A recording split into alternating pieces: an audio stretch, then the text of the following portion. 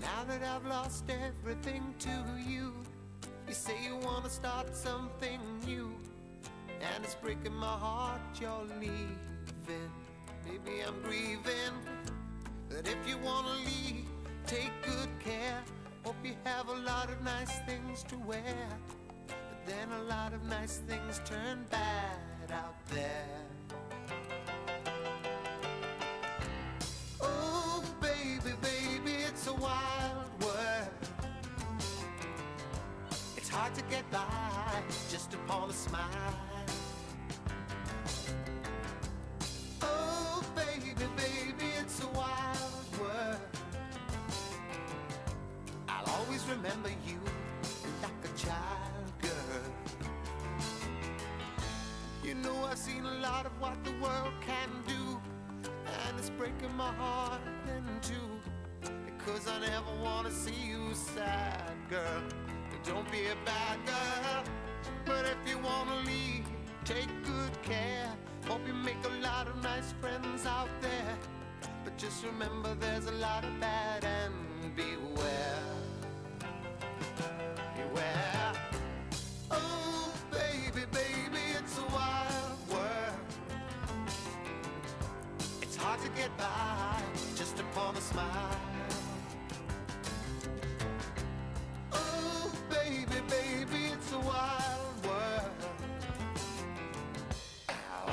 remember you like a child girl.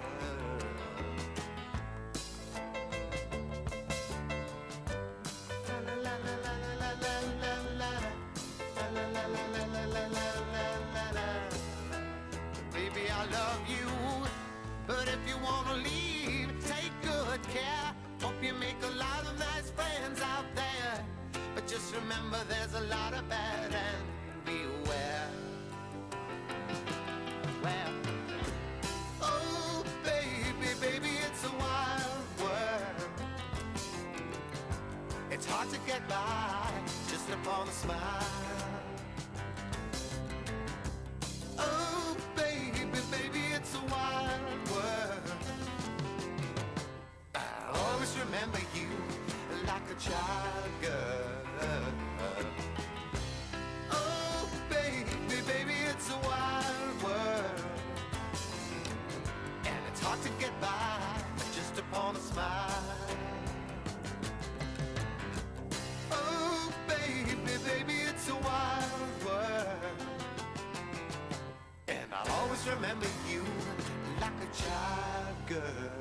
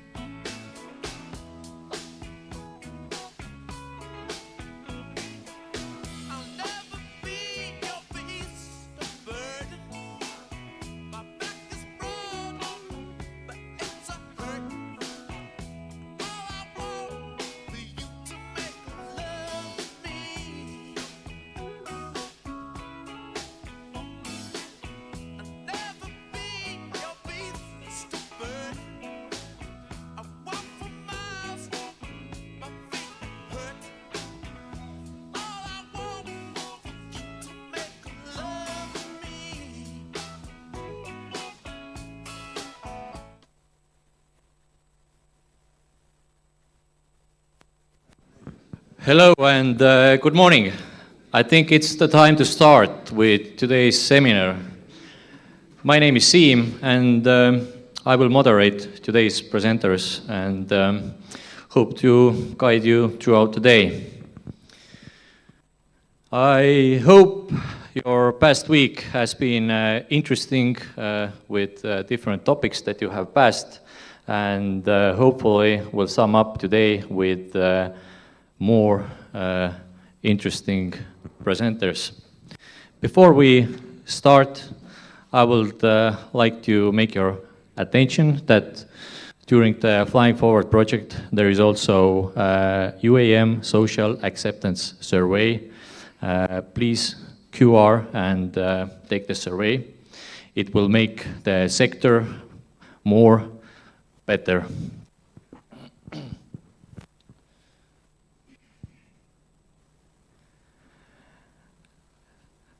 Those slides will be on screens throughout the day as well, and you can scan them from there after.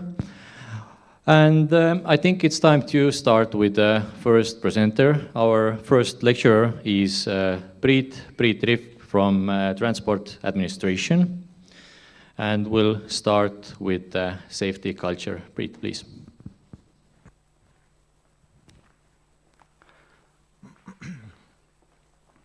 Hello everyone, I think I can hear myself.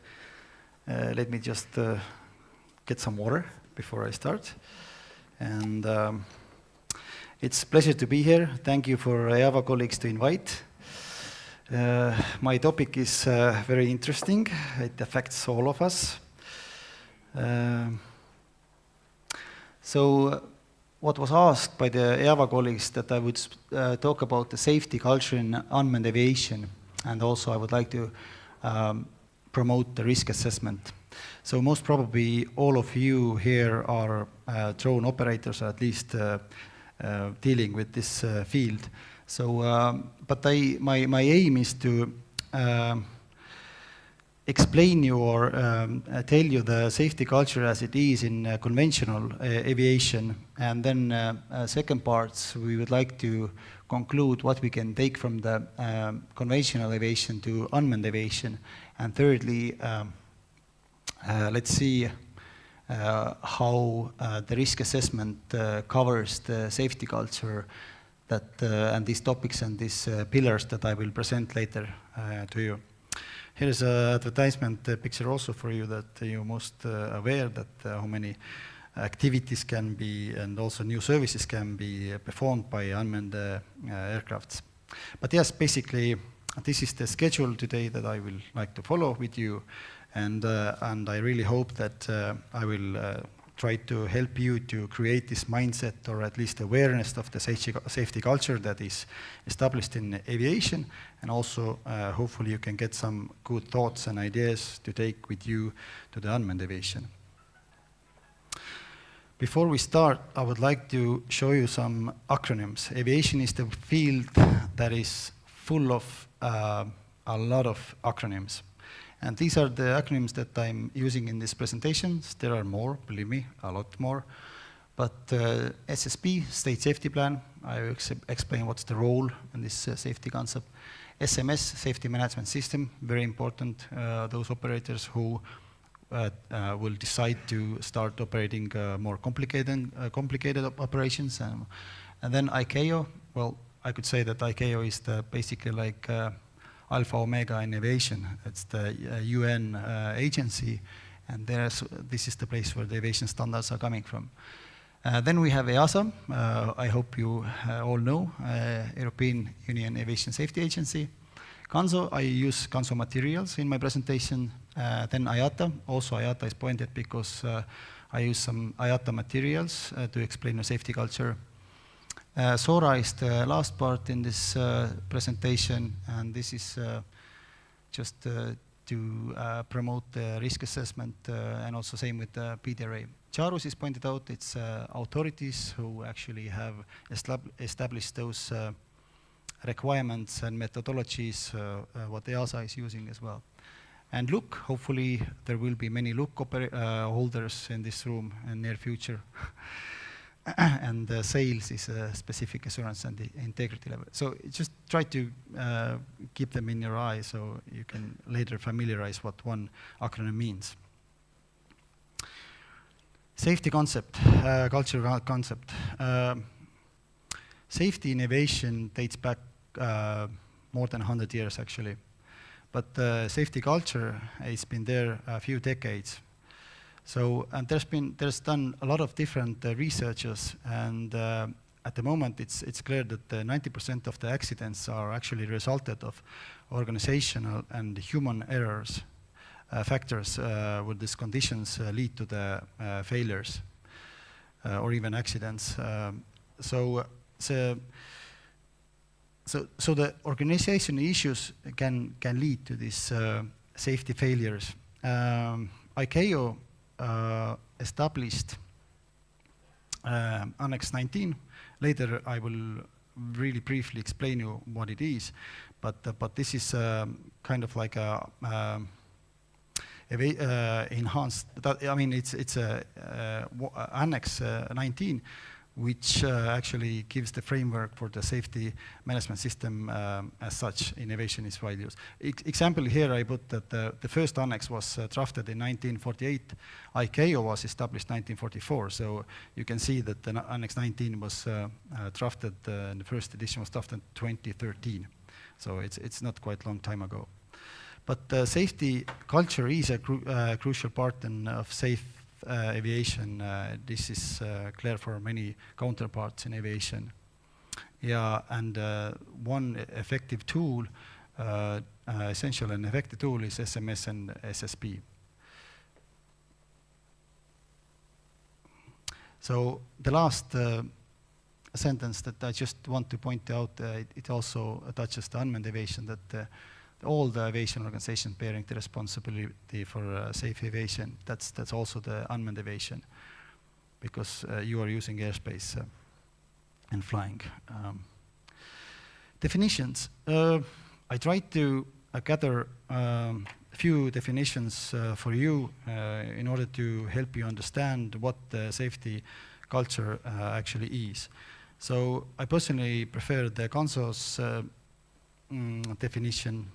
So the safety culture refers to the enduring value, priority, and commitment placed on safety by every single individual and every group at every level of the organization. That means to the top level to the specialist level. But there is no agreed definition in safety culture at the moment.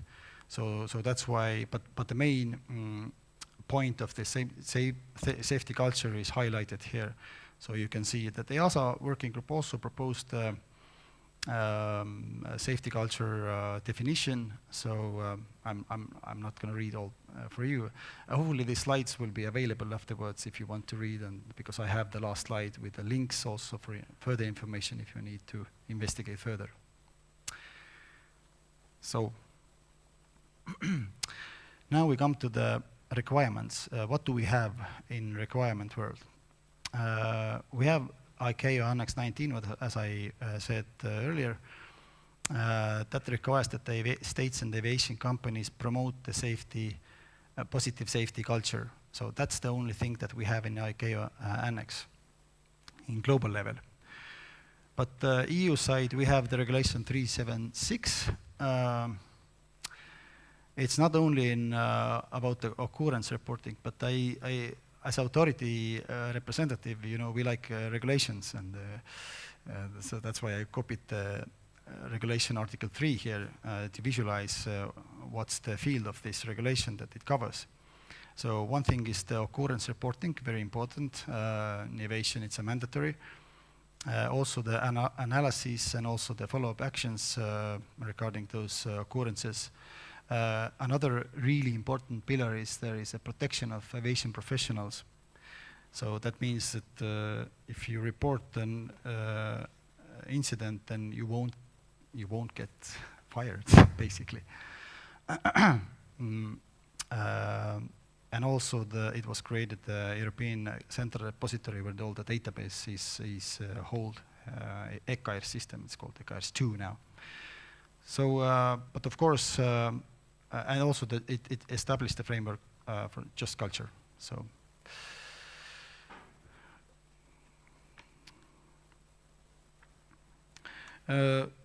One site that I suggest you to visit regularly is EASA's website. You can't find much materials in the topic of safety culture and unmanned aviation if you go to the website, EASA's website. But still, since you are unmanned aviation sector players, then I suggest you to go EASA site and see the news and upcoming regulations or whatever they have published there, just to get the idea what's going on in EU level and also the requirement world. And also there's a small screenshot from ICAO's website. ICAO also is working on unmanned field, so if you have time and you want to educate yourself, please go and visit that site as well and gather some more valuable information that can be useful for you. So now we are coming to the safety culture, 4 critical elements. Some colleagues have established actually even the 5 critical elements or even 8 critical elements to take account. But anyway, those 8 even are listed under those 4 critical elements. As I mentioned earlier, this regulation that is applicable in EU innovation occurrence reporting, so the reporting culture is very important. I think I will give you an example right now, so then I have to tell you afterwards. If you are an open category operator, you accidentally fly 500,000 meters above the ground, and you accidentally do that, then you can report it. You won't get you won't get fines. But if you do it purposely, then of course we come and talk with you. So this reporting culture is also very important for unmanned aviation, that we encourage you to actually use that reporting system. It's available also in the Transport Administration website, which I will show you the link later. Yes, and if you're even one single man, 2-man, 3-man company, it doesn't matter. It's safety related information is really necessary for us, so we would like to gather this.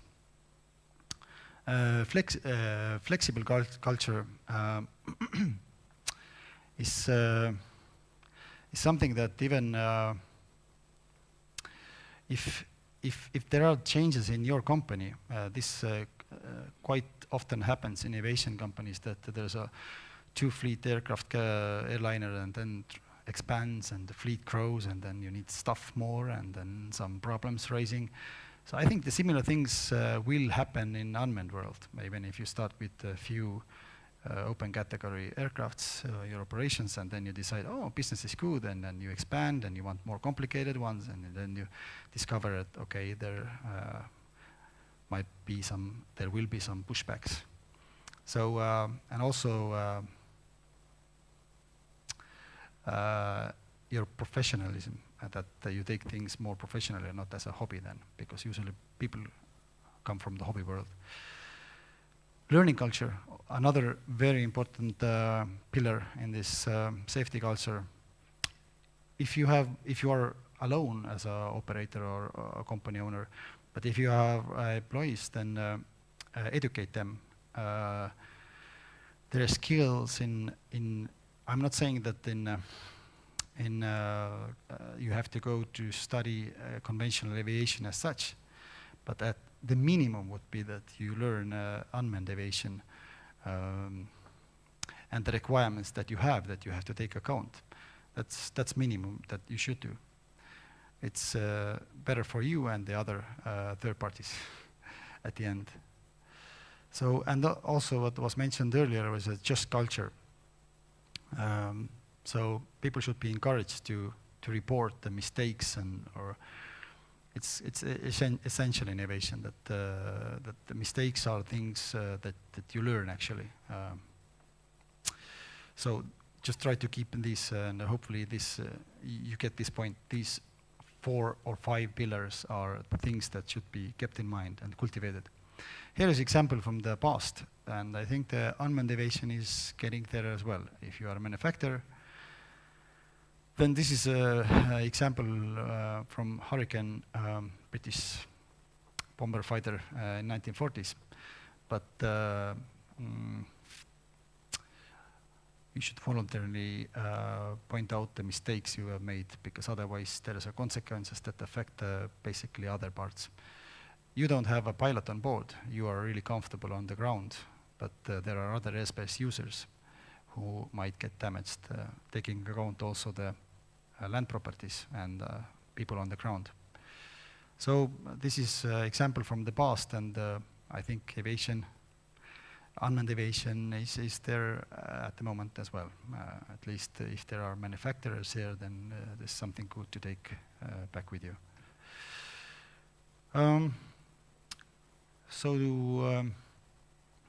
Here is this 5 pillars or critical elements. This informed culture is something that is added, and but the leadership plays really important role in cultivation of safety culture. So, and here are some thoughts that I pointed out for you to just take in mind, that if you are starting your businesses or activities in an open category or unmanned field, and your attitude is kind of like ignoring the standards, and so that means you accept them, and basically I wouldn't suggest that way if you have chosen unmanned field even. You can take the other fields then, where you don't have so many operational risks that are affecting other counterparts. So yes, and one important thing is also when you are trying to implement the safety culture in your company, or even as a person, it's really difficult to measure it, but you can always assess it from the results. Excuse me. Here's a safety and justice toolkit for you, just to show, even if you do your activities, then which way you should go. Yeah, I suggest to take the mindset that goes towards this side. And another picturing slide here as a for a positive or negative safety culture in an organization. Definitely positive is that you recognize the safety, and its safety is something that improves your business. Not only, I know that safety has a cost, but it also improves. And also the priorities are really important. And safety is something that is everyone's responsibility in unmanned aviation also. It's not that you have a company or manufacturer and there's one person who's dealing with the software, thinks that his part is the lesser part, and the remote pilot who actually flies afterwards. It's not the case that every single person in manufacturing company is responsible for the safety of the end result. So you cannot blame only the drone pilot afterwards. And also there are points that are highlighted when you establish a negative safety culture. Really briefly about SMS. SMS I'm not going into because there are specific courses for SMS. If you go more complicated operations or look, then I suggest you to find organizations. I think even Aviation Academy can provide SMS training for you. But just to familiarize, it's something that in aviation we have, and also some IATA thoughts that you can actually have a good safety culture without formal SMS. Might be the case.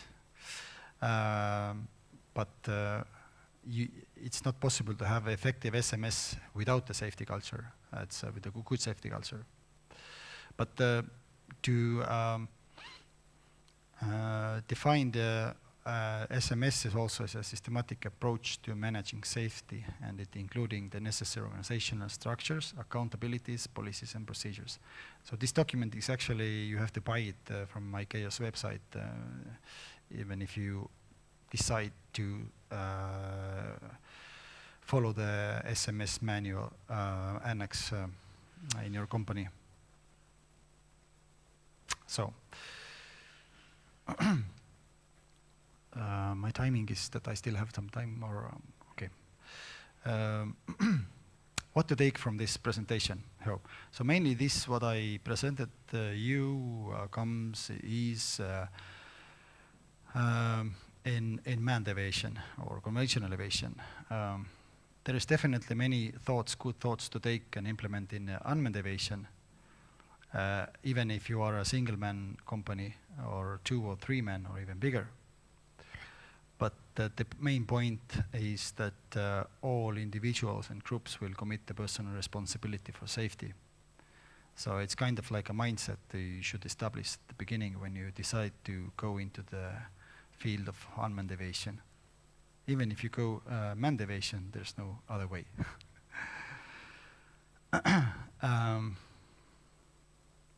Yeah, well, these are the... Also, maybe good thought is that it's something you can't even buy. If you think that, okay, I have a company that I buy, somebody would create me a safety culture. It's something that you have to implement and so on. Yeah, I'm not going to read all the slides. I know boring text might be, but hopefully it's some value for you.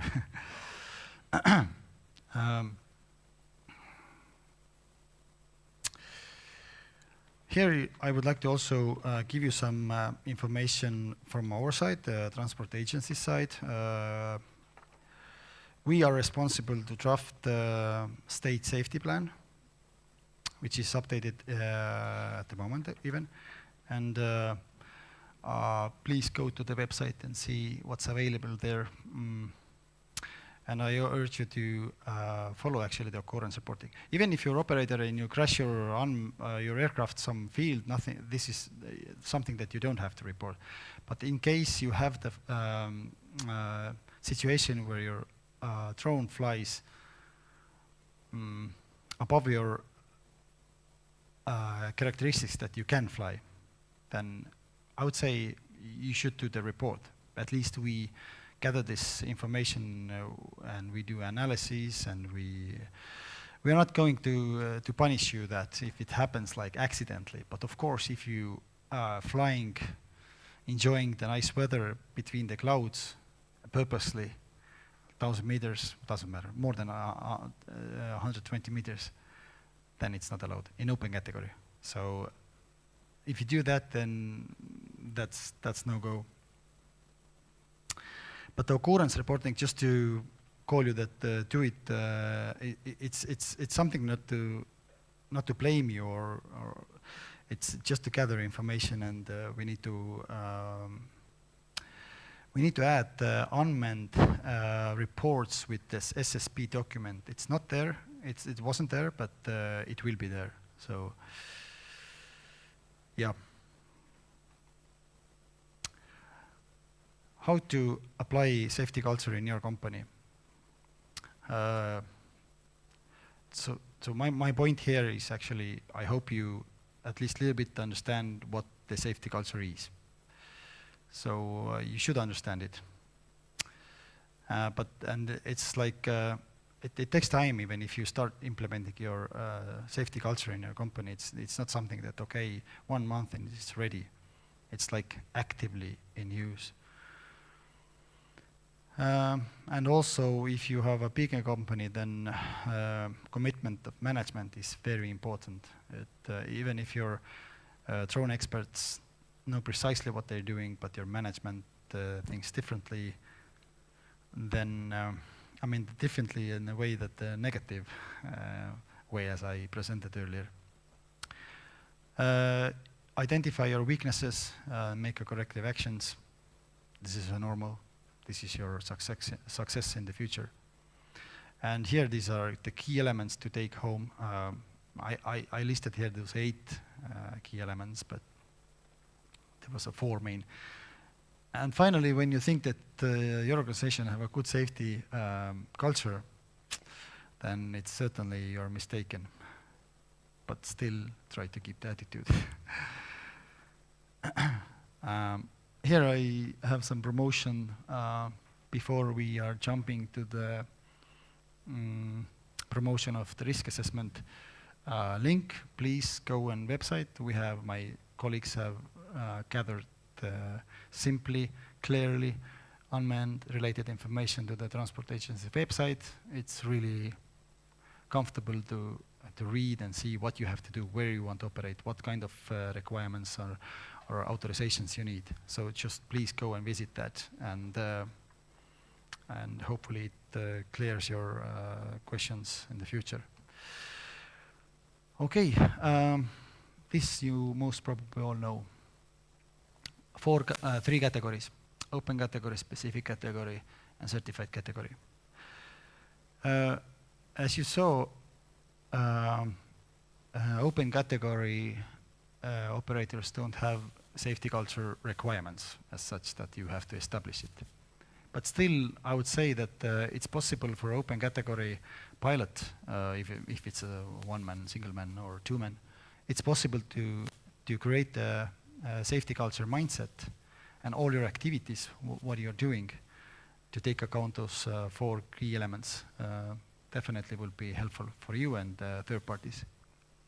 Specific category.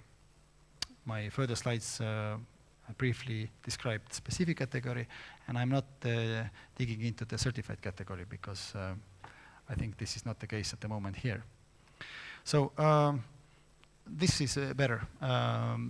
When you operate in open category unmanned aircraft and you in the boundaries of that is getting closer to the specific requirements.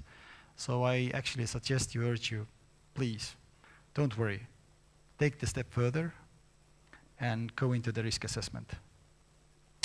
So the easiest way is a standard scenario operations. It is declaration, will be applicable next year, 1st of January 2024. Then the second is the PDRA, SORA and LOOK.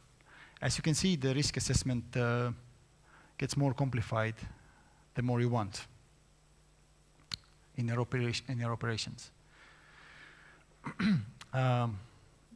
Here's just I'm using EASA's slides, also other ICAO slides, to highlight here what the predefined options are.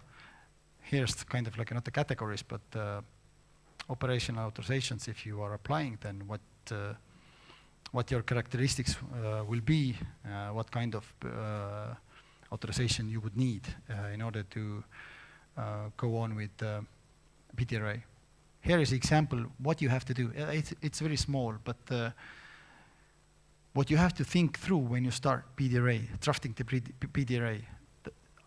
But I would say even that this risk assessment consists many elements from safety culture that I presented earlier. So actually, when you do the risk assessment, there are some already that you have to go through, think through something, some important elements. So PDRA is one option for you. And then, of course, there's a SORA, a 10-step.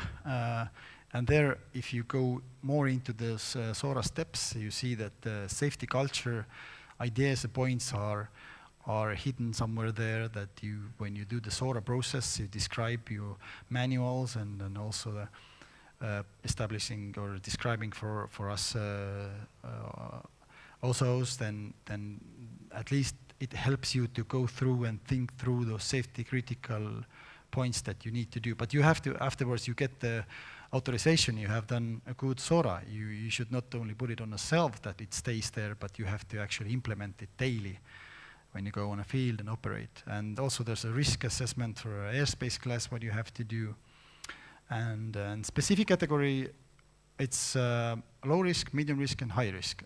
So so we have in Estonia, we have now low risk operators. Medium risk we don't have, SAIL 3. Authorities can draft also the operation authorization for SAIL 3. hopefully future there will be one. High risk, of course, then we talk about verification and so on, and you need to write a lot of manuals. So, and then lastly, I would like to show you that there is a Look certificate. If you decide to apply Look, then there is a requirement that you have to establish the SMS. So this is what the previous slide I showed you this. And lastly, here I gathered some information for you that could help you to more understand the safety culture and also the risk assessment, how it can be done. Thank you very much. Thank you, Priit.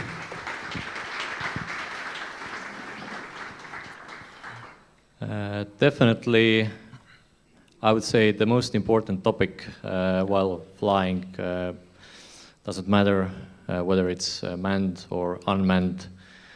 Safety is the basis of all.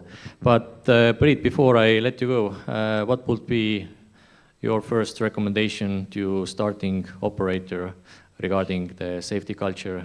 What should this guide you? I think the first thing, even if you are open category operator, is that you register your as open category, and then you also do this A1, A2, or A2, 3 to remote pilot license, because while you're reading those information, you should read by mind, just to know what, because it's also the minimum requirements for this operator to take account while you fly your unmanned aircraft. The more you want, I mean, more complicated operations, the more you should learn, the more you should educate yourself, and the more you should take the responsibility, not you, but everyone in this, even the specific category company, that the things we do might have a risk for other third parties. And to do it correctly, and I'm not saying that I have to say that because I'm authority, that you have to follow the rules. But also taking account some things that are not written in the rules that are related with the safety. Because there are gaps also in safety culture in the specific. It's not like fully covered in if you do operation authorizations. Definitely there are some gaps. So yeah. Thank you for the good answer, and yeah, here is a bite of sweet for recovery. Thank you. Thanks.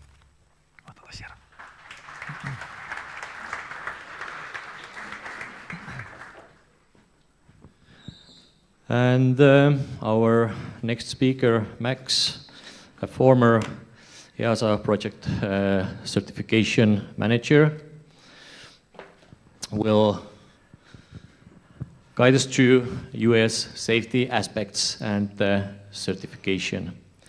Max, please. Good morning, everyone. You hear me.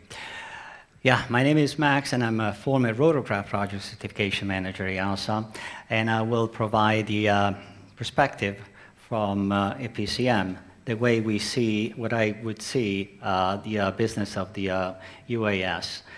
Tagging along what Priit just finished talking about, I would just start with the definition of safety according to ICAO, Accident 19.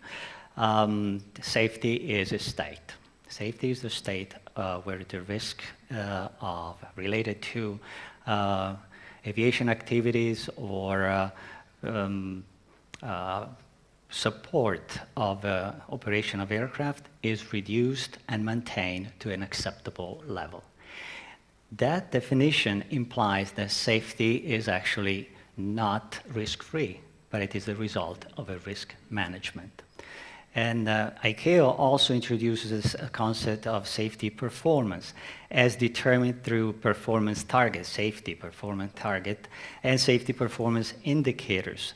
The indicators are the statistics, what happens out there, the number of incident, accident, near misses, and the performance targets are where those performance indicators we want them to be. It's our desired values. And the successful achievement of those performance targets are our performance, safety performances. They are obtained through safety actions and initiatives. And here I show the safety risk management process of EASA, in which basically the cycle starts upon the identification of safety issues, the assessment of those safety issues, and then the definition and programming of those safety action and initiatives that need to be implemented, after which we start making our measurement, and so to verify that our safety is actually at the acceptable level. All these action and initiatives are actually applied onto the aviation systems. In this aviation system now we are witnessing a change, and the potential of UAS technologies cannot be overestimated. According to statistics, we see that the drones that are currently flying across Europe is of the order of hundreds of thousands, and the same thing is in the US. And the Commission estimates that in the next 10 years, it's going to be of the order of millions. This is a significant change in the aviation system. The risks are, of course, flyaway and crash, and then ground fatality, and the same thing, collision with commercial manned aircraft and mid-air fatalities. Of course, the cybersecurity, they are vulnerable to hacking, and privacy concern. We are not going to talk today about these things, and not from my side, from the next presenters. I just wanted to point out a few events taken randomly from the outline. For example, there was an event only a week ago in France, in A380, landing in Nice, hit a drone, and it was damaged on one of the leading edge, on the slats of the leading edge. Why am I mentioning this? Because we learned that accidents are not really a chance occurring of multiple independent events. We have to start looking at accident as a tendency of the system, in this case, the aviation systems that I talk about right at the beginning of this lecture, of this presentation. The systems start migrating from a state of acceptable risk, and it might go into a state of increasing risk until reaching the point when the accident becomes inevitable, unless the risk is detected and reduced. So how do we deal with this change? Well, first of all, the role of EASA was extended. Now EASA has jurisdiction over all UAS. And a significant change of the basic regulation that we were already talking about back in 2013 is the expansion of the scope of the task of EASA over security. And in fact, cybersecurity is now one of the a panel of experts at EASA actually was already 10 years ago. But what I want to point out first is the experience gained by EASA with a risk-based approach, classified failure conditions, basically tapping off the experience of CS23. And I want to go back to that definition of catastrophic condition. So we have a malfunction, a loss of vehicle, and fatalities. Let's see what happened with a manned aircraft. First party casualties, we have flight crew. Second party casualty, we have passengers. And third party casualty, mid-air collision and on the ground casualties. On a UAV, we have non-party first party, non-second party. And then we have we could call it a conditional probability of casualty due to mid-air collision and impact victims, as in the case of manned aircraft. I want you to keep in mind this simple diagram for the next, for example, for this discussion. So Preet just explained the open, specific, and the certified categories. This risk-based approach is founded upon the safety assessment of the operation, the definition of safety objectives. And for the open and specific operation, the achievement of those safety objectives are obtained through operational mitigation. But when the nature of the operation is high, in other words, when you cannot mitigate the risk through operational mitigation, then, of course, the only thing that is left to look at is the aircraft itself. And here comes the certification. In other words, we have to ensure the airworthiness of the aircraft. What is airworthiness? The aircraft has to be safe to fly. So compliance of the aircraft to the related product parts and appliances to the standards and requirement. The certification process only ensures the initial airworthiness of the aircraft. continue their worthiness is the process, also ensuring the aircraft remains airworthy throughout the operational life. Now, today I would like to talk about the certification process. It's the process of approval of type design. These are simple definition, but it is important to identify the meaning of these words. Type design is a description. Description of the aircraft component, including drawings, specification reports, manuals, material, manufacturing processes, procedures, everything that is related with the performance of the aircraft and how the aircraft is supposed to perform once it is certified. The certification process is the approval of a process. This is what the type design is. The type design is not a manufacturer. It's not a piece of aluminum.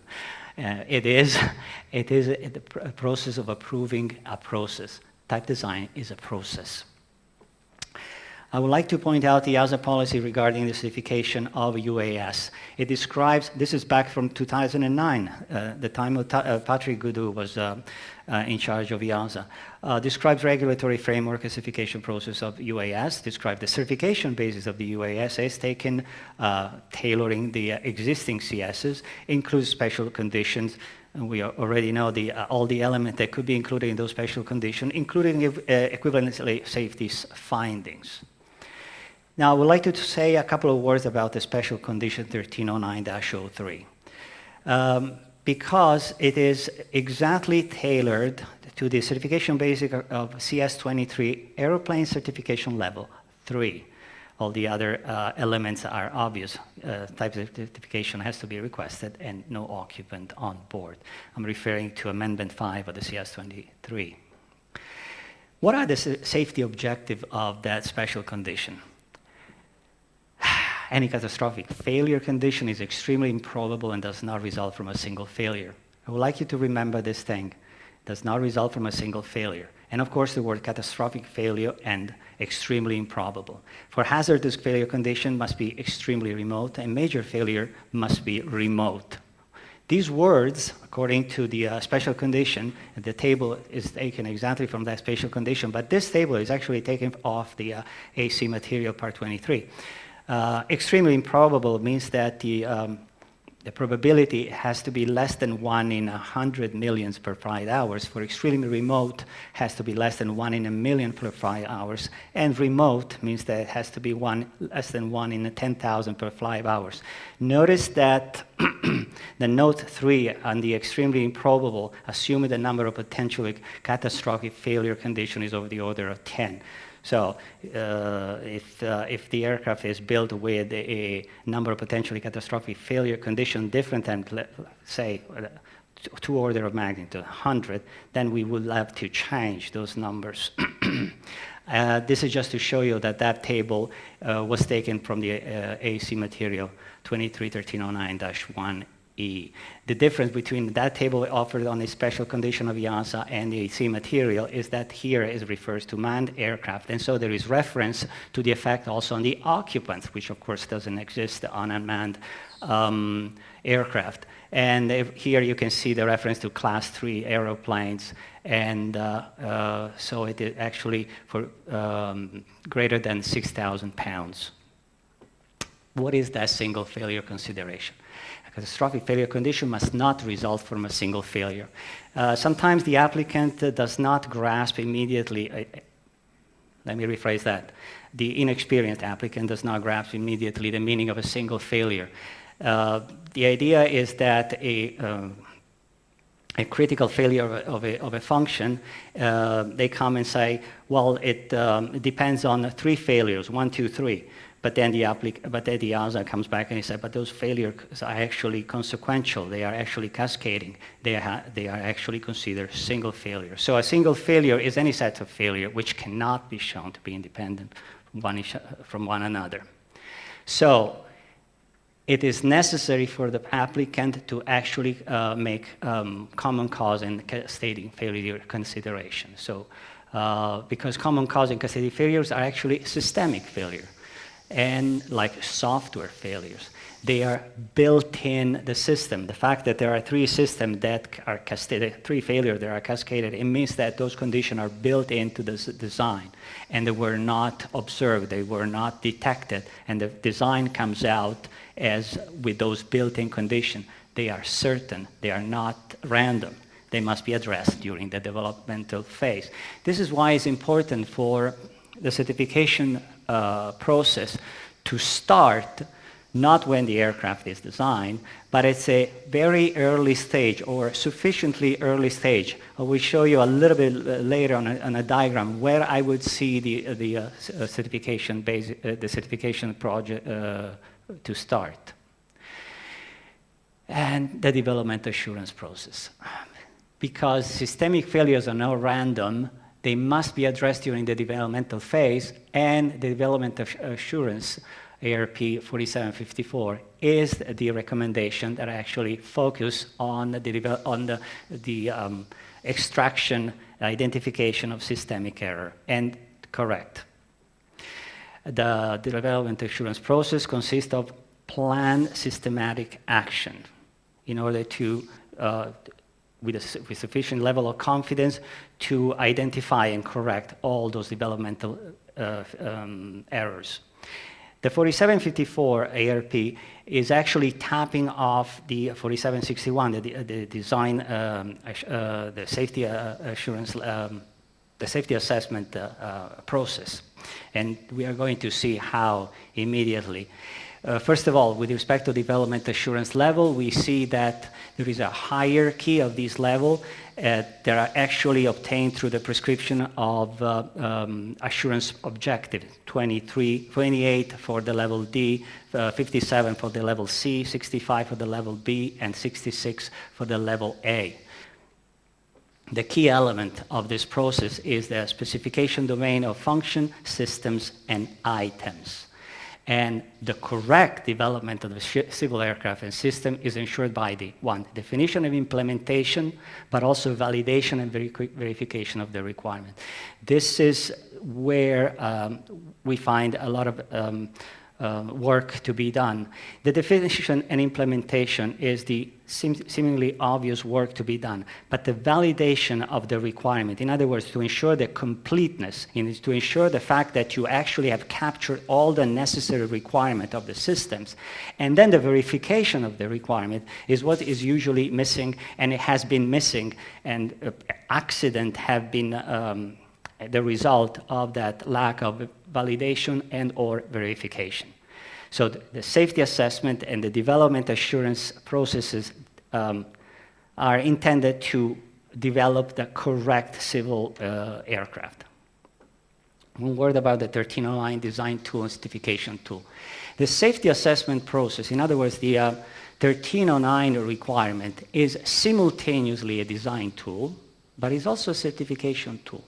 Because during the safety assessment process, there are deliverables that allow the authority to actually verify the work performed, and so the process is performed by the applicant. During the safety assessment process, there is a deliverable are first the aircraft FHA, the preliminary assessment safety assessment, the system FHA, the preliminary system safety assessment, the system safety assessment, and the common cause analysis. We're going to see here how they are related and how the certification authority uses this deliverable in order to find compliance to the standards.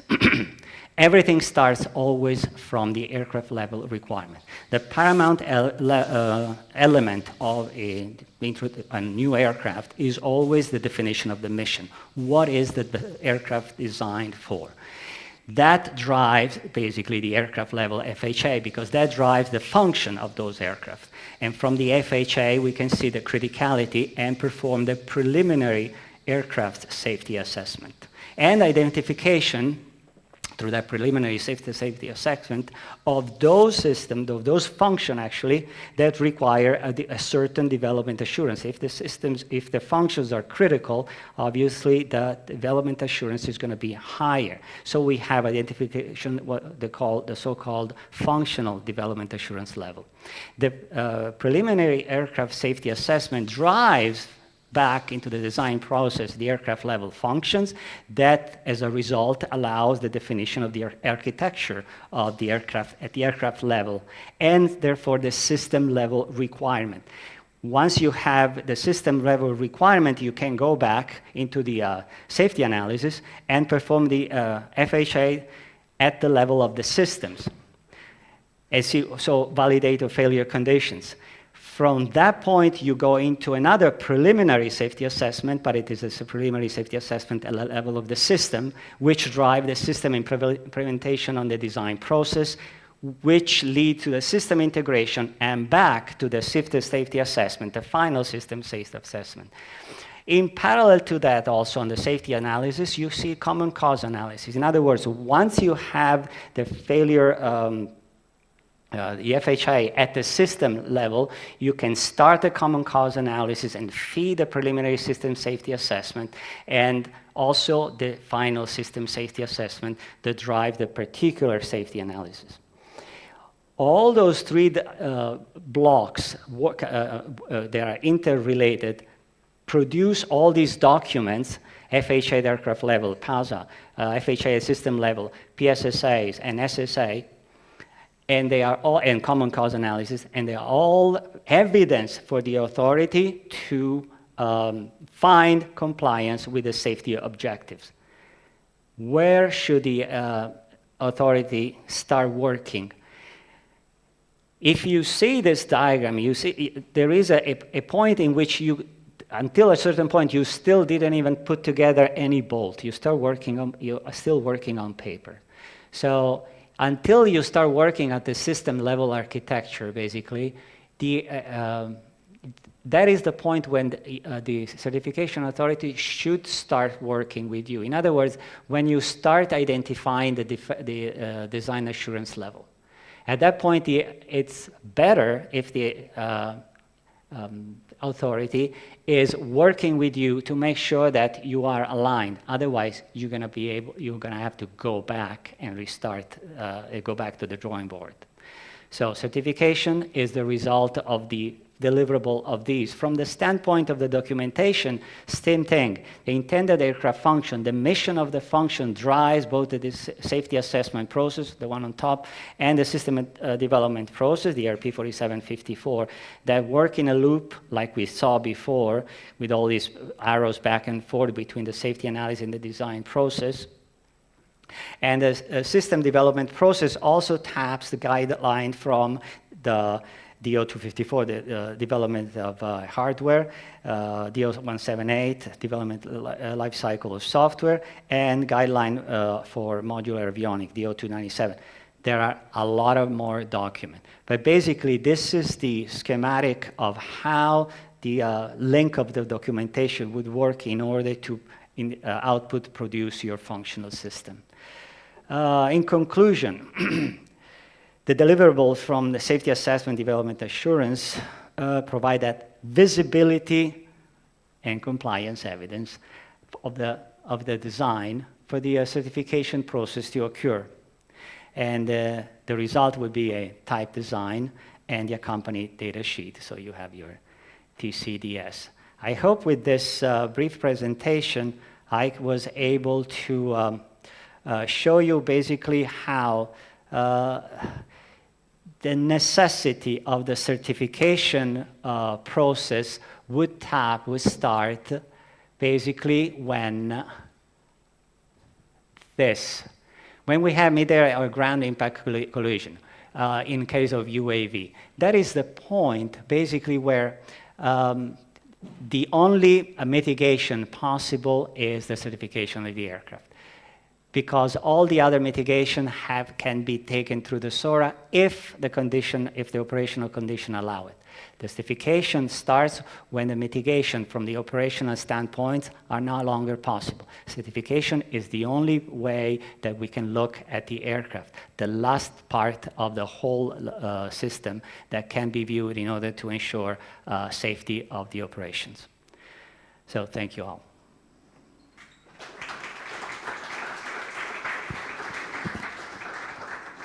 Thank you, Max. It was definitely well. Sorry, I went ahead. I stole somebody's. Sorry.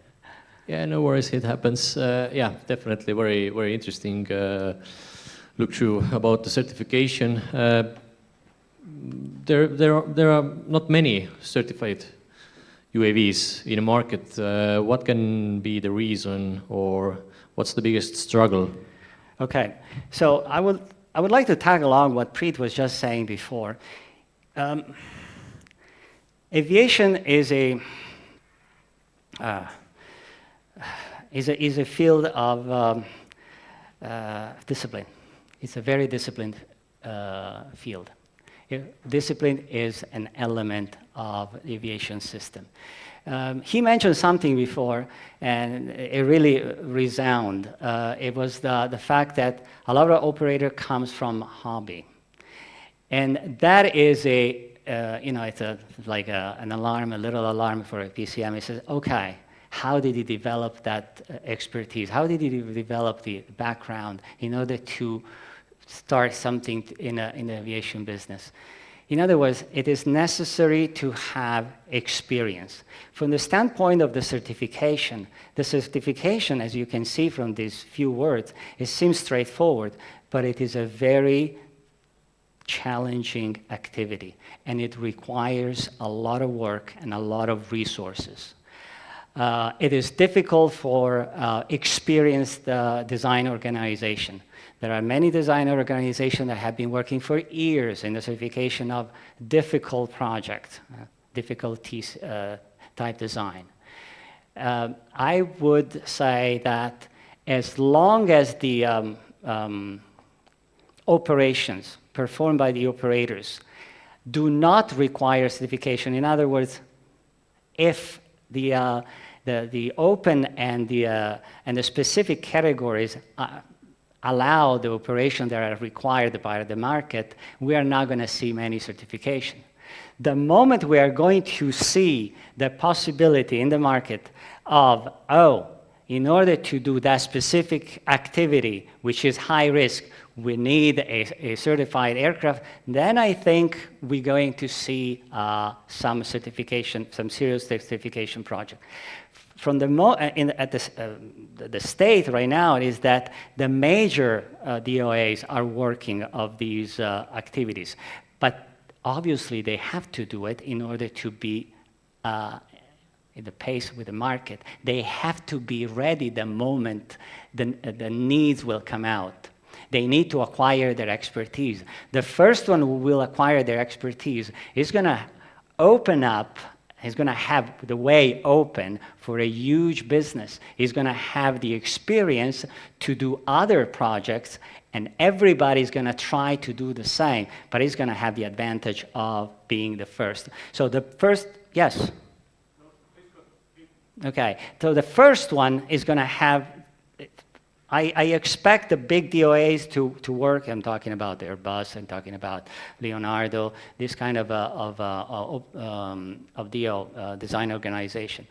But for the moment, I don't see DJI being interested in this kind of activity because they already have a huge market available because they can work with their product at the moment with the open and the specific. In addition, it would be impossible to certify an existing aircraft because you saw it right now.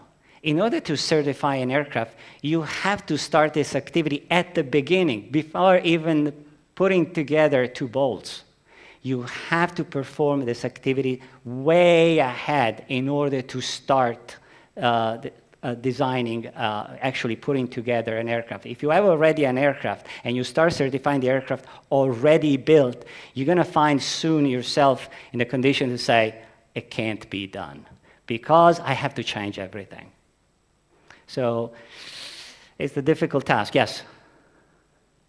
Yes, please. I can speak up, maybe people here. So with traditional aviation, you can type certify something or design verify it. Now with drones are inherently digital systems, and we have both the need to continuously develop the functionality. You could, the development cycles are more like mobile phones than type certified aircraft, and we have the increased threat of cyber attacks. So you probably need to roll out firmware updates to your system with a few months, every few months. How can you maintain a type certification or a design verification when you are releasing new software every few months and have to keep doing it in order not to invalidate the certification by making it a cyber threat?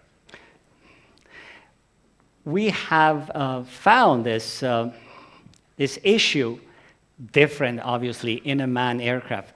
When we find this unsafe condition of a certified aircraft, say, for example, okay, a crash-worthy fuel system, fuel tank, okay? For many years in Part 27, we never seen any crash-worthy fuel tank. I'm talking about rotorcraft. And then all of a sudden we say, but we should do something about it. Now, in the manned aircraft it's peculiar. It happens once in a blue moon. Now, you pointed out the fact that with this advanced aircraft systems, instead, the probability that we are going to need an upgrade of the requirement is going to be much higher. How do we deal with that? Is it going to be just a software update, or is it going to be necessary a hardware update? We still don't know. But that's why, as a recommendation as someone who works in the industry and has seen the development or slow development of very advanced at that time technology, I say start small. In other words, define, and if you intend to certify an aircraft, start by defining a mission that is limited, that allows you to start learning exactly those problems that you pointed out, those very, outstanding problems that you pointed out. I would define if there is, because I don't know the market, I don't know the need. I saw the picture from Preet before. He said, they can do all these things. And I saw that most of them didn't really require any certification. They were all stuff, agriculture, search and rescue. So if there is the need of a certification, in other words, if we are outside the boundary of operational limitation, and we have by necessity of the operation to go into the certified, I would look for those set of requirement, a small set of requirement that in which I can start work on for certification. That would allow me to make the step ahead and start making the experience necessary to make the next step. In other words, not to start too big. And so that using that experience, I could use in the future to upgrade the next. I don't know how the market is going to be. I don't know if an aircraft is certified today is going to last 50 years like it happens for a manned aviation, or if it is going to just be obsolete in 5 years. But it looks like, from what you say, that that could be the case. I don't really know the matter, but I know certification. And I say start small. Define a small set of requirements and then work on those. And then you use that experience to look forward. It's a lot of work, but it pays off because the first one who comes, the one that is ahead is going to be the one that sets the rules, because the aircraft has to come in agreement with those needs. EASA also has to learn. Okay. Yes. Very good. One quick question from Preet, and I'll please a quick answer as well. Thank you. Thank you. Very good comment and also very good question. It's conventional aviation. We know how to certify nuts and bolts. Very complicated software We started in 2012, you know, when the development assurance, and I'm talking from the standpoint of rotorcraft. You see, rotorcraft has always seen this advancement, you know, a little bit say, but we are rotorcraft. We don't really need that. We don't really need that development assurance. That was the situation 12 years ago. So that was, EASA had just opened panel of expert 12. The one is specially dedicated just to the requirement 1309.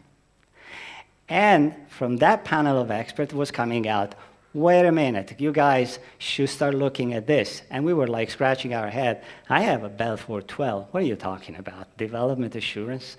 But then they were coming out all these new aircraft, AW169. Back then, it was still being certified. It's the first one that is IFR certified single pilot. So it started being an advancement. Before there was some Bell Jet Ranger, but the FAA certification was a little bit different. But the 169 was really, you know, change our way. We're not talking about the 139. The 139 was still old style, but the 169 was different. And there we started looking at that development assurance. And at that time, we wanted to introduce a CRE, and I remember discussing, and I said, let's make it a CAI. Let's make it just an action item. Let's make it just you know, setting up an action item for the applicant, because even the applicant didn't know what we were talking about. And we wanted to make that matter easy to swallow. If we're still talking about, we're going to use 4754 instead of 4754A, because the applicant was like, what? That was only 12 years ago. Now it seems prehistory. So it is nuts and bolts, but it's been like this already for more than a decade. So it seems time goes fast.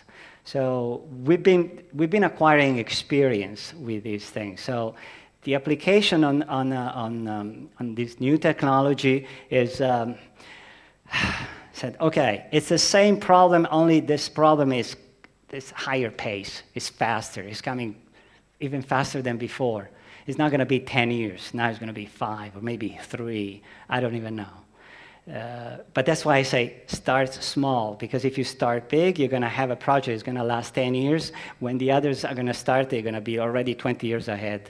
So because, you know, when you start a project, you kind of draw the line. I'm going to do it like this. The moment you set the requirement, you set the mission, you draw the line, then you're stuck with that. So start small. Thank you, Max. And as you all could see, that very interesting topic, and definitely take your time and continue it afterwards. But thank you for the presentation, and here's some gift as well to keep up the good work. Thank you. Thank you, Max. Thank you all.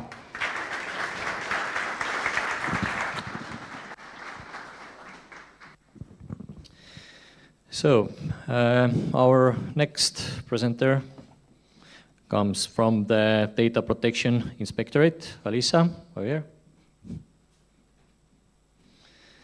And please, the floor is yours.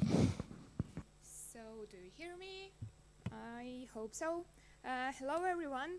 You have seen already my presentation very quickly, but it's not a big deal. And I would like to point out that maybe the previous speakers talked more about some physical safety or some dangers that you can maybe touch, or you can it's something physical. But I am going to talk about something that is not very touchable, or it's not very maybe physical. It's about data protection. And the topic for today is requirements for the use of drones in view of personal data processing. And I would like to point out also that about it have talked the previous speakers also, that drones are really versatile. So it means that they can perform a very large variety of functions, from filming to farming, or from some medical aid to search and rescue operations. But However, also drones pose some problems or some obstacles in different areas, and also in data protection. In addition, it is important to bear in mind that the respect for private life and data protection are covered by the Charter of the Fundamental Rights of the European Union. And drones, with their filming, photography, and also recording capabilities, pose those challenges in these areas. And today I specify what these challenges are. And of course, the European Union has some kind of regulation, legal act that, and one of them is a legal act in the civil aviation that states that the operator and the remote pilot of an unmanned aircraft must be aware of the applicable union and national rules relating to the intended operations, in particular with regard to safety, privacy, and data protection, and so on. And when we talk about requirements or some strict conditions for using drones, in a view of the personal data protection, the third thing that came to our mind is, of course, the General Data Protection Regulation, also known as GDPR. I am pretty sure that everybody known about this regulation and is familiar with it. So the GDPR protects our personal data and sets strict conditions for data processing. But the problem is that the enforcement of those rules, when we talk about flying with drone and processing personal data, might become problematic when it comes to the drones and personal data processing due to lack of identification.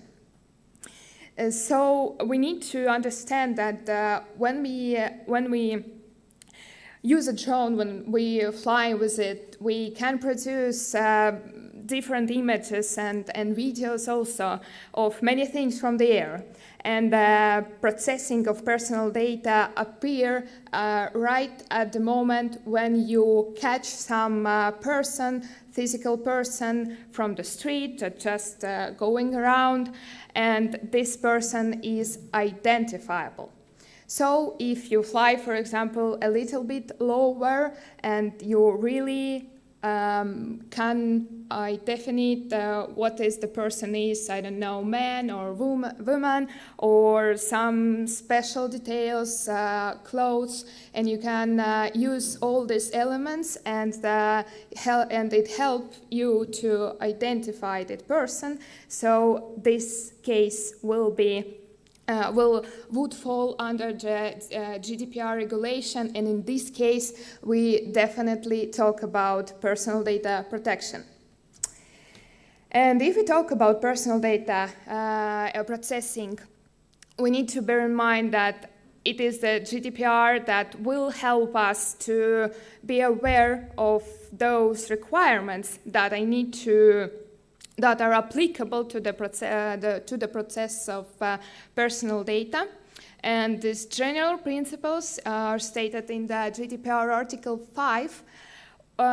Today, I'm not going to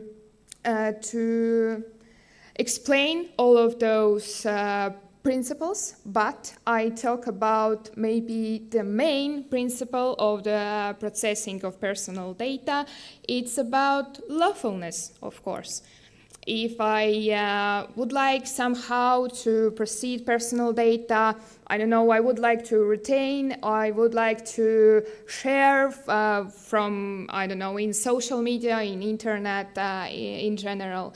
So it will be the processing of personal data, and of course I need to have some legal ground to do it.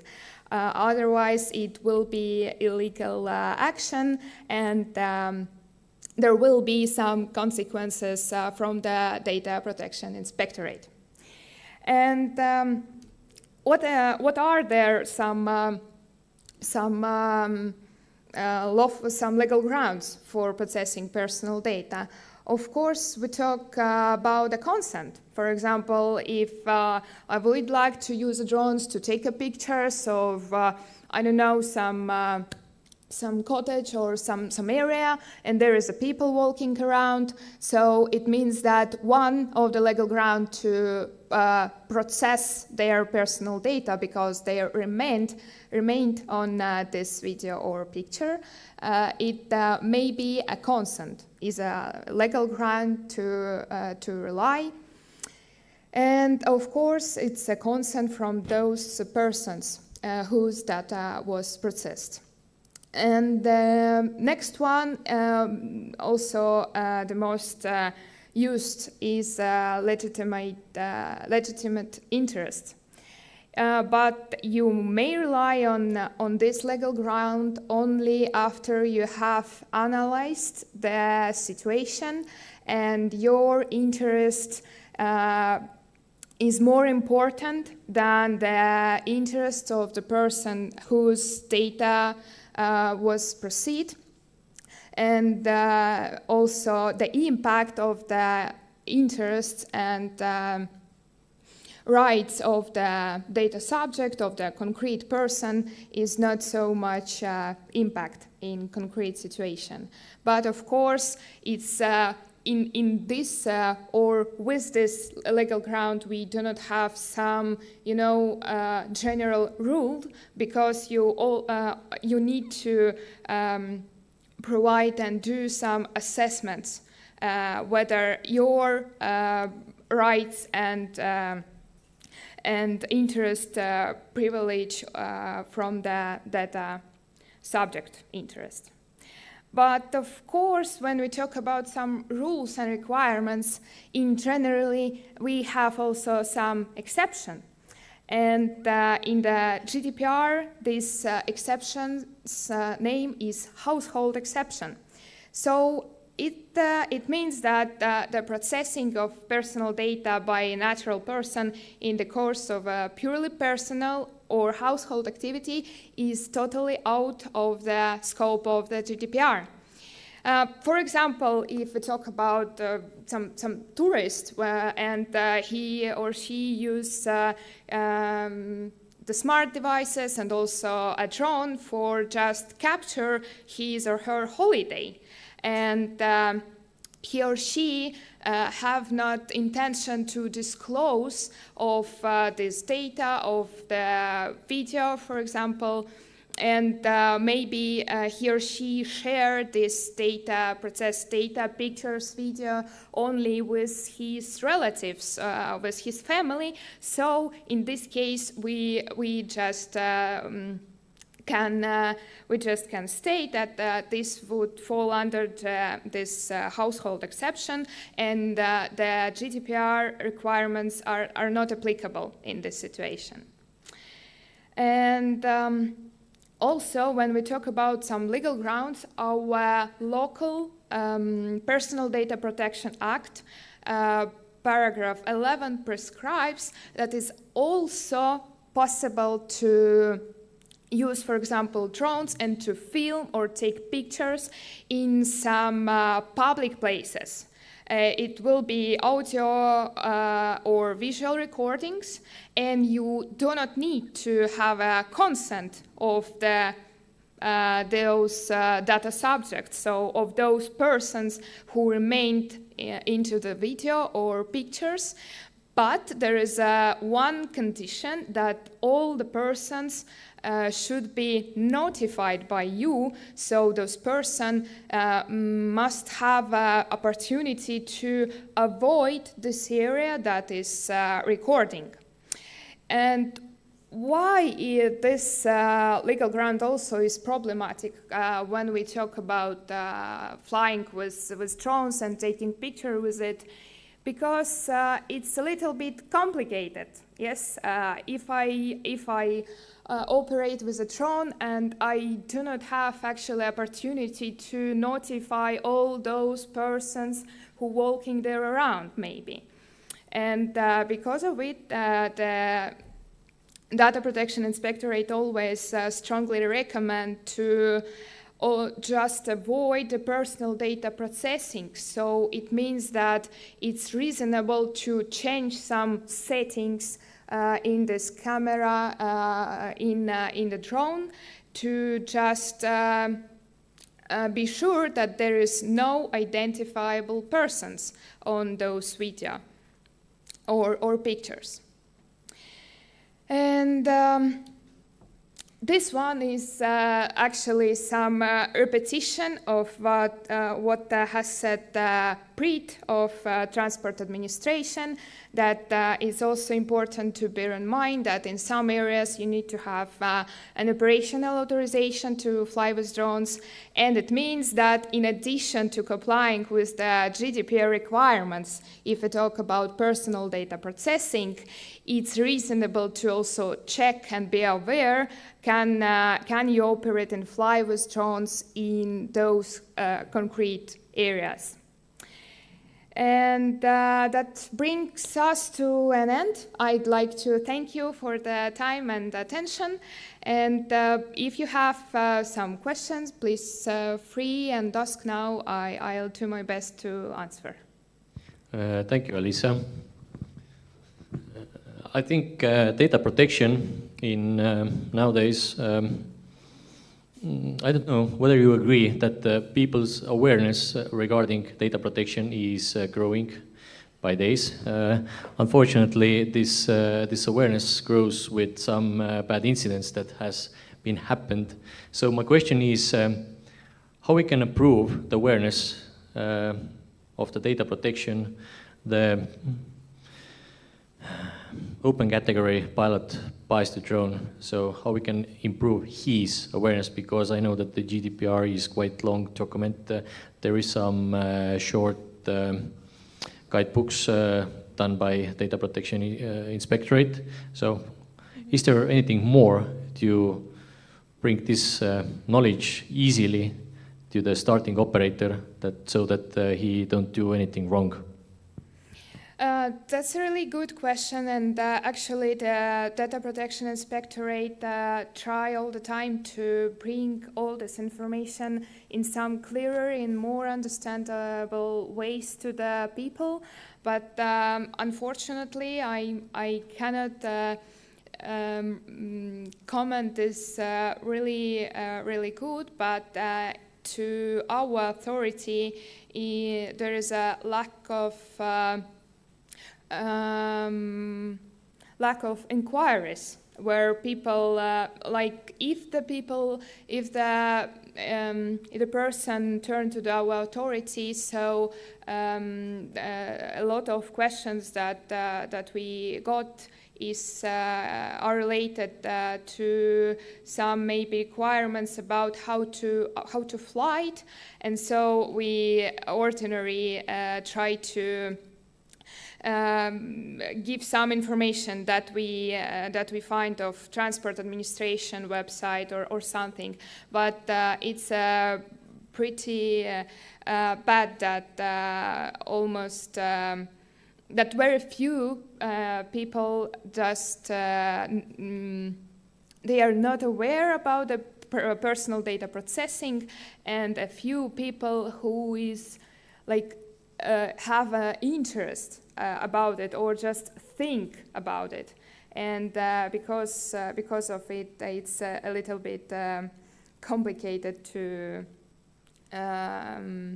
provide some more information, because the people do not know about some basic elements. And but of course also this inquires that we have got there are some like good, and all the people ask if I watched this my video that I previously got, and there is people, identifiable persons on it, so what I can do, for example. So like when I just got those informations, and what is my like the next step when I would like to somehow process or somehow to share maybe the information. So and That's it. Thank you for the sufficient answer. And yes, if you don't know, then ask. And thank you. There was a question. Please, sorry. Sorry, yes, I'm Lise here again from your law firm. I wanted to ask, this was right, the first question was very good, pointed out that quite often people do not have awareness and specifically regarding data protection. It's also a well-known fact that quite often the private entrepreneurs and also public sector authorities themselves as well cut back their legal costs and they do not do the necessary analysis regarding legal environment, specifically regarding data protection. But my question is more related with secondary use of data and the secondary use of big data, which contains also then personal data. It's not regulated. And when we speak about drones and also AI-based technology, then it must be regulated. What have done Estonian Data Protection Authority to help to regulate this area, the secondary use of personal data? Thank you. It's a little bit complicated questions about the secondary use of the data. I'm not sure that I'm the right person who can give a good answer to this about this because all those complaints maybe that we have they really connect with some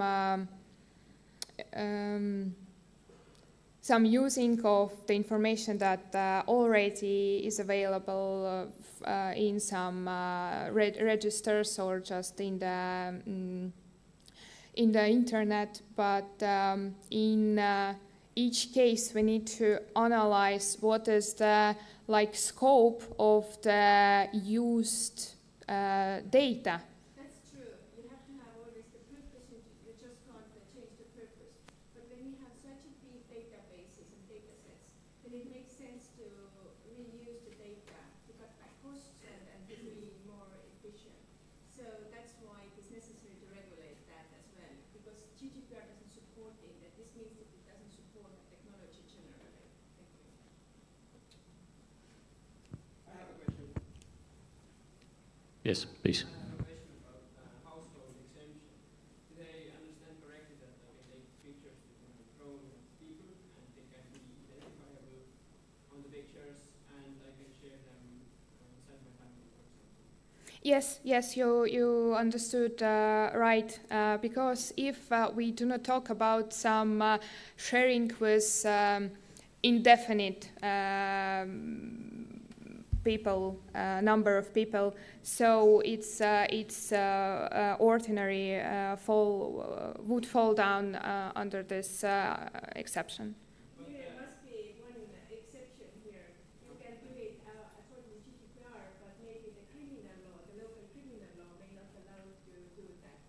So it depends on content, what it is on those pictures and video footage, and then also to whom and which purpose you share it. It may be also regulated by the local criminal law. Okay. But I have another question with regard Sorry, yeah, I just have to stop to keep the time. You can, we soon have the lunch and you can continue the discussion, but we have to give the floor for the next speaker. But as we already saw beforehand, there are so many interesting topics that need some more time to cover. So some good ideas for the next years. So thank you, Elisa, again, and here's some gift for you as well. Thank you.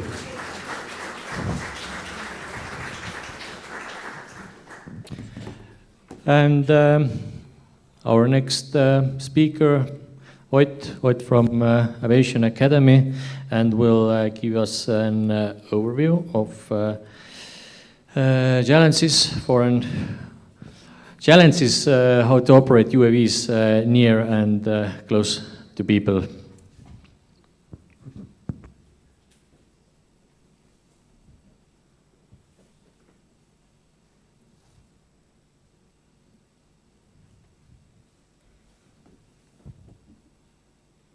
Can you some help me out with this?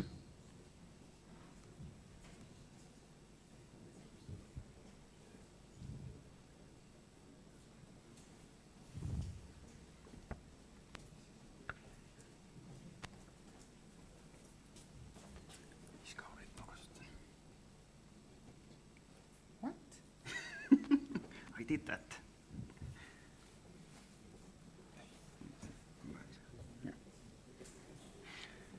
So hi everybody, my name is Avalik, and today I'm going to be presenting the challenges for a UAV operator in or near dense settlements, and largely based on the Flying Forward 2020 project experience. Just briefly about myself as well from my professional career. So I also graduated the Aviation Academy. After that, I served in the Estonian Air Force for 7 years as a helicopter pilot, and the latter 2 years of which I was a flight safety officer in Ämari Air Base. After that, I worked for a drone startup, Hepta Airborne, for 3 years. Worked as a project manager and as the head of hardware development department. And now I'm here in the Aviation Academy and trying to kickstart the UAV operations. So I intended to start off with like a quick crash course into the like operation types, but as I understand, Priit already did some introduction at least on the specific category. So I'll be really brief on this slide. What I will mention, which may be extra about the categories, is that the operational flexibility with, within open category with A1 and A2 subcategories is quite large compared to some like lower risk level operation types in the specific category. Like for example, you can fly frighteningly close to uninvolved people in A1 and A2. In A3 it's like much more restricted, but still. And in terms of specific category, then obviously, when you have the certificate, this is the most flexible option. It's the last one here. The SORA is on the second place, I would say. Also quite flexible in terms of what kind of operations you can do, but to get started, it's much more difficult. And the BDRA option gives decent flexibility, I would say, in a good number of situations, but it's like much more prescriptive in its approach. So the operator is said exactly what they need to do to comply with the regulations, and in that sense, it's easy that you know exactly what you need to do, right? And the last but not least, the standard scenarios. So the least flexible, but should be the easiest to get going. The big problem with this up until very recently was that we had no drones on the market that you could actually fly this with. So, all right, but from now on, I have to assume from the audience that you have like some sort of level of like understanding of the legal framework with these drone operations. So what I wanted to start with was definitions. The definitions are boring, but they're super important. They literally define what you can or what you can't do, right? So the terms I wanted to discuss to kind of create an awareness into the issues is populated area, sparsely populated area, urban, rural areas, and ground and air risks. So we'll start with the densely populated area. so the easy access rules, GM1 to AMC1 to Article 11 of Regulation 947 refers to another regulation to get the exact definition right. And this other regulation says that that the area means in relation to a city, town, or settlement, any area which is substantially used for residential, commercial, or recreational purposes. So you might get the question, right? What amount is substantial?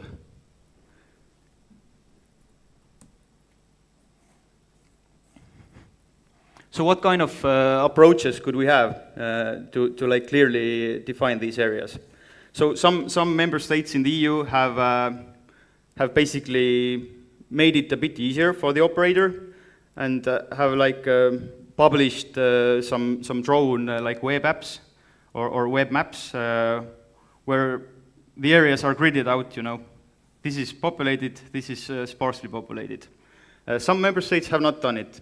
And there are pros and cons to both approaches, right? So the member states that have defined it more clearly, in some circumstances, limit the operator much more.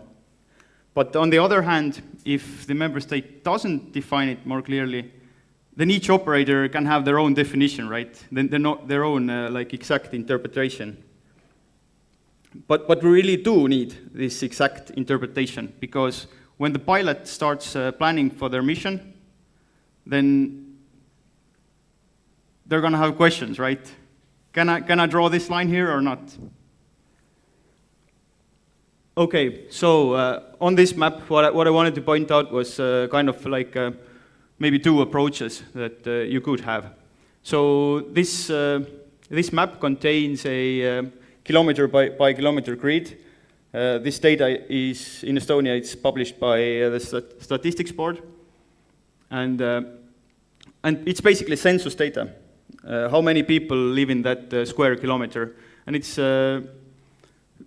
and you can see the numbers here, right? So the operator could have like some kind of numerical threshold to say that yeah, this grid is populated, this grid is not populated.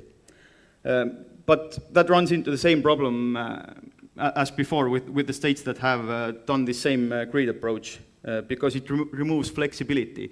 For example, you can see this grid here contains a lot of people, right? More than 3,000. But on the other hand, this area within the grid is quite empty. Why couldn't you fly there, right? So we kind of need a better approach. I'll leave it as is right now, but I'll come back to the topic pretty soon. So what's a sparsely populated area?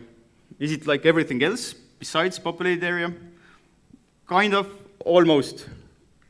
It's kind of defined even worse. And also, when you're actually trying to draw lines on a map where I'm going to fly, then you run into a lot of questions. Like, for example, if we had some kind of threshold, let's say 100 people per square kilometer, then we can see, yeah, this grid here has how many? 39 only. But there's quite a cluster of houses there, right? Would you fly over them and say, yeah, it's sparsely populated? Probably not that good idea, right? So what we have done is kind of expanded on the broad definitions and added more depth to them. And it's not the best approach for sure, but it's a bit better than just use the abstract definitions that are contained in regulations.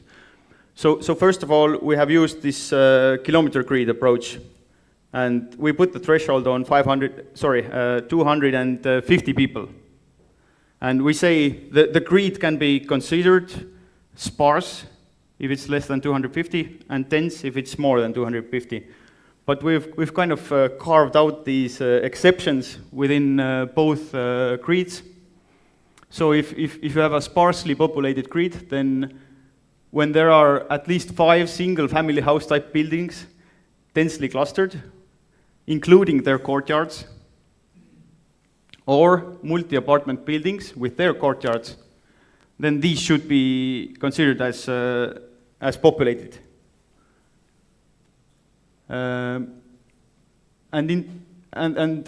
With the populated grid, we carved out this possibility that an area immediately outside the courtyards of the outermost buildings can also be considered sparsely populated.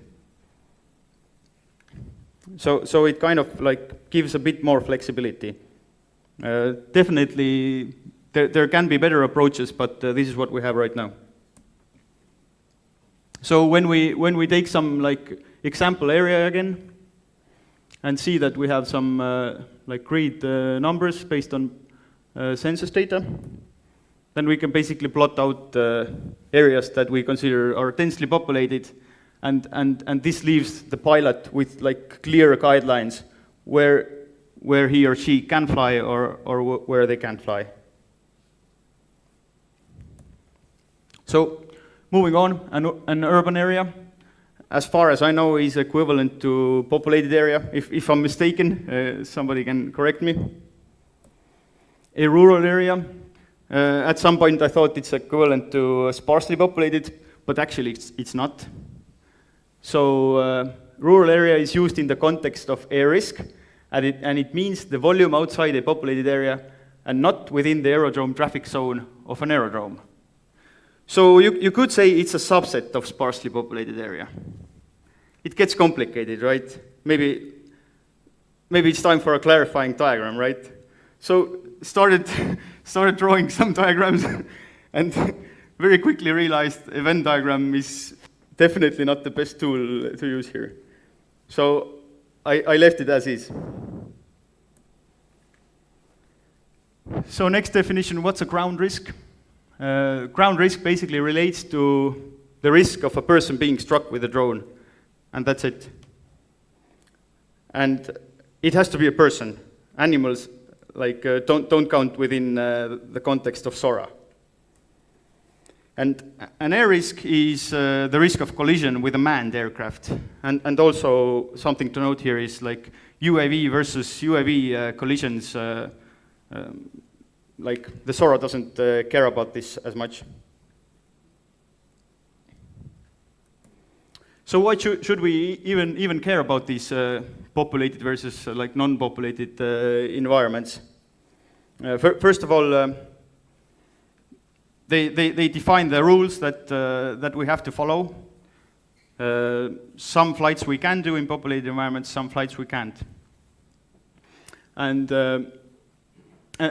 second of all, why specifically care more about the populated environments, which are more like restrictive in the sense of operations, is because most of the stuff happens there, right?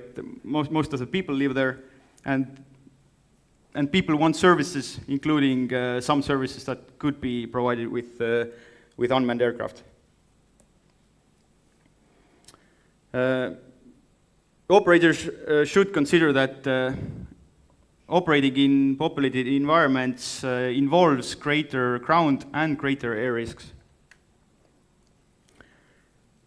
And the operator has a much harder time mitigating these air and ground risks, and at the same time like be in compliance with these mitigations. And the need to mitigate these risks is obviously also much higher. What I wanted to like point out, especially about the populated environments, is that the pilot needs to be really like familiar with the drone he or she is using. Like this is no place to test something or no place to find something out. So this maybe relates to the Flying Forward 2020 project in a sense that for flying there we also were using a software tool that was let's say still in development to control the drone. So each and every like mission that we wanted to do there, we had to test out in the middle of nowhere before, exactly the same, and then we were confident enough to go and do the real thing, while also having like every backup plan like available in case something goes wrong. Also in intense environments there are more obstacles, which creates problems for line-of-sight communications with the navigation satellites and between the drone and the pilot. So this pilot is quite happy now. He has line-of-sight communications. Put the building between, not so happy. What we did in Flying Forward 2020, we had two types of missions to fly. One of them was cargo delivery, and the other was infrastructure inspection. Both of them had to be done in the specific category. So the first one, infrastructure inspection, we were inspecting the solar park on top of the Tartu Science Park buildings. And for this we chose to fly the PDRAS-01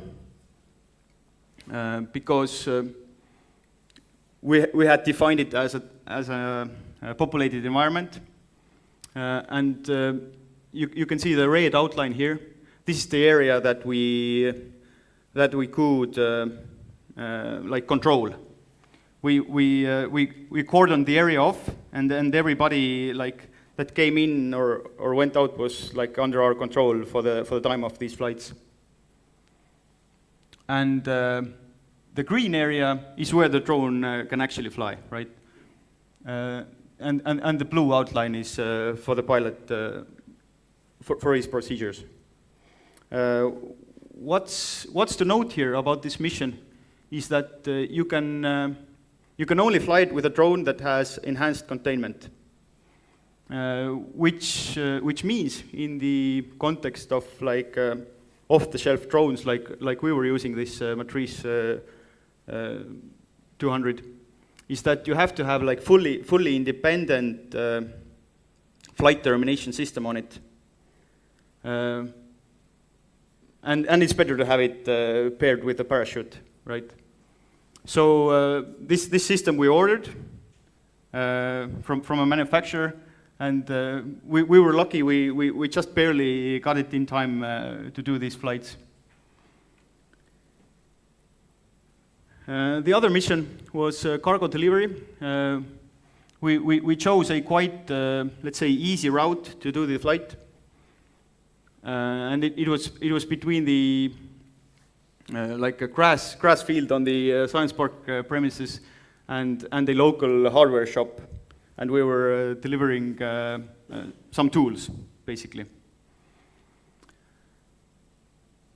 And this flight, we could do it in an area that we defined as sparsely populated, so we didn't have a requirement for enhanced containment. We could use some other drone.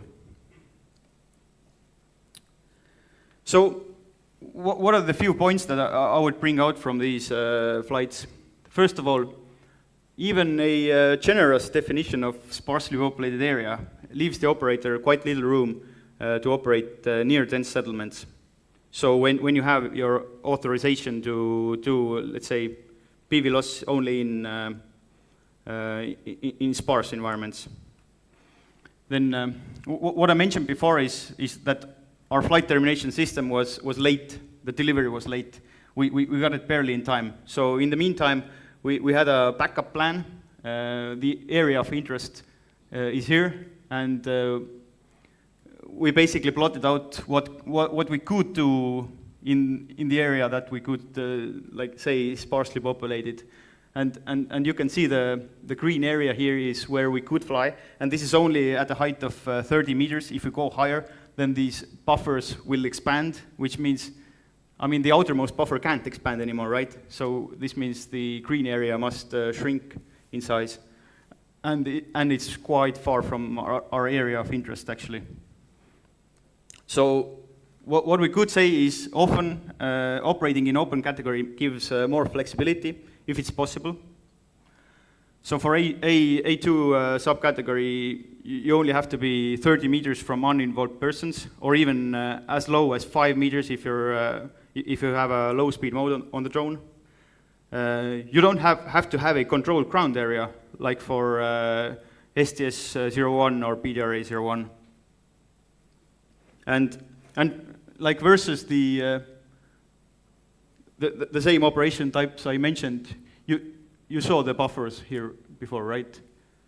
So it's much more than the minimum distances required for A2.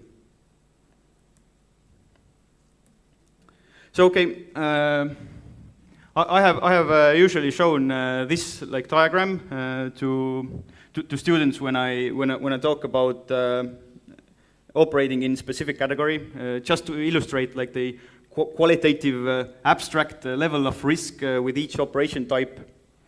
And you can see it kind of goes quite linearly.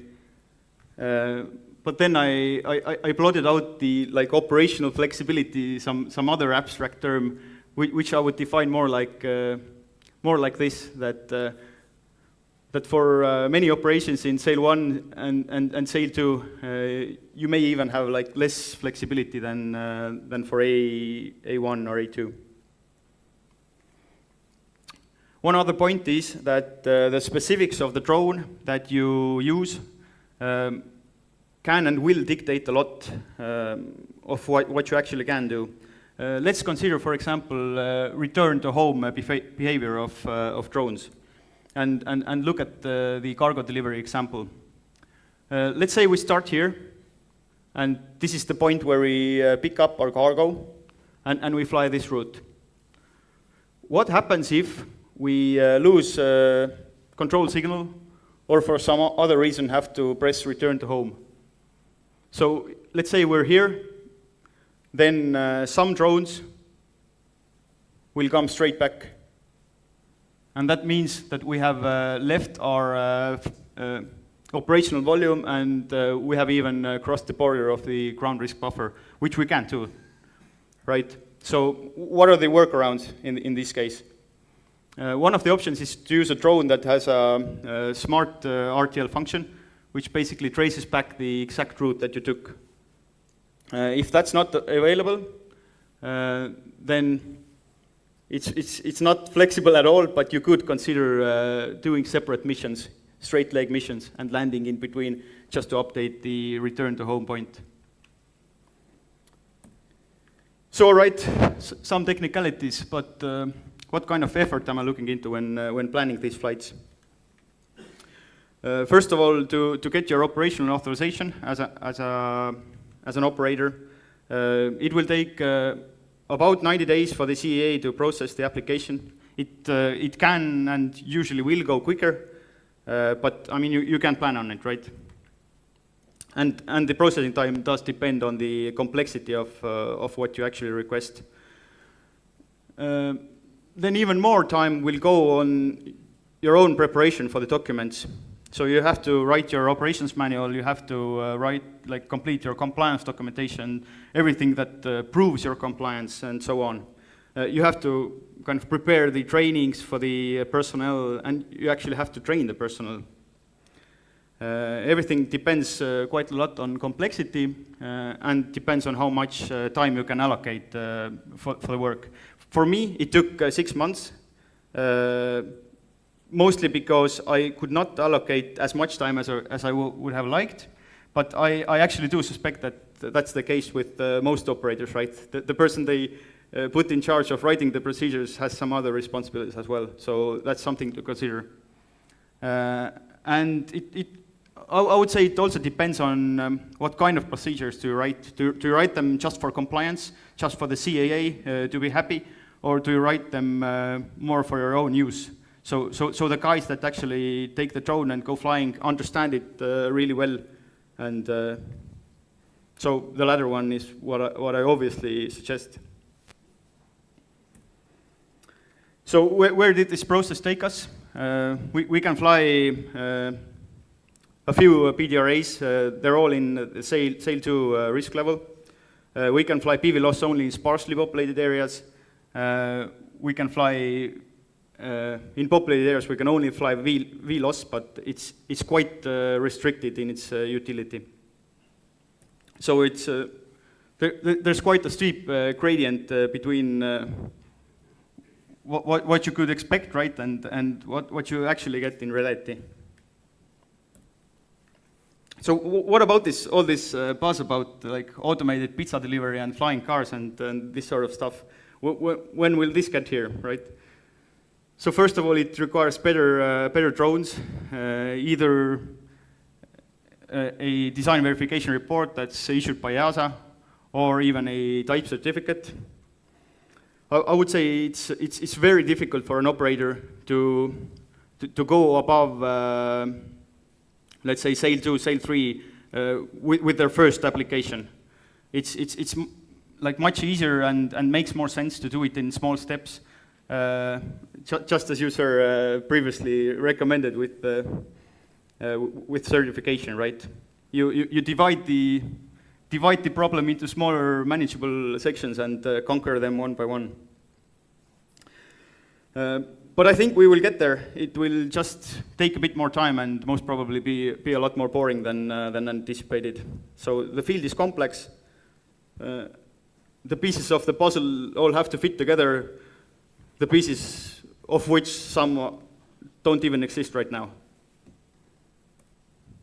So a futuristic look as well, and thanks. Any questions? Thank you, Ed. One quick question, if there is, please, thanks. Yeah, go ahead. Thank you very much. It was illuminating. Good presentation.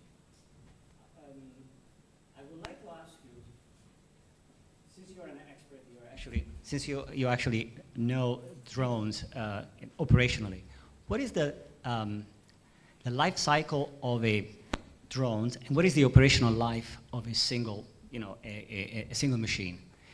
I'm looking at your presentation, and it really points in the direction in which a type certificate would really make things much simpler, definitely. Yeah, it probably would. Yeah. But it is a big undertaking for the manufacturer. Yeah. And there must be a return of revenue. So the cost would increase.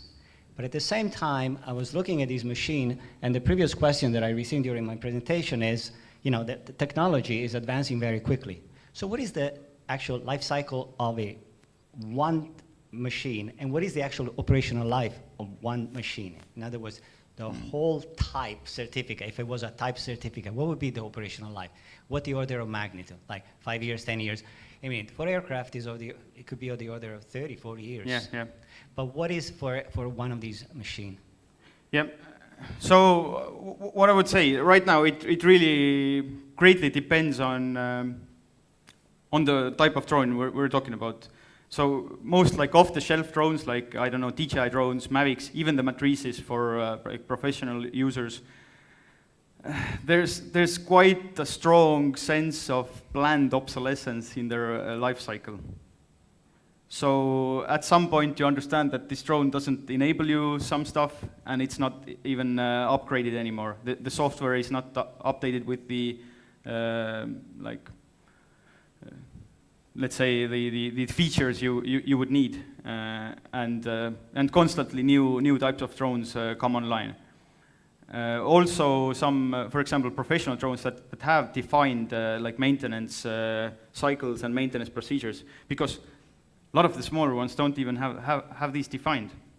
So so the ones that do have are quite, let's say the cycles are quite short, and they usually end up with the manufacturer overhauling the system or even doing some slightly bigger repairs. I don't know if that answered your question, but it does. It also points out that one of the issues. Basically, the operational life of a machine is even shorter than it's like shorter than the actual type certificate, because it becomes obsolete before it actually wears out. Yeah, some like drone models that come out like this year, like 5 to 10 years till obsolescence would be like a reasonable thing to say right now, I think. So one solution would be to find a way to type certificate drones in a kind of a automatic way, like a step-by-step improving the type certificate, like either making major changes, or if the change is substantial, I'm just speaking in part 21 basically, then you would need a new type certificate. But you need that kind of moving forward. So if this change is substantial, then you need a new type certificate. Otherwise, you should be able to make major changes in order to upgrade the features and it's a very interesting. It was a very interesting presentation. Thank you very much. Thanks. And that's about it in our half day. The next is lunch. Many thanks to Ott again. Wait a second before you leave, or welcome. And I'll wait you back after an hour, so 13:30.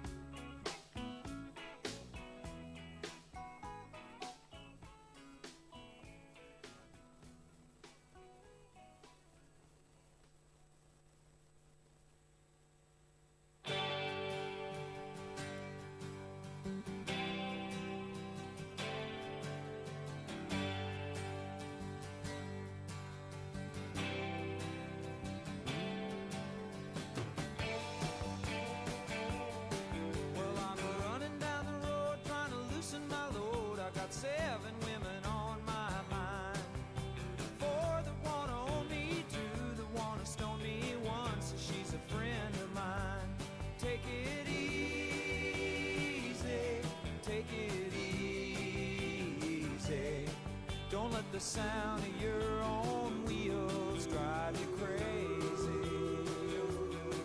Lighten up while you still can. Don't even try to understand. Just find a place to make your stand and take it easy.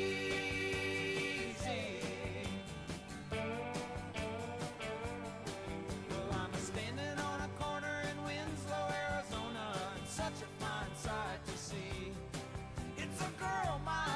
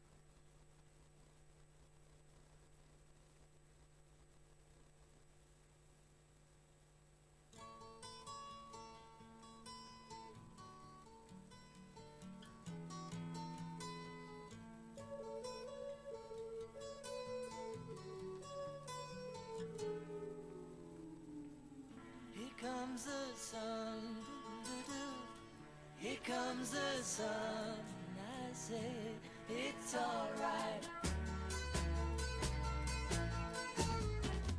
Little darling, it's been a long, cold, lonely winter. Little darling, it feels like years since it's been here. Here comes the sun. Here comes the sun. I say it's alright.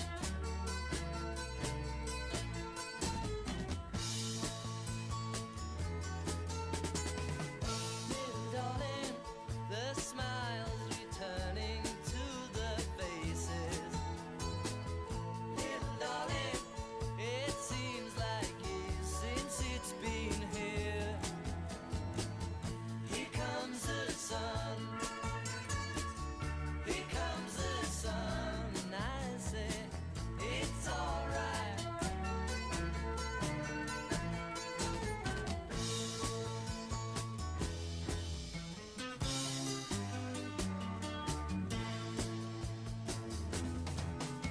Sun, sun, sun, here it comes. Sun, sun, sun, here it comes. Sun, sun, sun, here it comes. Sun, sun, sun, here it comes. Sun, sun, sun, here it comes.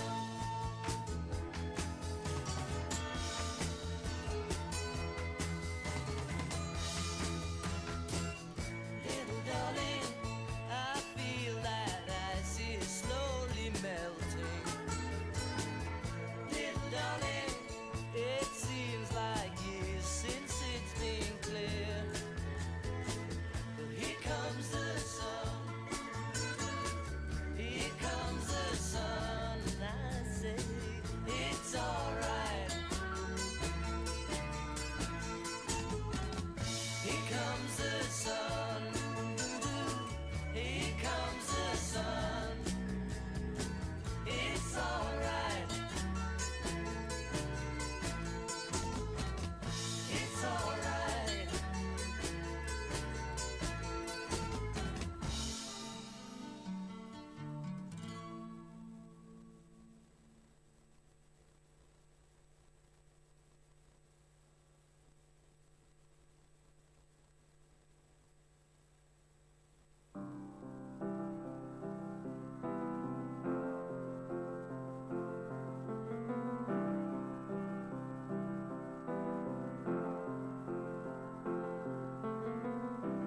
Imagine there's no heaven. It's easy if you try. No hell below us. Above us only sky. Imagine all the people living for today. Imagine there's no countries. It isn't hard to do. Nothing to kill.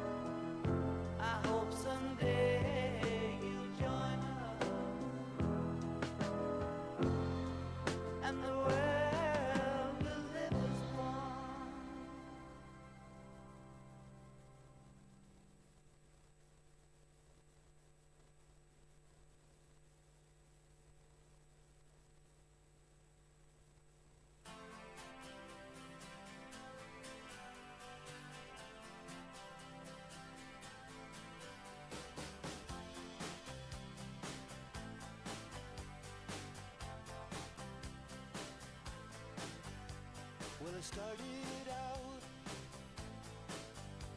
down a dirty road. Started out all alone, and the sun went down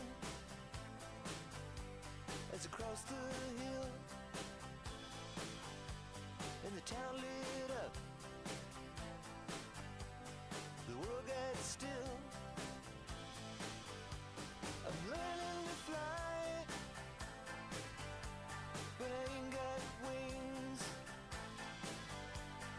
Coming down is the hardest thing. Well, the good old days may not return, and the rocks might melt, and the seed may burn. I'm learning to fly, but I ain't got wings. Coming down is the hardest thing.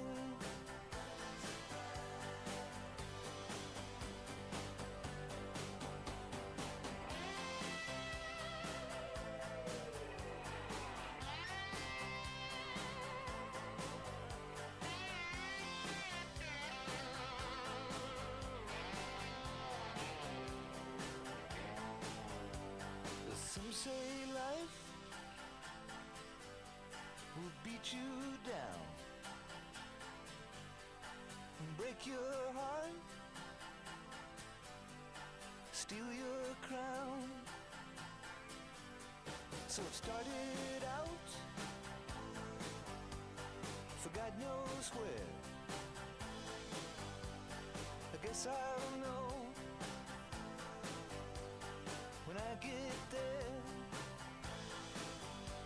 I'm learning to fly around the clouds, but what goes up must come down.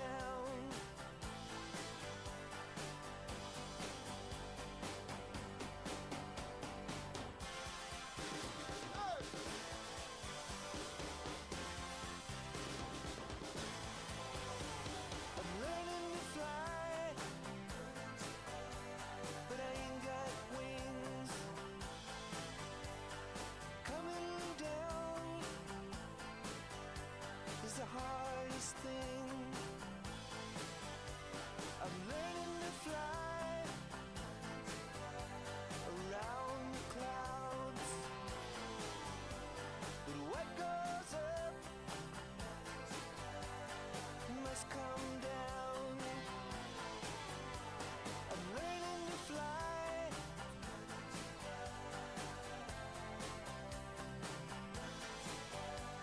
I'm learning to fly.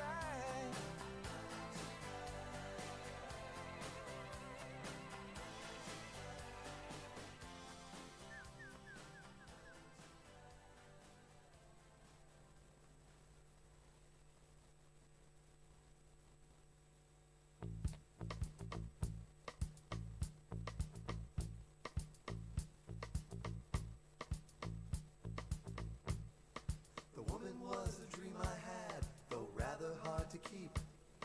For when my eyes were watching hers, they closed, and I was still asleep.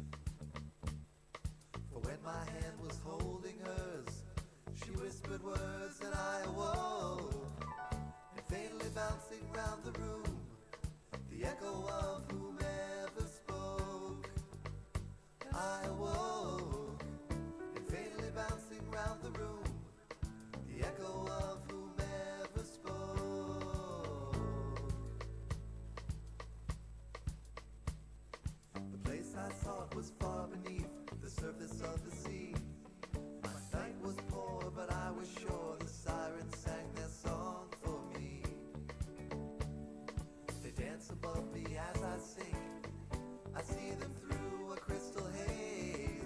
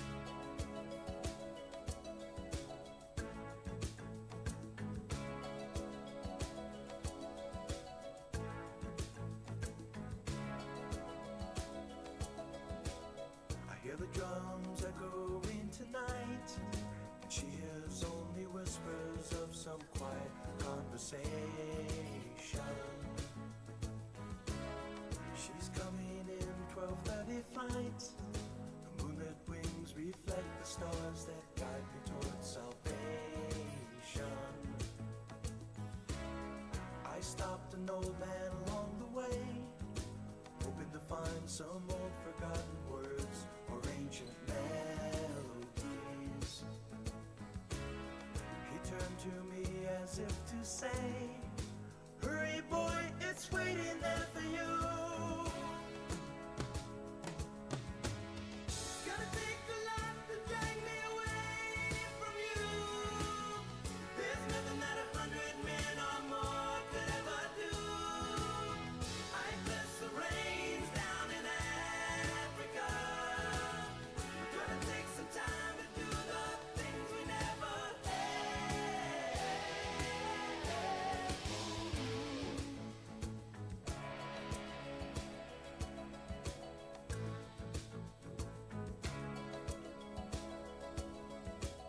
The wild dogs cry out in the night as they grow restless, longing for some solitary company.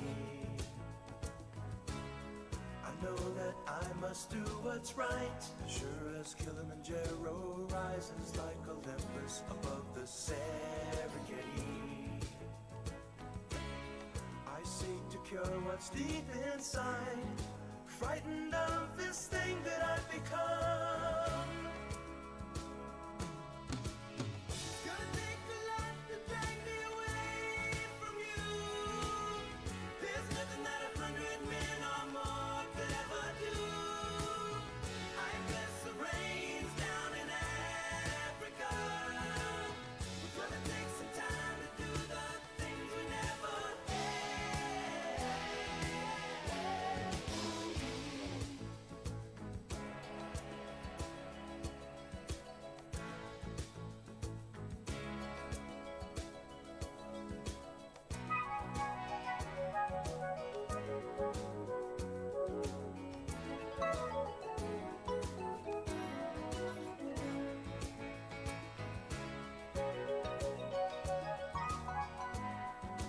Hurry, boy, she's waiting there for you. It's gonna take a lot to drag me away from you.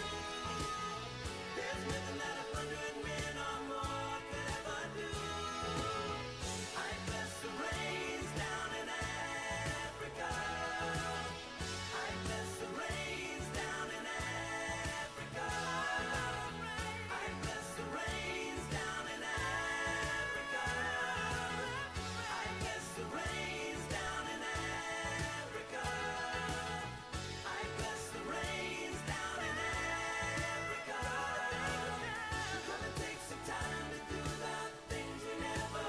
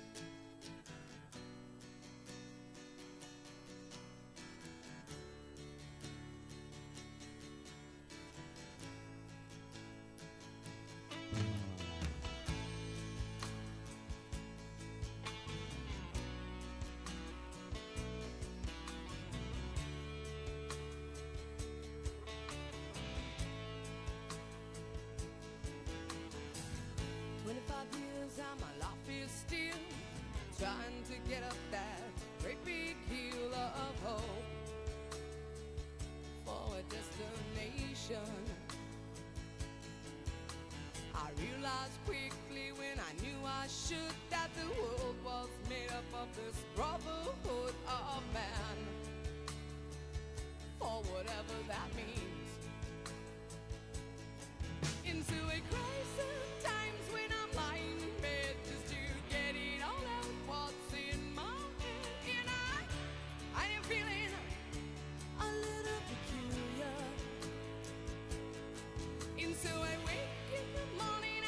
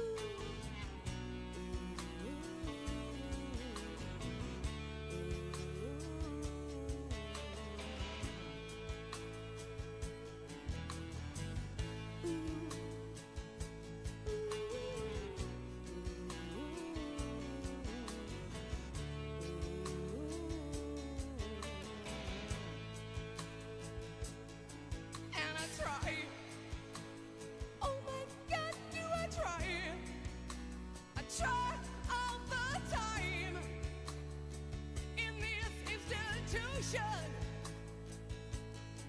and I pray.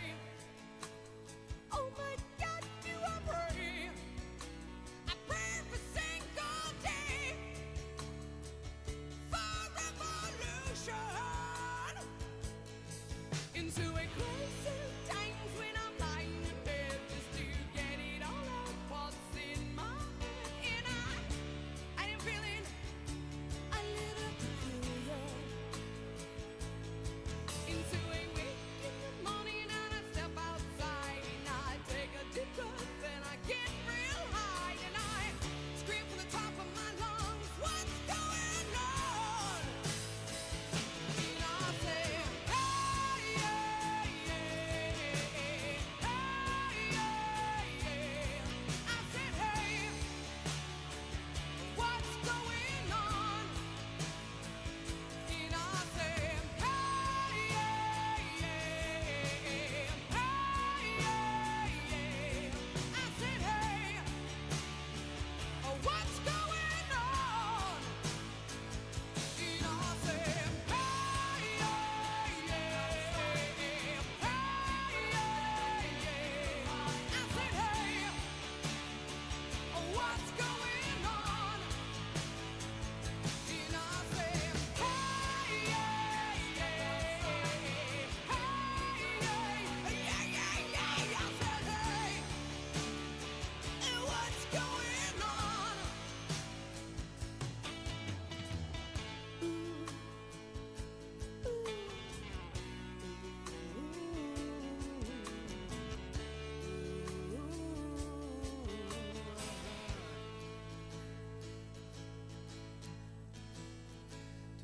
Years and my life is still trying to get up that great big hill of hope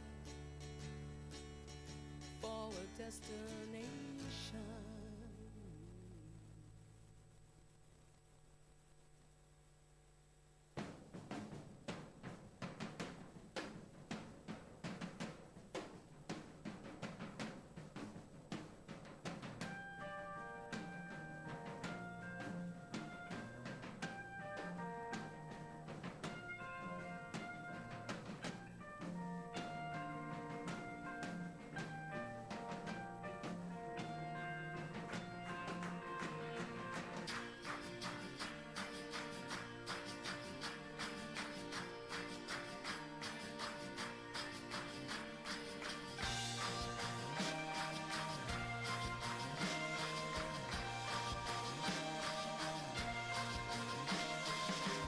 Heaven is a sweet road that you wanna fight. She would even miss you if you talk aside. Now a politician leaning to the right. Levy's got a touchdown that you wanna go up like that. Get off of my style. Leave a little window. Get off of my style.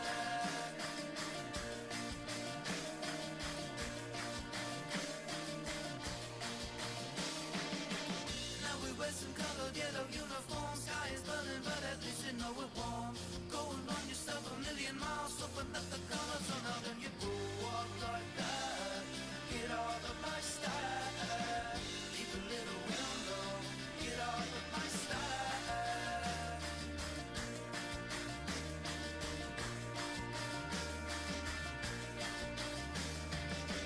You can never see yourself ringing all around it. You can never see yourself ringing all around it. You can never see yourself ringing all around it. You can never see yourself ringing all around it.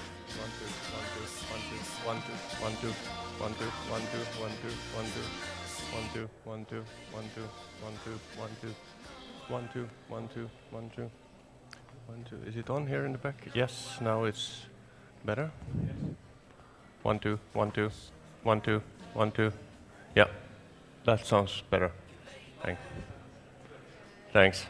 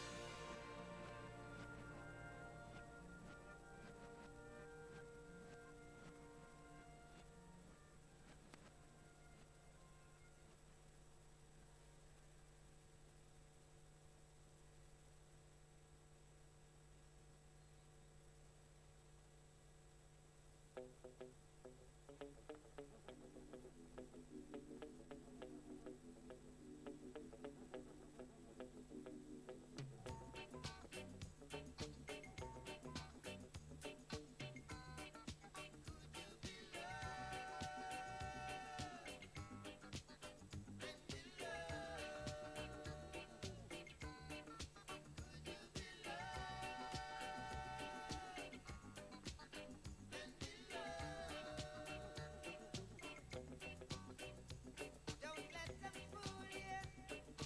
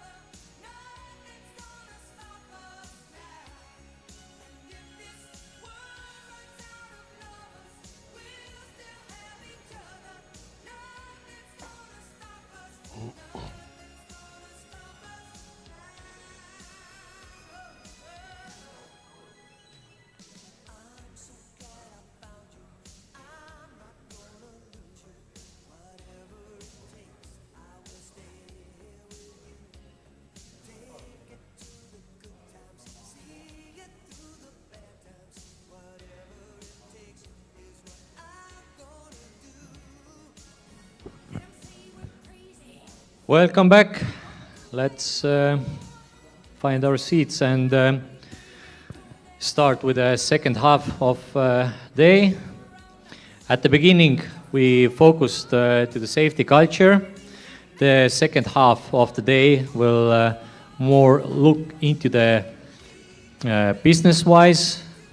So, and our first speaker in our second half is Jonas. Jonas, please. Thank you, Sim. Welcome back after the lunch. My task is now to entertain you over your digestive coma that I'm sure will descend on you. We are at Robots Expert regulatory, operational, technical and business innovative aviation expert. Isn't that a mouthful?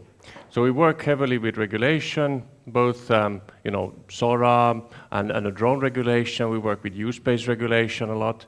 We work with operational aspects, everything from how to do concepts of operation. Technical, we know about drone technology, but what I'm here to talk to you about today is the business aspect. Why do we fly and for how much? We're based in Finland, have an office also in Germany. And before I go on, I really have to thank all of the previous speakers. I've been severely entertained and impressed with the high level of presentations. I think we are discussing the right things here, where we are taking things also to the next level, not just looking at carbon fiber and sexy aviation products. So, about the business, supply doesn't meet demand today. What do I mean with that? There's a lot of investments made in the drone industry. There are, drone manufacturers, there are software analytics manufacturers. There's also a lot of companies with operational challenges out there, but these two today don't meet. Why? Let's look at what we are in the business. We are in the business of providing a service. If you start a new company, because you want to create value. And in order to create value, you have to bring that value to the client. That makes you into a service producer. You may need to be an aviator, but it's just an enabler. Nobody's interested in the flying, is something we said. And we also say that aircraft don't fly according to the laws of physics.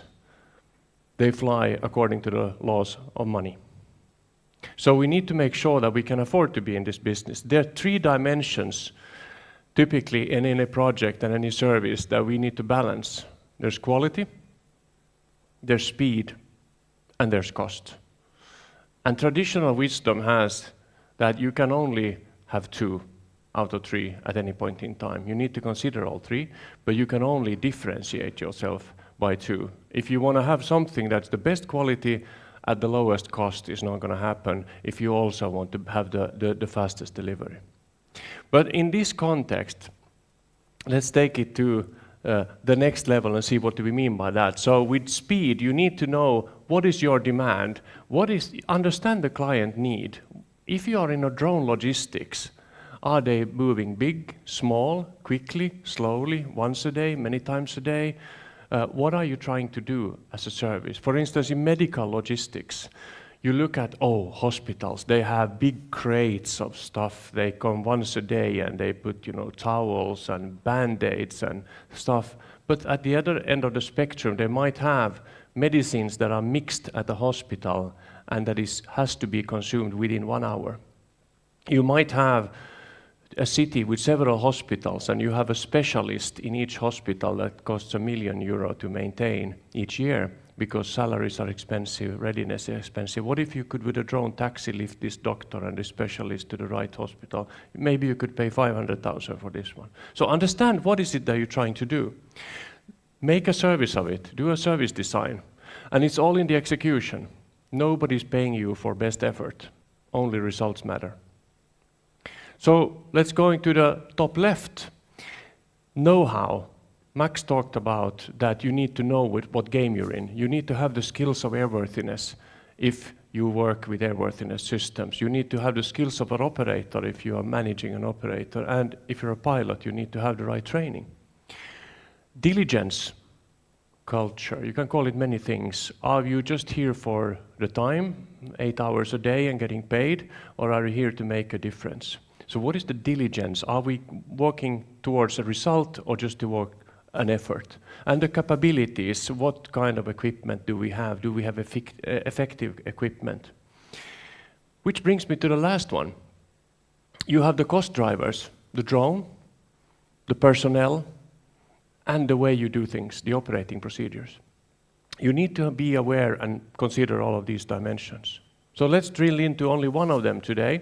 We focus more on the aviation side. The other sides go more into the service production of your enterprise. Today we have bottlenecks. Everybody's talking about BV loss and BV loss of our cities. The demand is where people live. So naturally, the highest density of drone services is expected in cities. The more people, the more we expect service.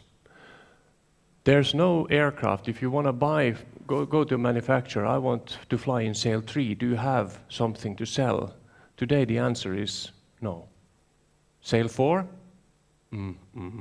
Sail 5? Oh, they haven't even published how to get to Sail 5 yet, and they're talking about Sail 4.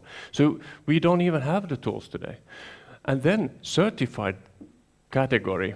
Well, it takes 3, 5, 6 years to certify, so good luck with that. No, that's a little bit ironic, okay? Because it might actually be quicker to certify because you don't need to guess what the performance is because it's already prescribed in the certification specifications. And I think some people have got that point, especially the air taxi manufacturers. Think about the requirement for aircraft. I just put something here. Remote ID comes mandatory in the specific category from 1st of January next year. If you are flying now, you need to have that on your drone from 1st of January. The good thing, detect and avoid. Over time, you can expect all drones to be conspicuous. You can electronically have a receiver on your drone, so you know, oh, there's another drone. I fly to the left. Great thing. Lack of experienced operators. How many of you have flown more than 1,000 operations? More than 10,000? Not very many. What is experience? Experience is failing and learning from it, right? If you never fail, you don't build experience. You need to make mistakes and it takes time. It also takes time to build trust with the CAA. Safety is built on trust. We talked about with Max over lunch. If you are designing a drone and the authorities know that you know, then you get a quicker process than if you need to explain first that you know that you know. That's why the specific category operational authorizations are always granted in your home country, even if you will never fly in your home country, because you build a relationship with your local CAA. Was it last week? EASA published a new operation manual template that makes it much easier for authorities to review OMs. Check it out. I'm not going to talk so much about that one.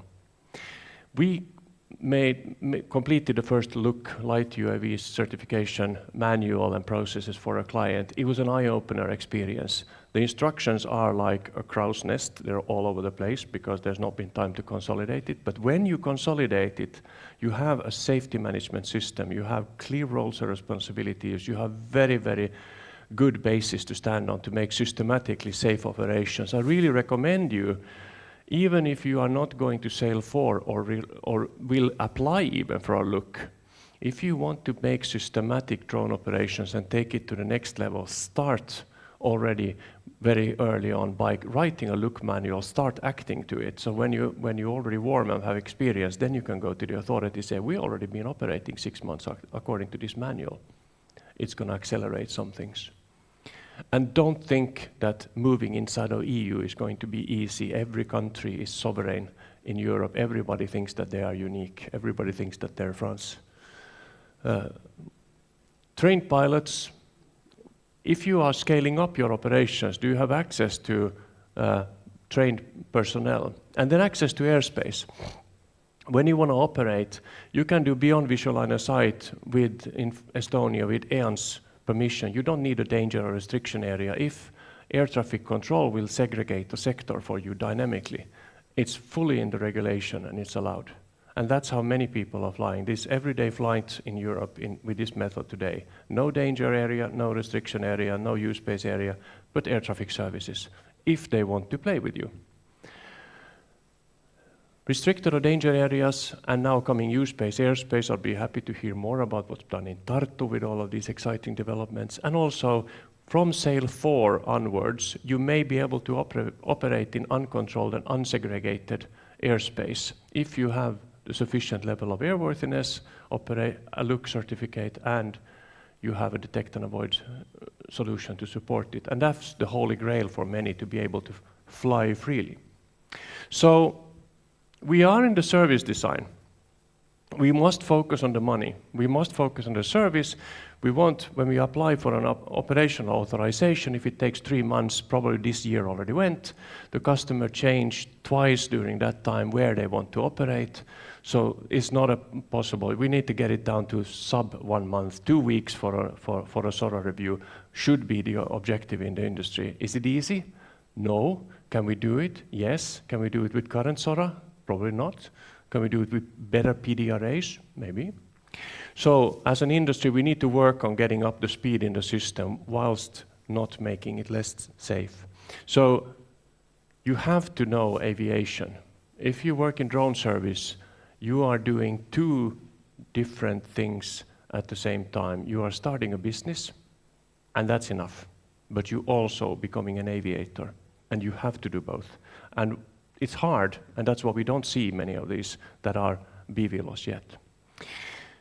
So drone logistics, as one example, is not really taken off yet. In some instances with venture capital money, it has taken off. It's probably going to be in the specific category early on. Dangerous goods may take a little bit more time to develop.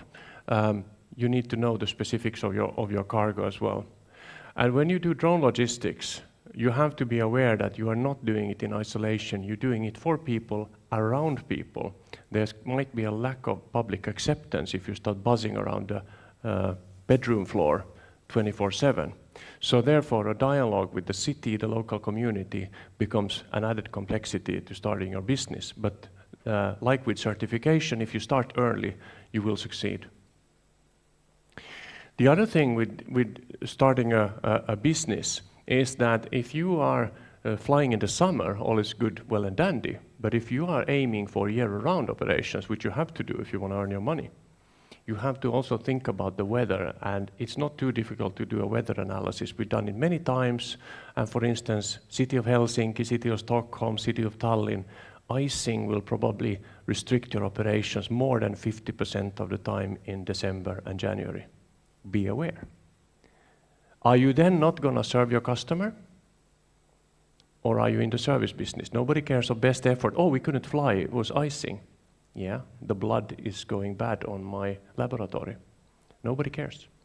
Are you in service business? You have an alternative solution to create a logistics service. So don't be fooled and think that you are only flying. Again, I said it before, think about the service.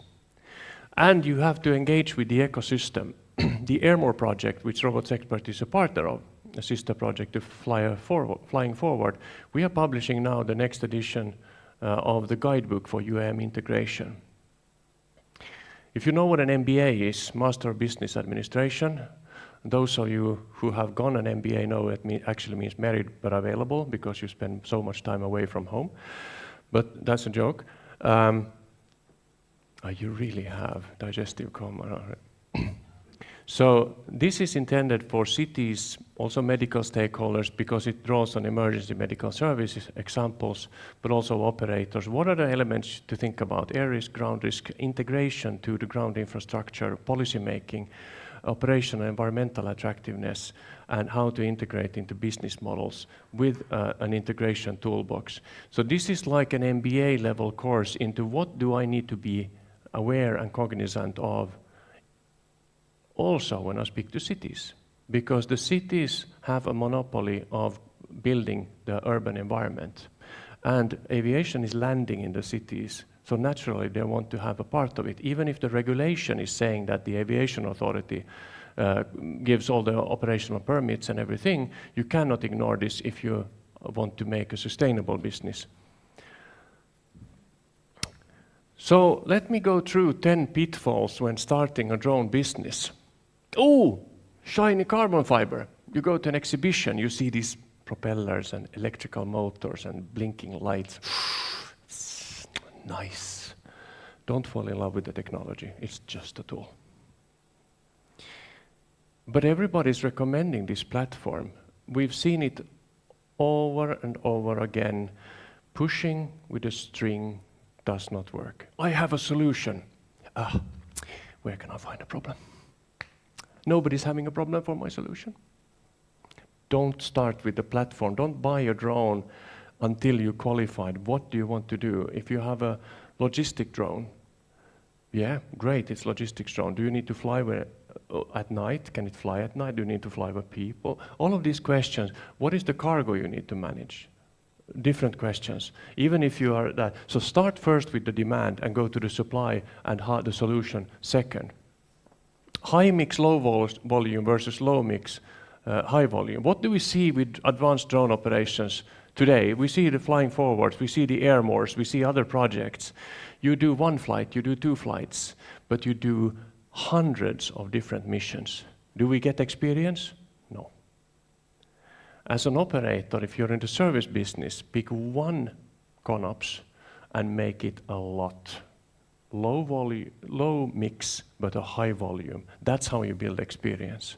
Then you can expand once you established yourself. Don't underestimate the complexity of BVLOS operations. Oh, we know how to fly drones. How hard can it be? Well, as different as flying a glider in the air and flying a glider in clouds.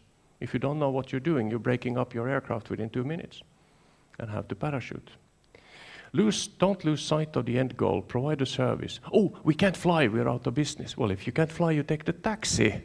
You get the parcel to where it should be, and you have to build it into your service business because you cannot fly in every location at every time. You need to prepare. You are in a service business. Oh, our only drone had a technical malfunction. We can't fly.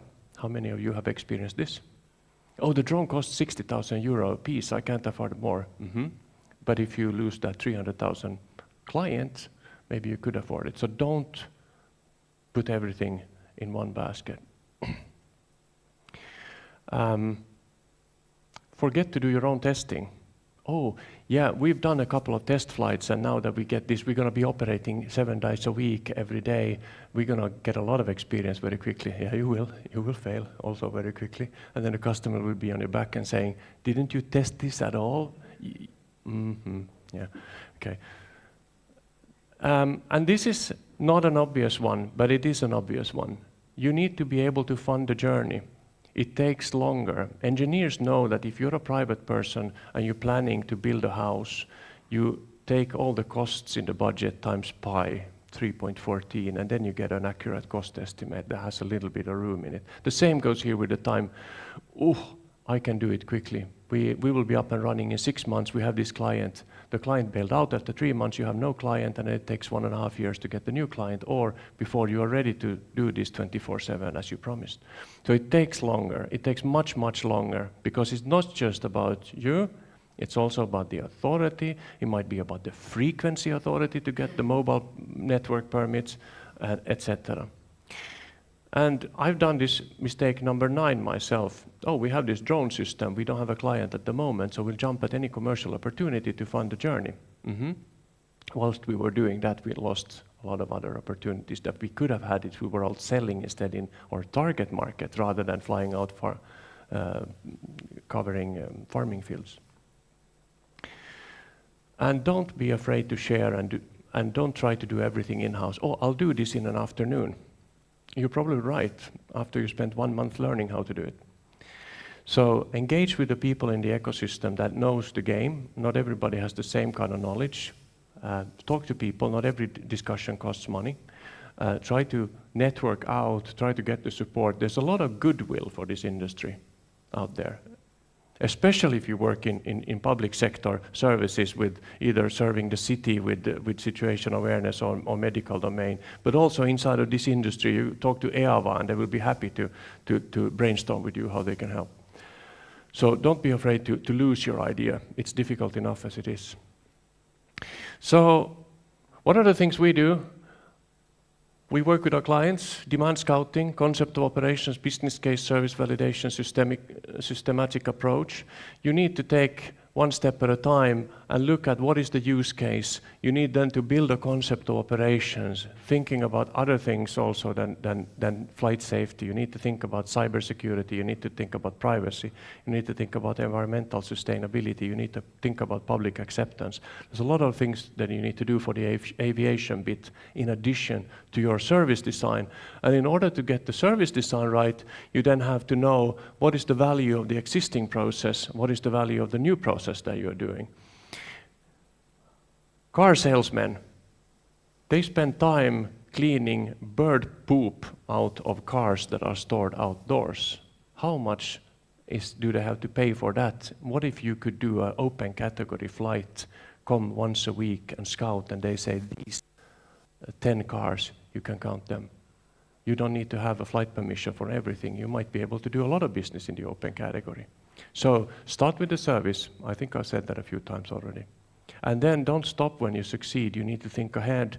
What are the fine-tuning you can do? Is there additional potential? Getting a new client is 10 times more expensive than expanding business with an existing client. Do you do cross-border? Do you go from here to Finland, to Sweden, south? Final slide as examples of organizations with service focus.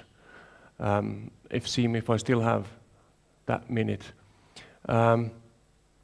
Everdrone, Swedish company who modifies drones and operates them. They have one guy who is on duty at any point in time. They do 8 to 22 every day, but they have 8 or 7 different hangars in Sweden and Denmark.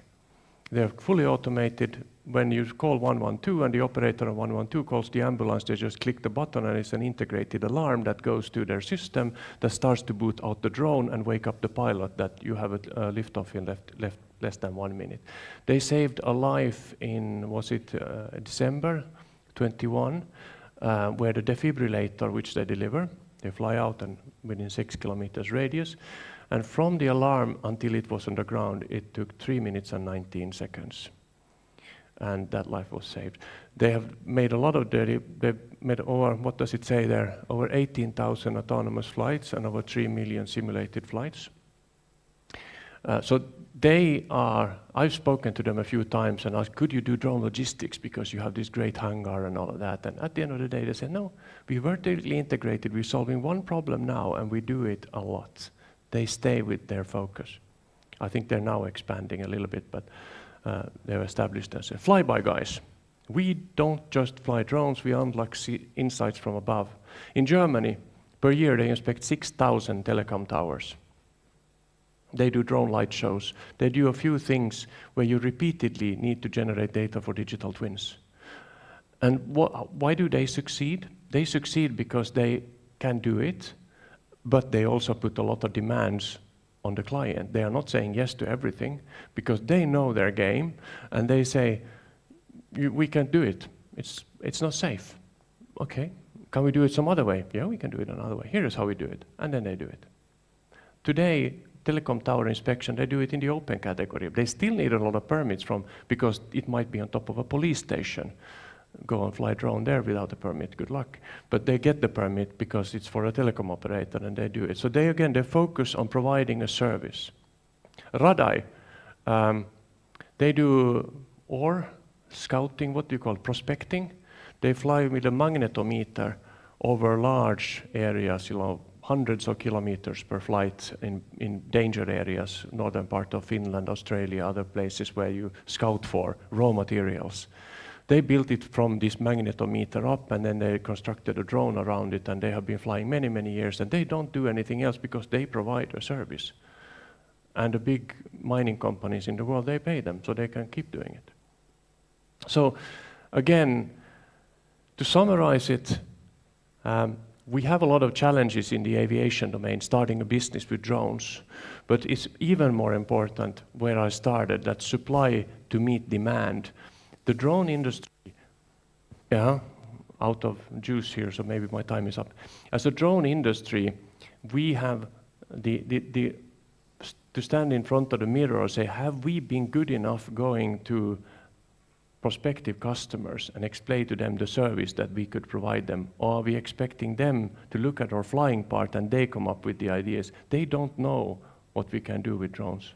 So you need to tell them, we need to tell them, we are trying to tell them that you know, what are the services we can do with drones. With that, open for questions if we have that time. Yeah, thank you, Jonas. You actually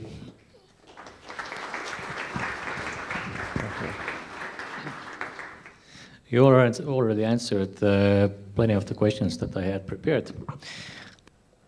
So your presentation was quite good. I have kind of wondered about the business sector regarding the unmanned aviation quite a lot, and I would like to maybe ask your opinion on that. Like, what's today the biggest concern? Why this sector doesn't kind of boost up, or when we should know, or when should the boost will come? What's holding back today? I think it's an excellent question. I think a lot of what happened was that everybody, including us, were surprised by the rigor of the EASA rules when they hit in 2021. As an example, very quick example, for good or bad, we had the GOF2 project in 2021. We were having here EHang 650 kilogram maximum takeoff weight air taxi, flying without people on board, flying from Tartu airport to the Lennon Museum, all with national drone regulations, because it was safe. The Estonian Aviation Agency was convinced it was safe. And then there was a little bit debacle with EASA about the transition period. Was it valid or was it not? But according to EASA regulations, we are 23, and still there's been only one flight, to my knowledge, in Spain with that same aircraft. So what we could do in 21, we can no longer do in 23. And that means that was like in a segregated, separate, safe environment. So a lot of that has been taken off, and a lot of innovation has stalled because we can no longer do proof of technology and proof of concept. And I think Maiken is going to talk about test areas after me.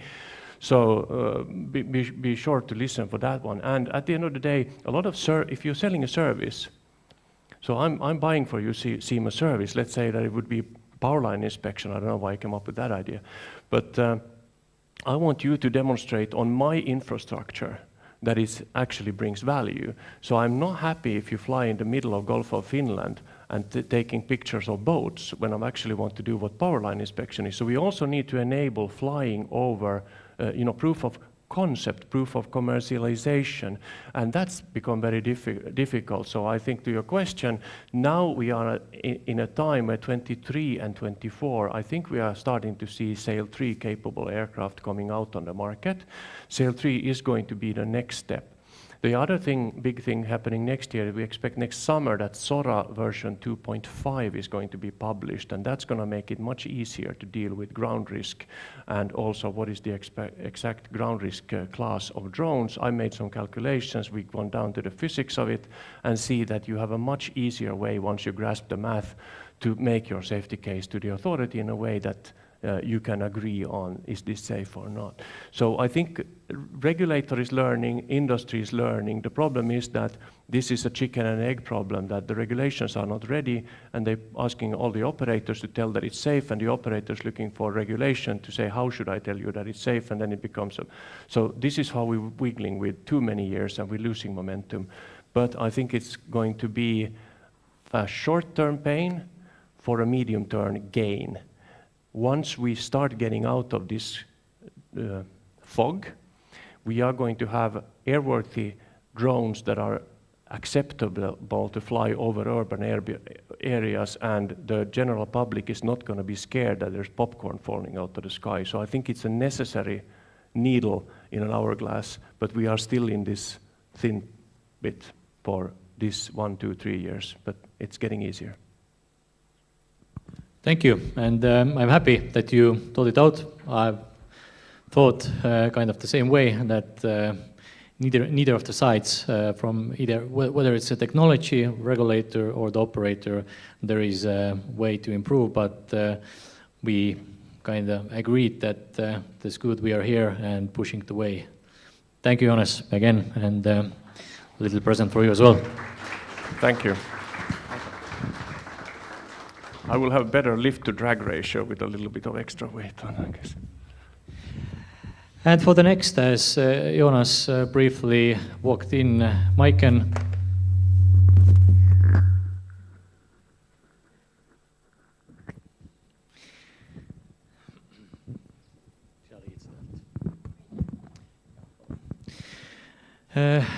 Maiken Kull,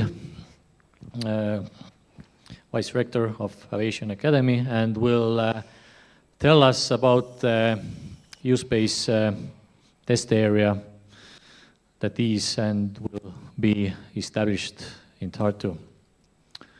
Floor is yours. Are you sure? Yes. Thank you, Siim. Ei ole või?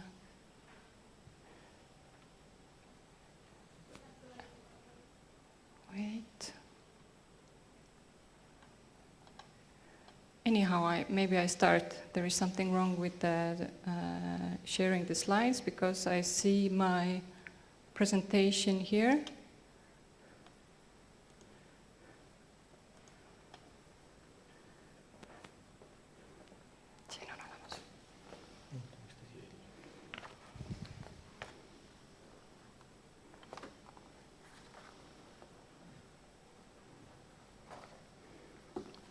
How did you, Jonas, say you have to fall in technology? Yes, I'm a perfect example of that. Urmet probably is helping, but maybe I start with the introduction. So basically, actually, the same picture or similar kind of picture was or is on my slideshow as well. And the reason was why I picked this similar kind of picture. Now what? Still don't work. Is when I started working for the Aviation Academy 3 years ago, or a little bit more time ago. And they started talking about the necessity of different test areas. Then I looked out of the window and said, well, we have a perfect test area just here, next to the Aviation Academy. Why can't we just start testing here? Jäi löö ette või?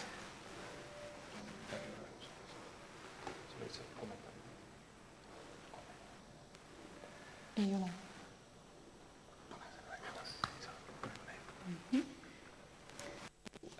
We have fallen in love with the technology and all these perks of it. So yes, my name is Maiken, and when we were putting together all this program for today, I didn't expect that I personally have to do one presentation myself as well, but here I am. So I'm a bit nervous, especially coming after Jonas, who I personally admire a lot. But let's go through it. So, actually today is this beautiful conclusion of this 1 week.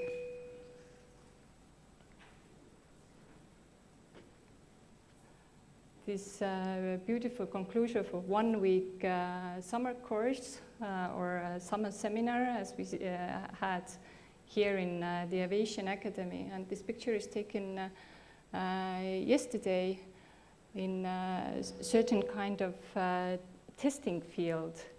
So these are my dear colleagues showing how the testing is being done today with quite many different pre-organizing time. So, and obviously it's like very ordinary to think that, oh, I have to test drones. Do they fly at all? Then we, in a way,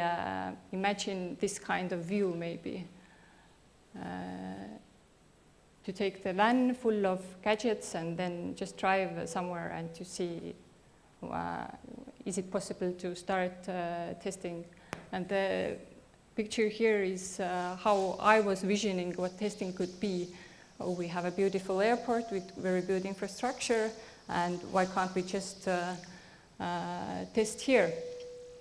It turns out that we have these things called regulations, and we had Priit explaining a lot in the morning how regulations defined quite a lot how things can be done and cannot be done. And as Jonas also brought already in very good examples, that actually there is need for certain kind of different testing areas. So,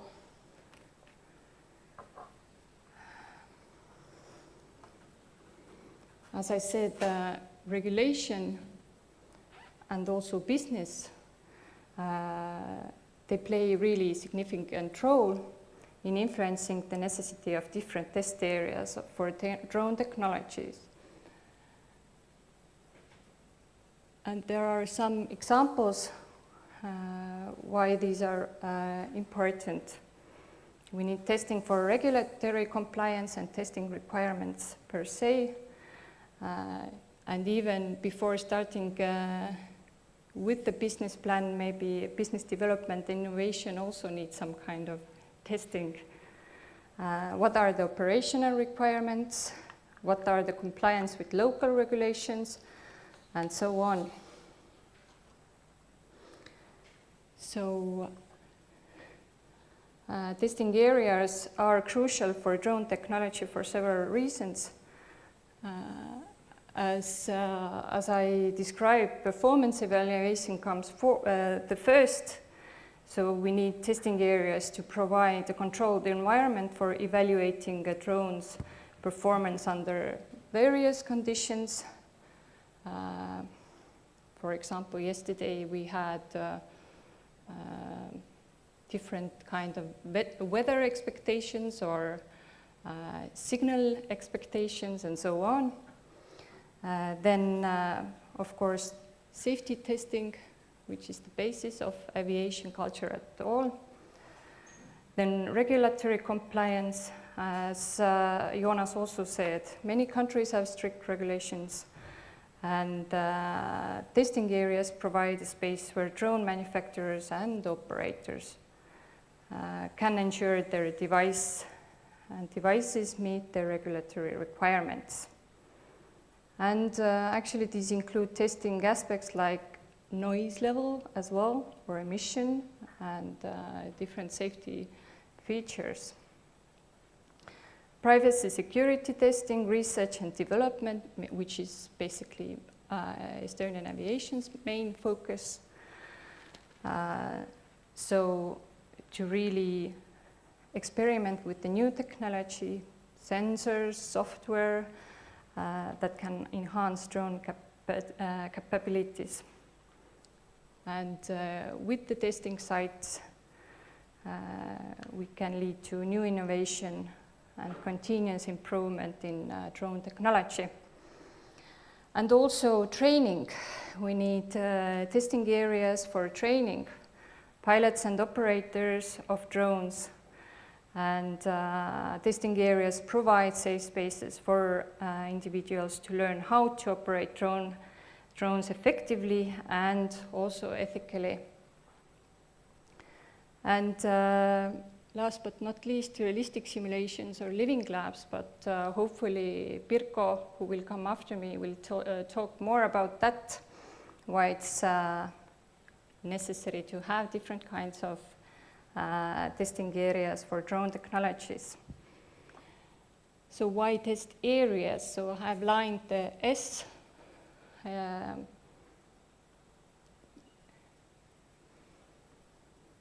So different kinds of test areas for drone technologies are essential because they serve specific purpose and functionalities in the development, testing and validation of drones. These areas provide a controlled environment that mimic various real-world scenarios, ensuring that drones are safe, reliable, and capable of performing their intended tasks. So, as I said, we need different kind of test areas because we have different purposes and different functionalities.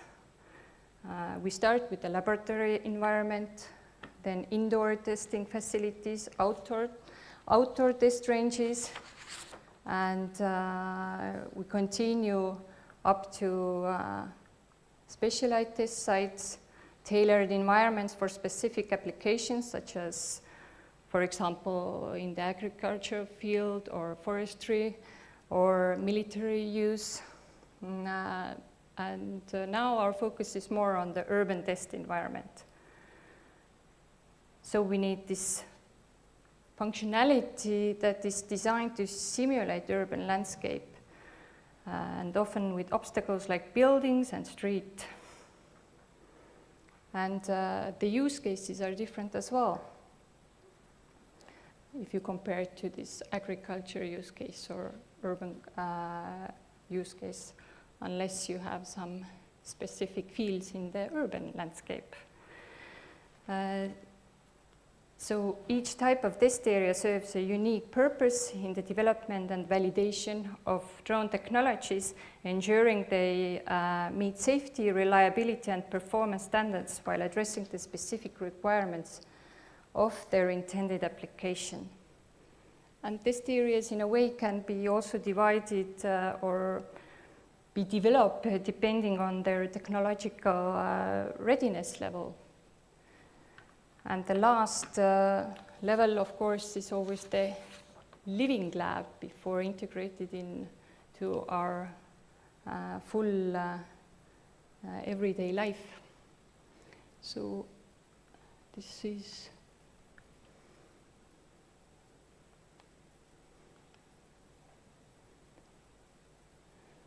but I thought I will go back a little bit in the history and starting or try to explain how we've been doing here in Tartu area and describe the different test area developments. So Estonian Aviation Cluster,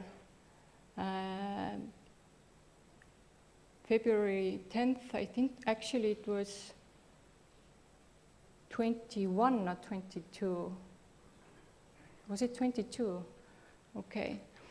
The memo was sent to Ministry of Economics and Communication, creation of unmanned aviation test areas and development environment. And we had a vision, or we had a dream. And hopefully this dream, in a way, is already becoming a reality, with baby steps though. So the vision was to create test areas for unmanned aviation, use-based sandbox in order for Estonia to become the future aviation leading test country in Northern Europe. Jonas is laughing. And an attractive development environment for both local and foreign companies. This is the vision, and we're working towards it. Almost a year ago, my dear colleague Maria Tamm also gave a presentation why are testing environments important for advancing unmanned aviation. And the really important thought is that drones are changing the way companies do business in all industries. And she, in a way, started explaining this as well, that we need different kinds of test areas with different functionalities. And we even came in a way with the concept, came out with the concept that we should see the whole Estonia as a test area, because we're not that big, but the functionalities may differ in different parts. So different roundtables were started where drone industry was giving their opinions and describing their needs, what kind of test areas they need in Estonia. And there was one thesis at the end of 22 where Tartu area airspace was analyzed, and this was one maybe starting point how we have continued with everything. Jonas, this is a little bit outdated, but it's a good basis for the analysis that we started with. And of course, two important strategies that in a way support our vision, what we described before. And the most important, of course, is a drone strategy 2.0. And it describes quite precisely what the importance of test areas there are. But something changed also in the ministry in that sense, that understanding that the need is there came out, and we started working towards with different stakeholders to start with use-based sandbox concept. So this is the Tartu test area use-based sandbox main ideas, why to do it. And we created also use-based sandbox vision document, which became one of the base documents for the procurement that the Transportation Authority together with the Enterprise and Estonia started. I bring out the importance of R&D, which is maybe the most important part for why we here in Estonian Aviation Academy are working with the use-based sandbox, and why we personally see where our contribution to the development could be. So I go on with the Tartu use-based sandbox. So this is one certain kind of test area or sandbox.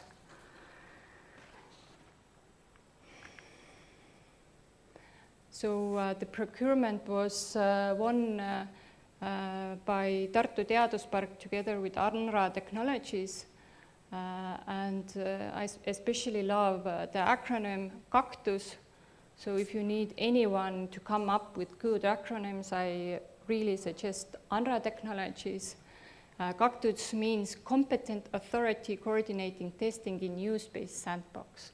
And you have to see the logo over there as well. I hope you see it. So in a way, it describes the essence of use-based as well, really well. So what's the outcome of Cactus is a use-based sandbox concept and roadmap, action plan for use-based implementation. And the second phase is use-based sandbox use cases and testing. The project is planned to be over by the end of September this year. And it serves as a use-based integration platform, and it enables the assessment of technology compliance with technical requirements and regulations.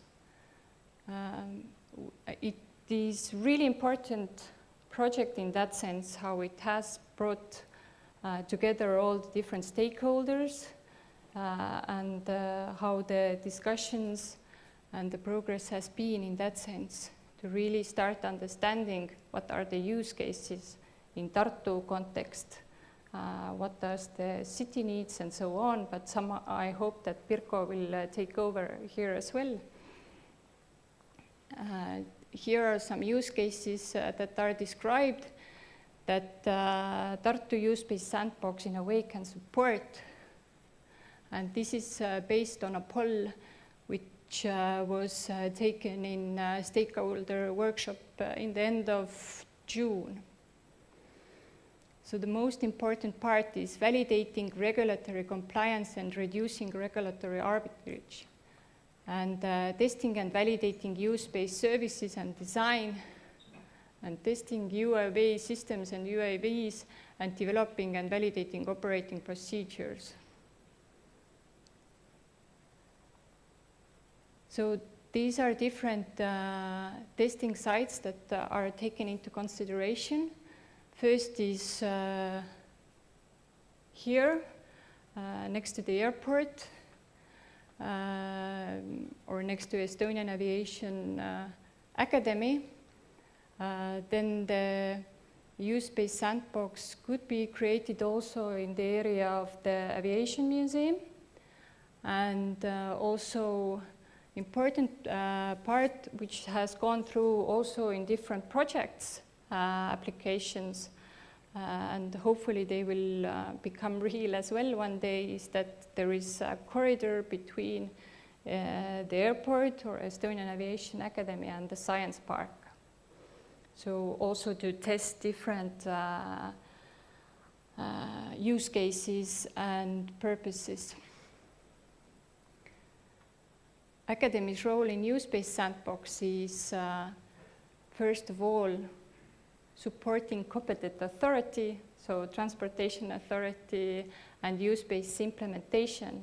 So in some sense, it's the most important purpose for this sandbox is that competent authority can get feedback as well, how the use-based works and how the regulatory part is integrated.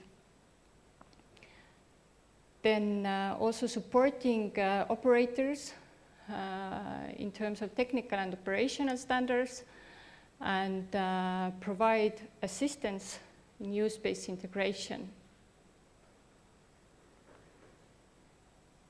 And besides that, we are working on a second test area together with the Academy of Security Sciences, which is called Väike-Maarja and Jõgeva test area. And the start is in Väike-Maarja study center or test area where Academy of Security Sciences, some departments are located. And the purpose for this is also for different research and development projects and, of course, training. So this is small conclusion from me. Thank you. And questions, and I know Siim will have many. Thank you, Maiken, and for the presentation. As you got a good amount of time, I will just have a few questions, not many. So first of all, what's your estimation when could all the test areas be active so that operators can come, entrepreneurs can come? So is there any kind of estimation on that? With the use-based sandbox, this is something that we are working on it at the moment, and especially when the test period is over, how to continue keeping it up. So that one moment we can really truly start offering service for the use-based sandbox. With Väike-Maarja, it's a little bit more, in some cases, more complicated because it also needs probably some kind of infrastructure investment. As Rome wasn't built in a day, the sandboxes or test areas aren't built in a day as well.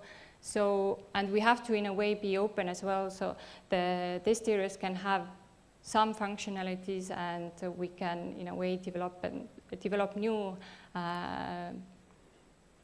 possibilities for the test areas. So I see it as an open platform in that sense. So very round political answer for you. Very good, and very ambitious plan, and I'm actually personally happy to see that this kind of ambitions happen here in Estonia, Tartu. So keep going to good work and some sweets Thank you. to keep your energy. Sorry. Thank you.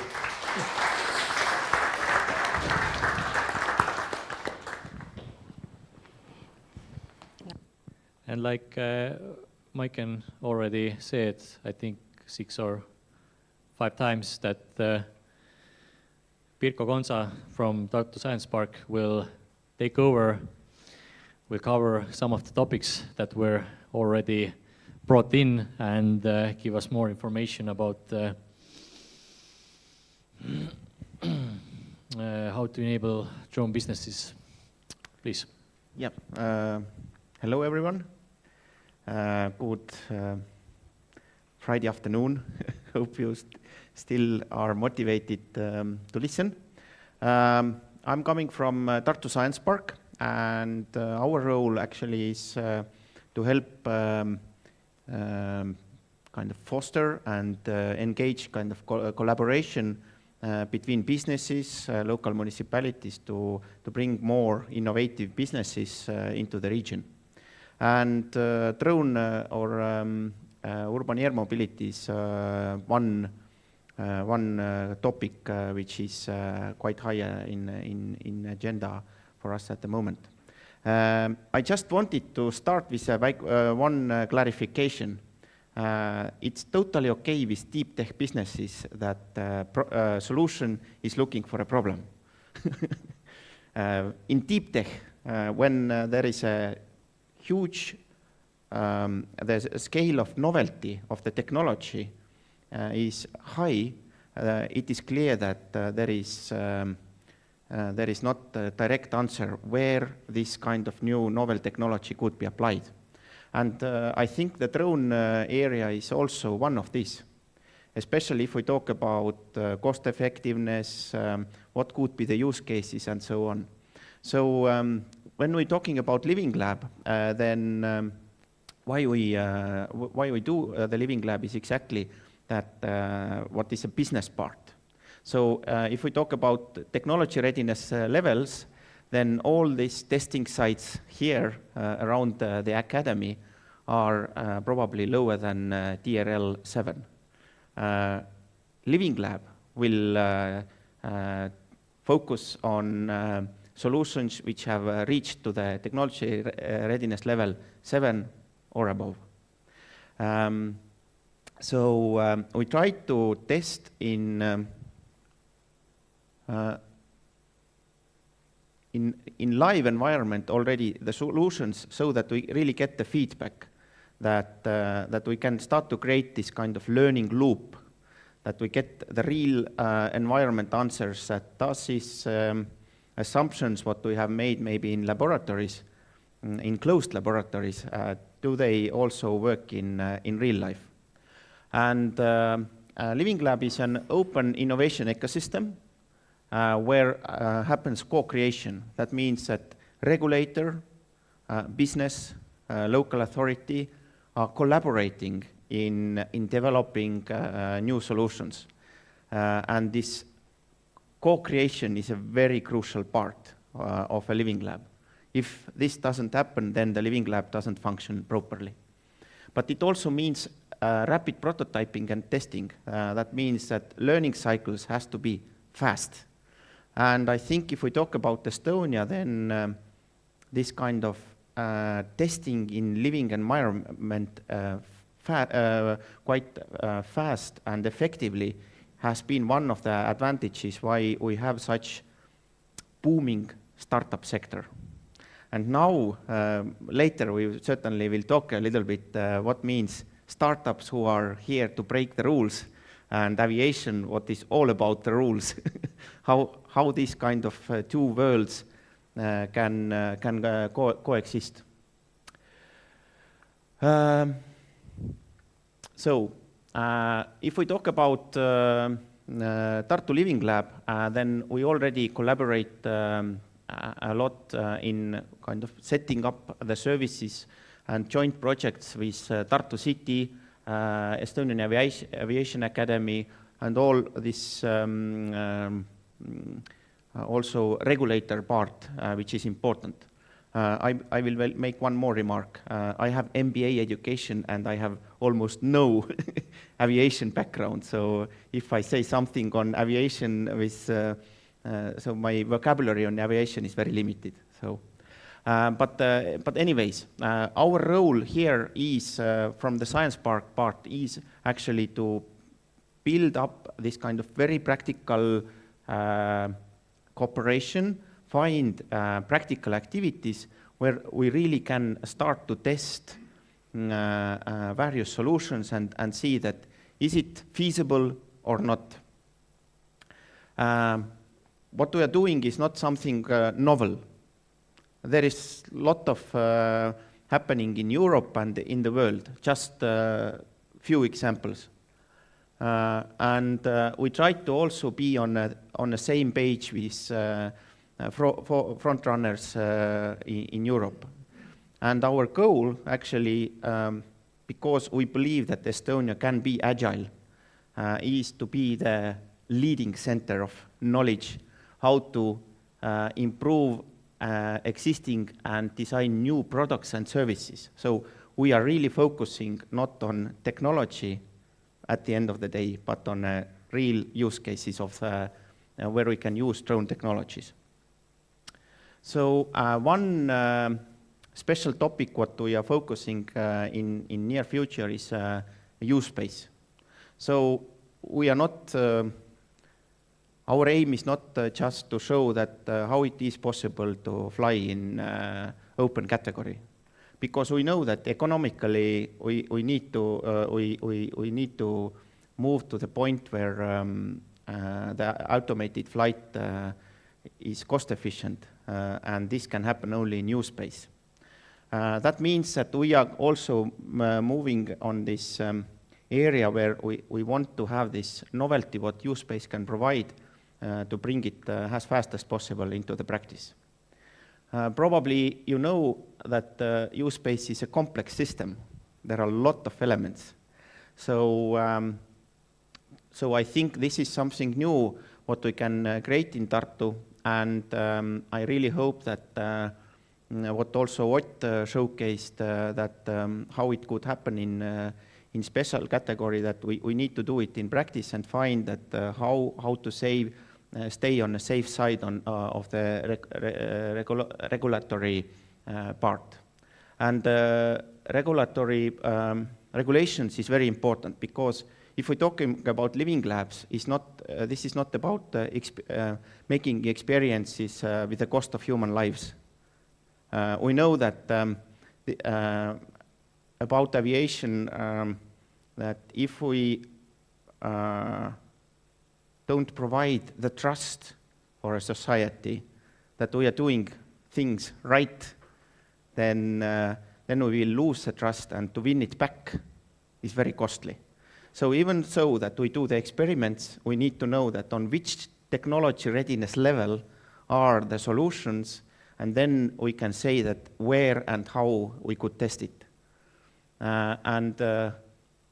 I think very important part here also a little bit was we were talked about also GDPR, but in general I think good legislation is about transparency.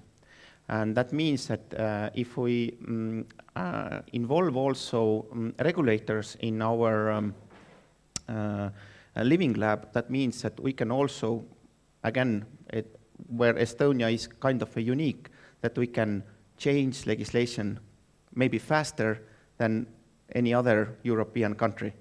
We have shown it also. My background is that I've been also involved in in the area of autonomous vehicles moving on the ground, and we managed to find safe shortcuts to start testing. And it is not about making unsafe decisions, but it is about how to solve this kind of regulatory procedures in a way that safety is guaranteed, and it's transparent also every participant that how the whole processes are managed.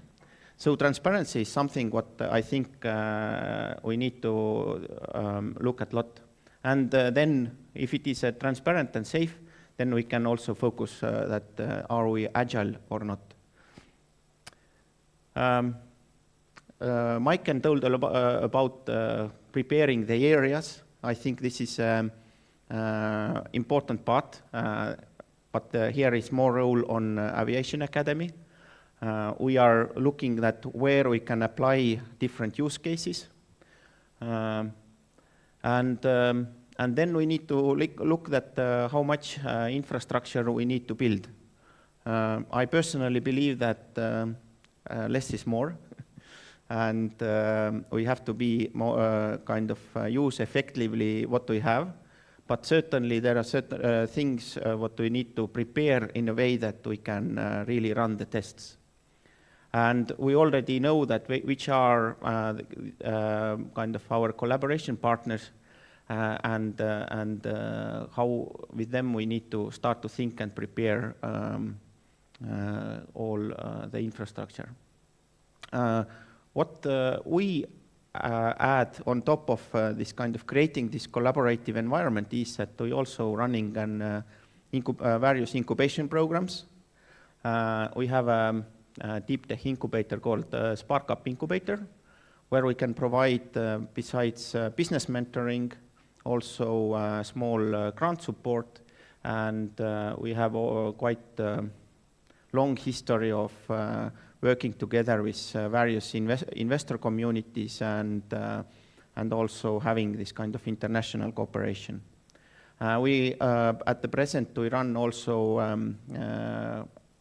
space incubator, and we start with the NATO Diana incubator in collaboration with Technopol this autumn. So I think there is a good spot also to have a drone incubator in the future, or some kind of acceleration program which is focused on developing and supporting drone technologies. Why not? I mentioned NATO Diana, but I also could say that there is collaboration on national level with Airbus, and it's called Project Lifesaver. And this is exactly where at the moment we're making this kind of preparatory studies that which are the most promising use cases business-wise to test drone services. And at the moment the rapid response is something where we are looking at, and in Estonia we see also that kind of for early testing the rural areas are very suitable, and also regions like southern Estonia, where the need maybe to allocate resources more effectively, and maybe where the impact of using air mobility could have a positive economic impact, even so that the population is not very big in numbers. So, but most important, I think, about Living Lab is to get the boot on the ground. Because if we don't start with practical activities, we don't learn. But if we learn, I think Ott explained very well today that what was a learning exercise of this 3 days, where we at 6 o'clock in the morning, because then it's more safe, we made a test, and I really enjoyed that, even so that on first test the parachute didn't operate properly. We didn't made any shortcuts, but we decided to see that actually what is regularity demands, how and how complicated it is to do the test exactly as it was planned, and what kind of changes are possible. So this is shortly it. For us, certainly the challenge is what we hope to do is that with the city in the near future, we also want to find some public services which could be very good first use cases for operating a use space. And we are certainly looking at how we can eat this elephant in small pieces. safely, but very small steps, but going on our long-term goal to have a well-working air mobility ecosystem here in Tartu. So, thanks. Thank you, Virko.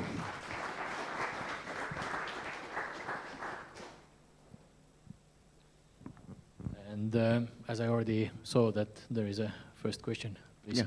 Because I picked up one claim that UAV operations are cost efficient only in use case.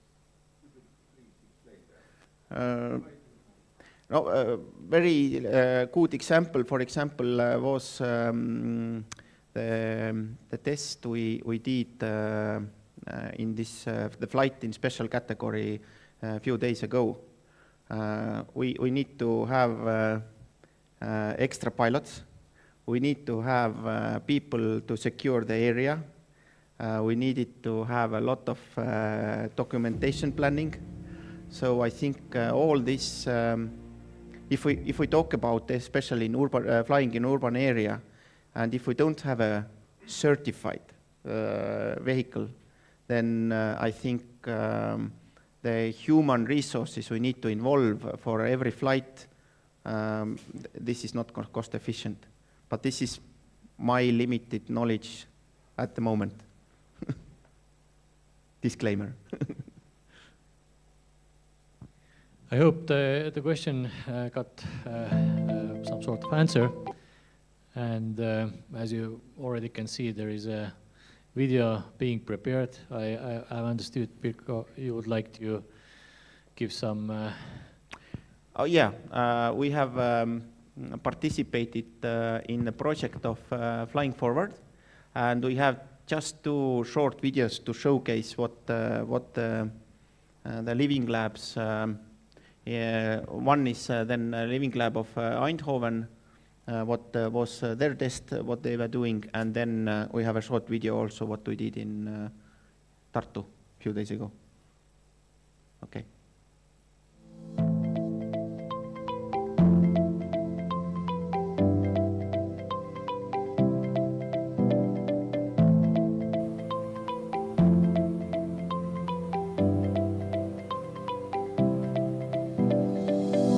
Flying Forward 2020 is a 3-year research and innovation project funded by the European Union. It focuses on developing a geospatial digital urban air mobility ecosystem. The innovative solutions created by our project partners were tested from March until September 2022 on High-Tech Campus Eindhoven in the Netherlands, where demonstrations of autonomous drones were successfully completed. To prepare for the demonstrations, High-Tech Campus Eindhoven used the 5 building blocks at the heart of Flying Forward's urban air mobility geospatial digital ecosystem. They are the foundation for the setup of the digital and physical infrastructures and consist of several components: the governance model, the regulatory and interoperability frameworks, the geospatial digital infrastructure and identity of things scheme, the digital toolbox, as well as the living labs and demonstrators. High-Tech Campus Eindhoven is the first Flying Forward living lab to implement and validate these building blocks. To this end, unmanned aircraft systems were operated to test the following use cases: surveillance of campus grounds to assist security personnel, building monitoring to inspect campus buildings and assess their condition, and last-mile delivery of meals, packages, and emergency equipment to remote campus areas. With the required digital infrastructure in place, High-Tech Campus Eindhoven initiated the implementation process and setup of the physical infrastructure. With support from its service partners, this process was divided into 3 stages. Preparation, which included defining requirements with service partners, selecting suitable technical suppliers, obtaining a flight permit for drone missions, and providing information about the demonstrations and safety risks to campus residents and service partners. Stage 2 involved the pilot and validation. At this stage, the first drone operations were conducted outside regular office hours and different scenarios were tested.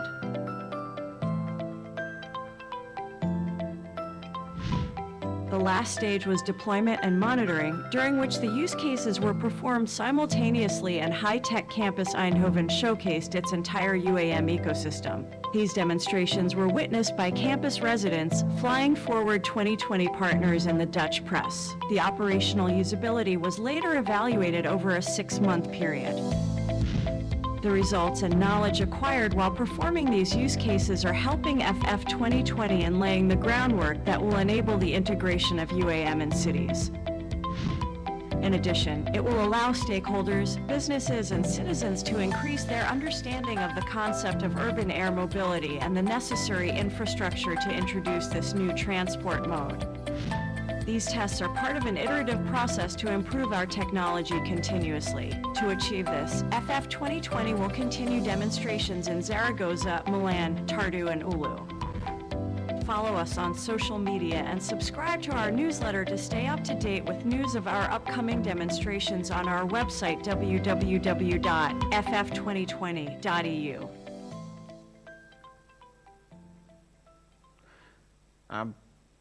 When the new video is put on, I just add that in Tartu use case also we are in very practical discussions with Tartu City to launch the first public service to support Tartu City in supervision activities on construction and checking the infrastructure.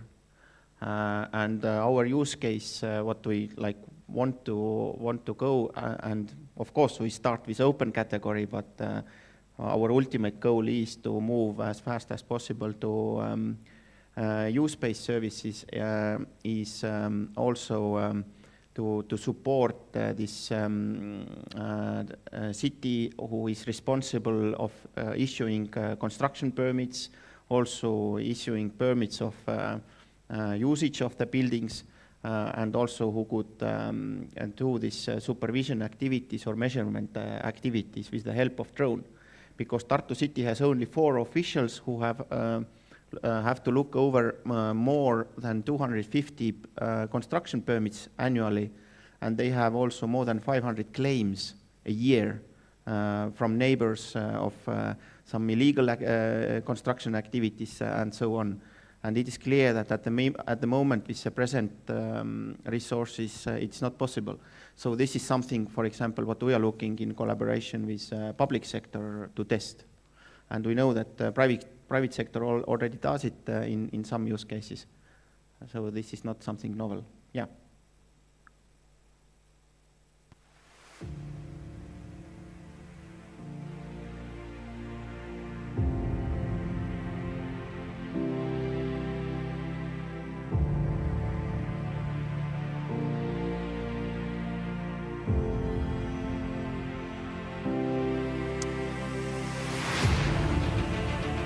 This is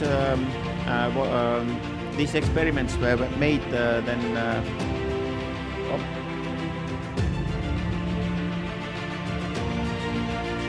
just wanted to say, these experiments we did. Our first flight was on Tuesday.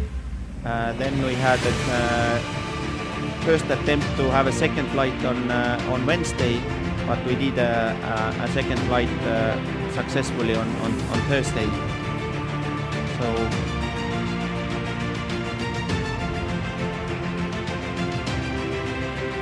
and we used also here a software developed by this project. It was a bit challenging, but we managed to do that. And here is the use case was to test with to check with the thermo camera the solar panels status.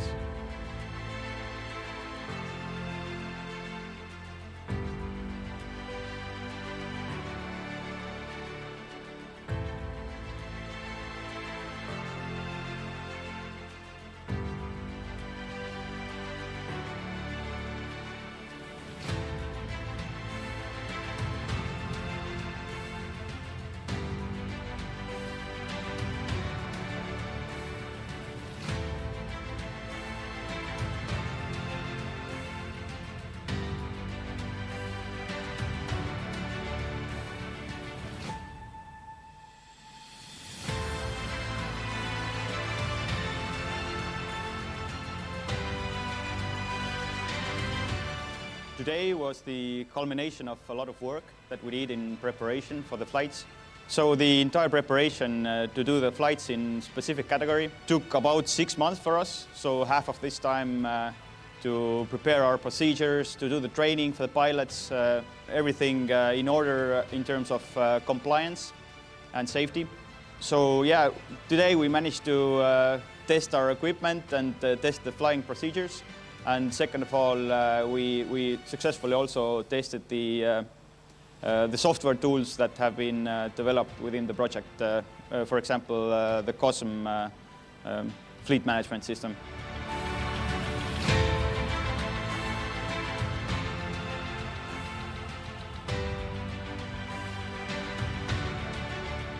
Today's demo day was the first step, and we are happy to be involved together with Estonian Aviation Academy, Tartu City, and the local startup in the field of drone services. And we have already created an NGO Zero Est, which will be the platform to run future projects to support the further development of this field. Maybe to add, this drone is provided by SkyCorp, who was also participating in this test.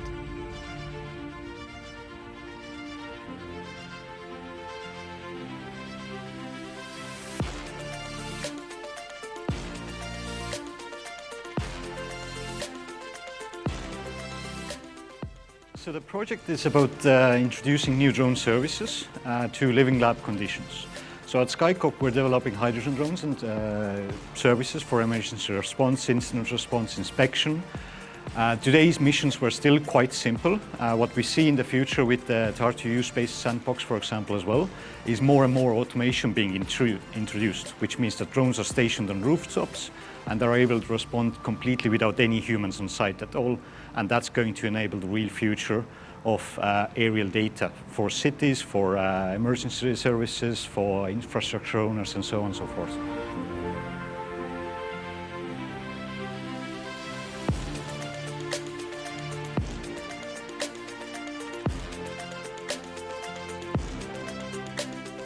We are building an ecosystem for developing drone-based services for like delivery, also for using drones for improving public services, public safety and etc. We believe that Tartu has a huge potential to become one of the centers of testing new drones and new drone-based services in logistics and elsewhere. We all have seen futuristic ideas how the drones can change urban life. And today's test was first in a row to achieve this vision. And the only suggestion from this is that never give an interview at 6 o'clock in the morning.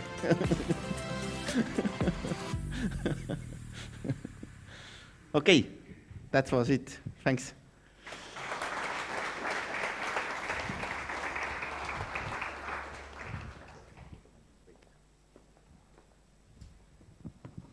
And this was our last presentation today. Thank you, Pirko. Thank you. Further on, as you can see, we are already prepared with the seats for the panel discussion, which will kind of sum up today and the rest of the week that has passed. So next I would like to ask the participants of the panel to pick a seat.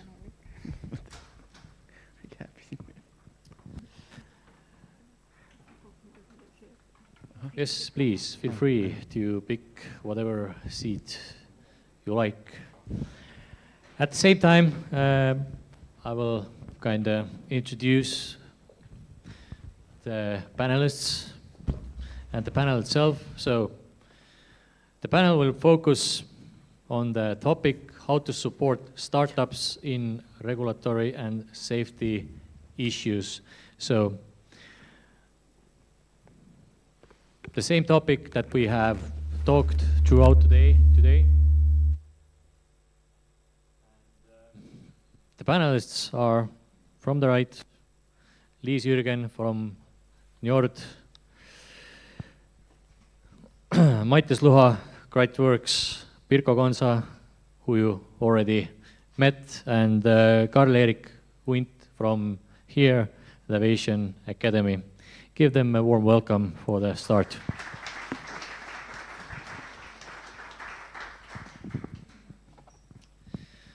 First of all, in order to reach the point where we can state how to help the startups in this sector, I would like to ask all of you, are today's regulations sufficient to start business in drone sector? And Liis. Thank you. So it depends which laws we look into. When we speak about those very general laws like establishing a company here in Estonia, labor law, tax law, then I think everything is in place. When we look also other supportive services like local public authorities, how easy it's to reach to them, how easy it's to communicate with them, local lawyers and so on, then this supportive environment is also here. But when we look more specific laws now, is it then the laws which says, are you allowed to fly around? Is it then laws which regulate the data, what happens with the data when you, what you have collected, AI-related aspects? Then I would say here it's more gray area, and there is room to improve. Very good. Mattias, I think you're maybe the best person to answer this question while being an entrepreneur in a sector, I believe, for a while. What's your opinion on that? Probably the worst person on the panel to answer the question, because the honest answer is I don't know. Like, show me a startup guy who has time to go through hundreds of pages of documents and keep updated on this. The first panelist can't see him anymore. Showed a slide from EASA rule book. It was like page 367 of 433 or something. So maybe they are sufficient. Very good, and very good answer. But Pirko, what's your on that? I think if we look on testing part, and actually especially if we talk about rolling out a new drone, which is technically a new thing, then the regulation is, I think, sufficient. But of course, for a small company, from having one drone and becoming a company supplying, let's say, 1,000 drones across the globe, there is a huge valley of death to jump over. But I think the main thing, what I said also when I talked about Living Lab, is that aviation is about trust also. So everything what we test or demonstrate, it has to be, we have to find this kind of common balance that how and where we demonstrate the use cases, and how high risks we take. But I fully understand also the pain of Mattias. Probably it is for a 3 or 5 person team, it is almost impossible to be up to date with all the legislation. They have to have a very good partner, for example, maybe Aviation Academy type of organizations. Karl-Erik, you have probably read through most of the other publications that Mattias already mentioned. What's your opinion?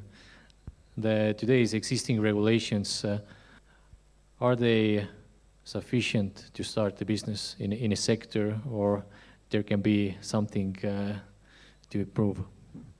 Well, yes, thank you.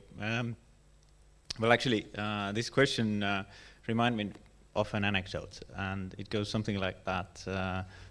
a man gets near-death experience and is taken down to hell to show what's going to happen when he continues on like that. And arriving there, he's been presented Nikita Khrushchev passionately kissing Marilyn Monroe.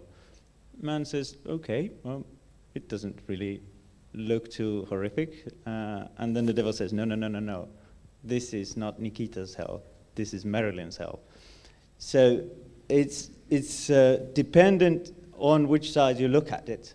For YASA's side, I'd say it's surely not enough at the moment, because there are so many gaps there. There are even huge gaps in the existing regulatory basis that we regulate the manned aviation. Well, those ones who were here yesterday with the summer school that we had some presentations that how the existing, let's say, RFID, how easy it is to spoof it. We did it in this house, and the same goes for, let's say, ADSB. The fact that ADSB signal has not been spoofed broadly is not just due to lack of need for it. If somebody sees that they can benefit from it, then it's easily done. But we haven't done it, and this is not regulated at the moment at all. So that it's the protocols, how we do it, and all that. So depends how you look at it. Thank you. I'll jump back to the Pirko. So you have been dealing with plenty of the startups, I assume. So my question to you is that how to get the information from the guys who are dealing daily basis with the EASA regulations to the startup guys like Matthias, how to build up the connection? I think Priit, who made the first presentation in the morning today, had a very good point that actually it is the best is actually to involve the regulatory people in your activities as early as possible, so that you can build a personal trust.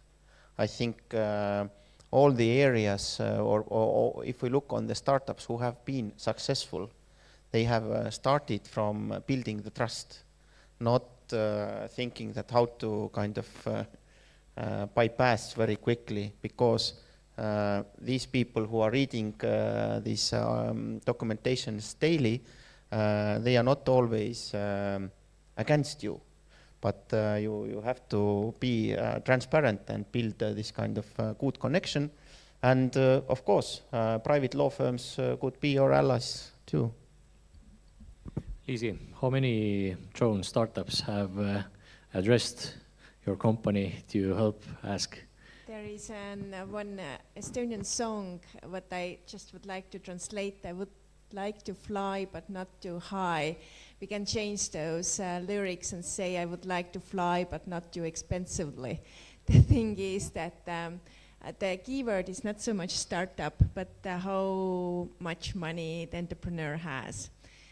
It is expensive area. The labor force is already expensive. Like engineers are not the cheapest labor force in the world. Then, of course, when you need also supportive services like lawyer services, then, of course, this is also not the most cheapest thing in the world. Bigger law firms, also in Europe, we offer startup programs as well, which is significantly lower our prices, and also many hours free work as well. But nevertheless, it is not so much always the money. The question is also about the knowledge. And the knowledge to find out that you really need a lawyer, to have the right questions, and to build up the cooperation as well. There are still not too many local drone companies, more unfortunately still more foreign companies who have, like, how to say, longer habit and traditions to buy and include lawyers into their everyday work as well. Unfortunately, Estonians, private companies, traditions are kind of like 30 years old, and we still do not have this knowledge, habit, and traditions to include other specialists, not only lawyers, but all the other consultation specialists also into their everyday lives. One aspect is definitely money, then the other is knowledge, and third is just, that they do not know how to make the start. So unfortunately, not too many. Okay, Pirko. In Estonia, and I believe around the world, people, the manufacturers are talking about digitalizing the manufacturing, and not so many. We don't hear that the different sectors will integrate UAVs into their business, like mentioned today. The farming, the forestry, and etc. I believe in this whole there is like everybody can mention a single business model that can be done today with a drone. So why do you think why companies are not so eager to bring in the drones today? I think Jonas said very well that they want a solution. They don't want the drone. So. And I think for every starting company, also for Kraftwerks, I think Matthias can agree with me that it's really hard to kind of from this, that you have this very early prototype, and then you have the client who wants to have a finalized, tested solution, how you kind of funnel and find a way that you align your interests with potential clients, and he is ready to even invest their own time to work and develop or change their own business processes in a way that the drones are included. But I think this time is changing a lot, and probably Matthias can tell or Karl that how fast actually new drones are coming out, and how fast actually new use cases are coming out of where we see that the drones are more and more used every day. How to make the connection between the manufacturers and the companies who are interested or may be interested? How bring all different counterparts around one table and kind of grow the trust which is needed to set the business? No, I think the issue is that we need such sandbox where you can touch the technology, and you can see that it flies and it works, and then you need this technical experience, what you can take then to end user and ask that, okay, what are the limitations or what are your needs? Actually, no, what we need more and more is demonstrations actually, that and also this kind of learning by doing, that we have that we can really estimate that how this technology could really help the end customer. Matthias, what is your biggest bottleneck, if there is any? Like what makes the struggle or kind of blocks or doesn't let you keep going as you would like to? I'm trying to avoid making bad jokes, but just to comment on the last topic, maybe part of the problem is that today we can't do anything that's interesting in terms of business due to the regulation side, because if you think of, for example, forestry, as mentioned, then how they use drones today is that they take something with them, then they drive to the forest plot, maybe 50 kilometers away, then they take the drone out, they operate visual line of sight. As I have heard, mostly also a little bit outside of visual line of sight. But anyway, they are somewhere there mapping the plot, then they take the drone back, go to the office. So basically all the costs are still there, except maybe that they don't have to walk this clear-cut area, which is very uncomfortable, takes time. But like you already still have the gasoline, you still have the time, you still have the car. So there is not too much interesting business case there. What would be interesting would be that if you would have one large platform mapping forest plots for multiple companies beyond visual line of sight, and this today is possible with piloted aircraft probably. But what was the question? The question was, what is your company's biggest bottleneck, like growing your business, expediting? Well, today, I think many companies who build drones basically focus on Ukraine. Obviously, we want to help, but there is this silver lining that nobody cares about certification there. As long as it works, it's fine. And so this military sector is something that we can access today. But everything else, even if we speak about firefighters, there in the back corner, it's they basically buy Chinese commercial or let's say professional drones and use them because they can and they can't use our drones today. Okay. Liisi, what do you think? Who should kind of ensure that the activities are carried out according to the rules, whether it's the company, the entrepreneur, or is it a state? It is important to also take into account what we would like to achieve. What are those purposes to fulfill why we allowed those machines to fly around? When it is just tracking an enemy in Ukraine or in some other war zone, then it is just important to have a tool. And there are definitely different laws right now applicable, if even any laws. So I think Ukraine is definitely good way to test your machines or flying drones. But when we come back home here, then we should also look into our other purposes as well. And there we need to also address our issues to legislator, what we need to change, and what kind of rules we need to have to, and which rules are we able to fulfill to reach those purposes. So I think it's very important also to have the clear view what we would like to have, what problems we have based on the current applicable law and what can be changed. Of course, we cannot change everything, like flying around with drones in, I don't know, airport areas or something like that. Of course, some rules must stay like they are right now, but something can be changed.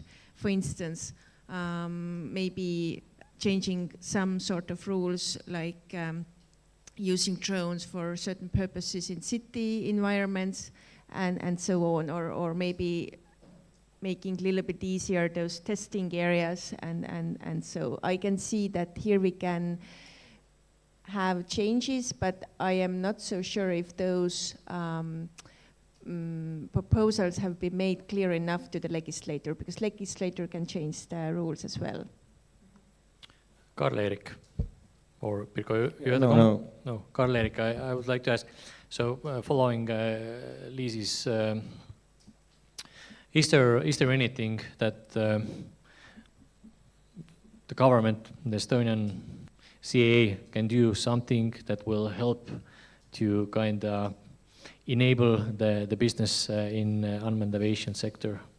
Could there be anything out of your mind? Well, yes. Surely there is. Well, we need to understand that we need to come back to the first presentation of the day and to the things that Max was showing you, the cute little cycle where well, because there are some rules that the let's say the national regulators are obeying as well, because they need to have or keep the oversight. So they identify the safety issues as well. What looking at the broader picture. So, and on base of that, Max was mentioning, and I guess Priit was mentioning that as well, that a state puts together a state safety plan. And that is where these things should be considered. That if a state sees that, okay, we are having different issues, especially when we focus on the exact topic that when we are talking about startups, then the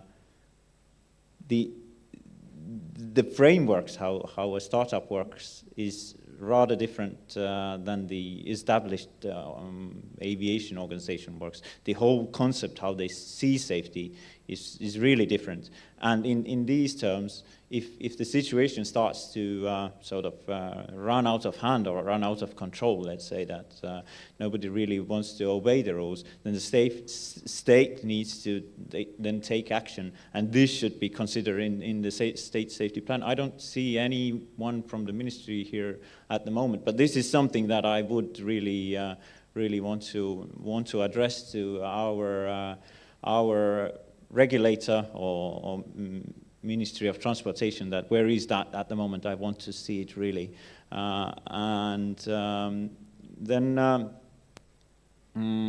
This is the place where you integrate that into the state safety plan. Then you can decide what are the mitigation measures, whether it's a test area that was discussed about, where these sort of startups or young new enterprises can test out their applications or whatnot.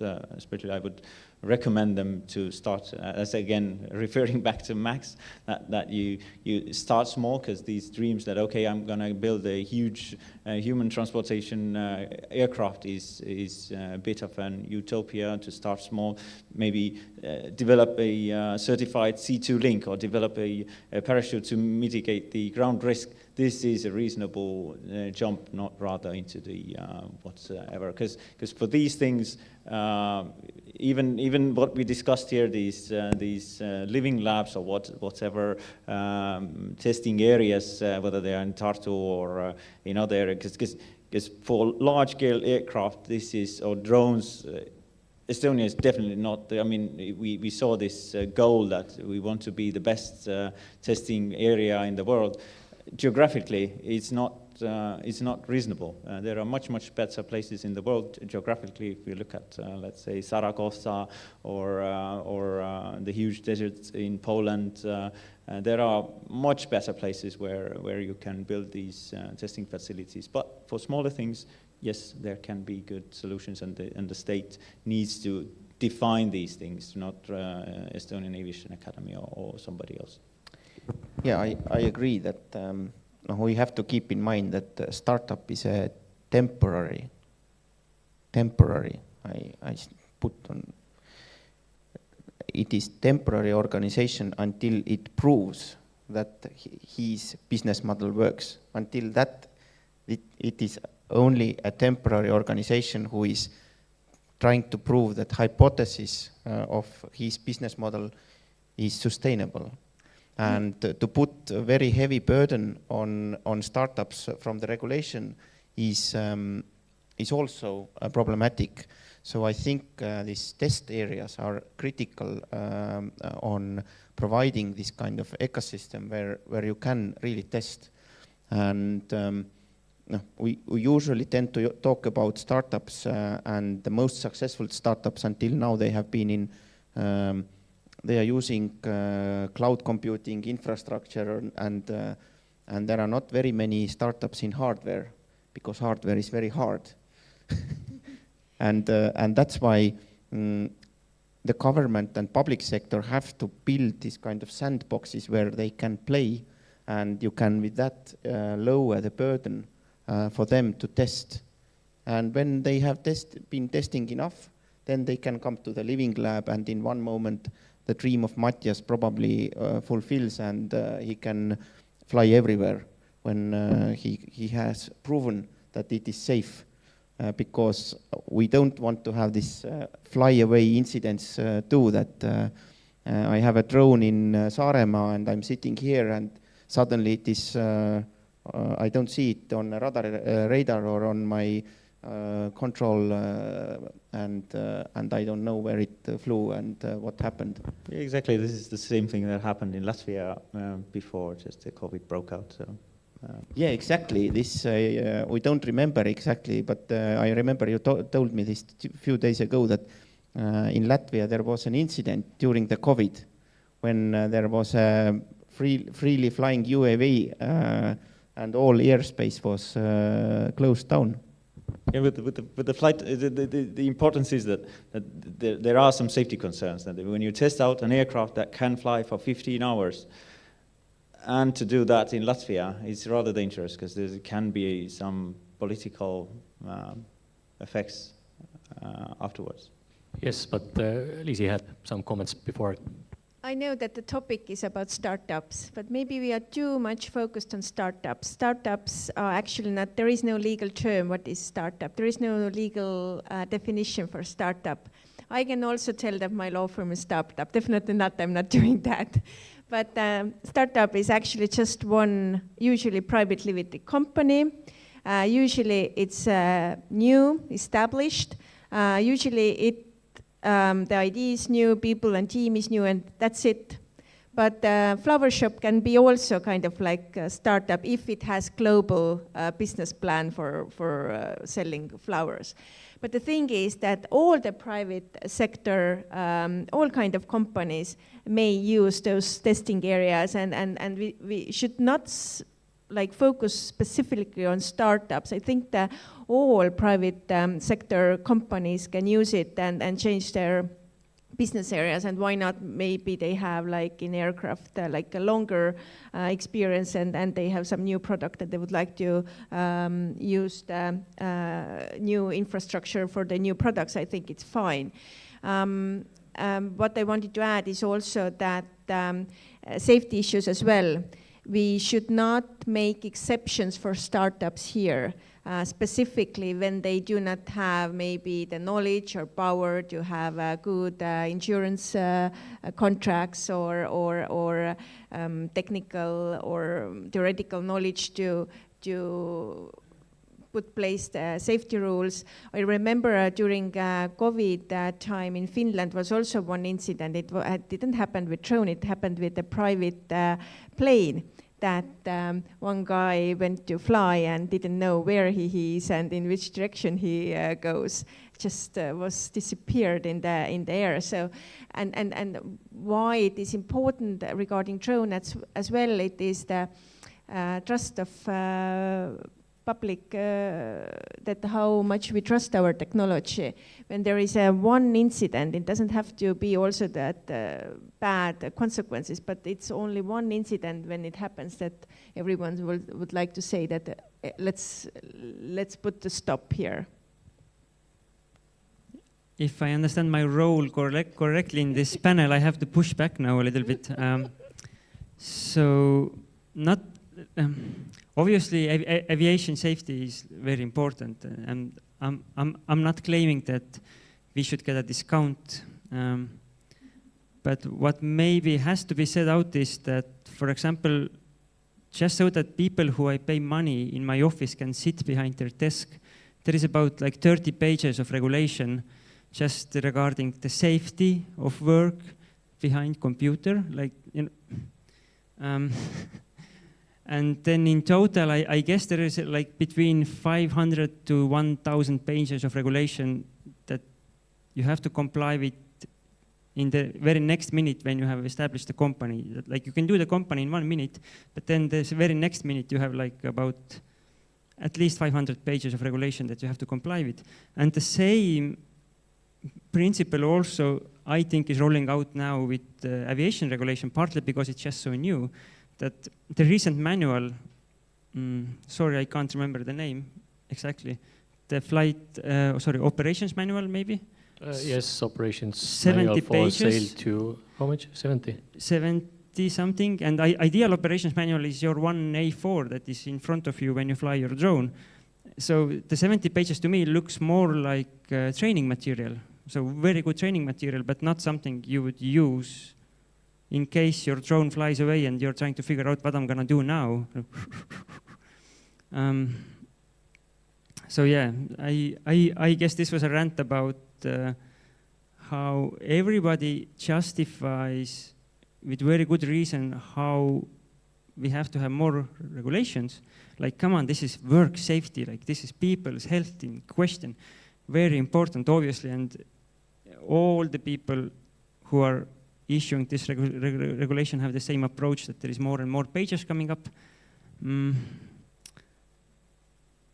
If I could, content-wise? If I could, I would make the rule that if you issue 2 lines regulations, you have to, if you issue 1 line of regulation, you have to delete 2 from somewhere else. So that would be a nice rule.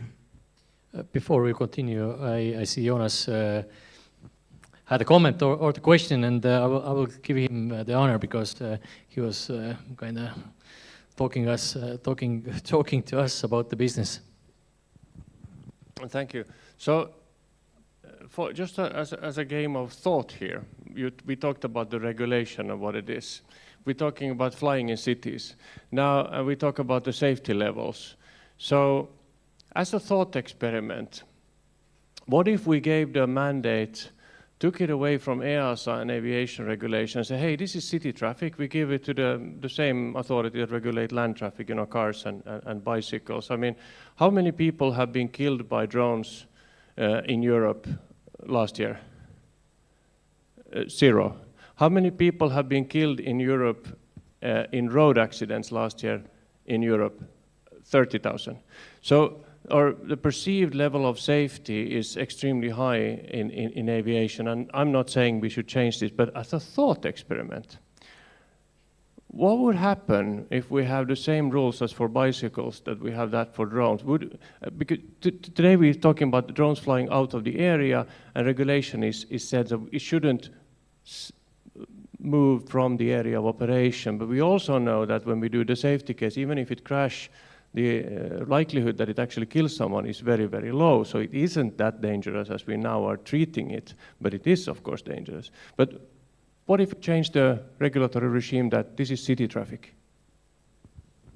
I think, Jonas, you have taken this very demagogic route here, because but I can respond you with that.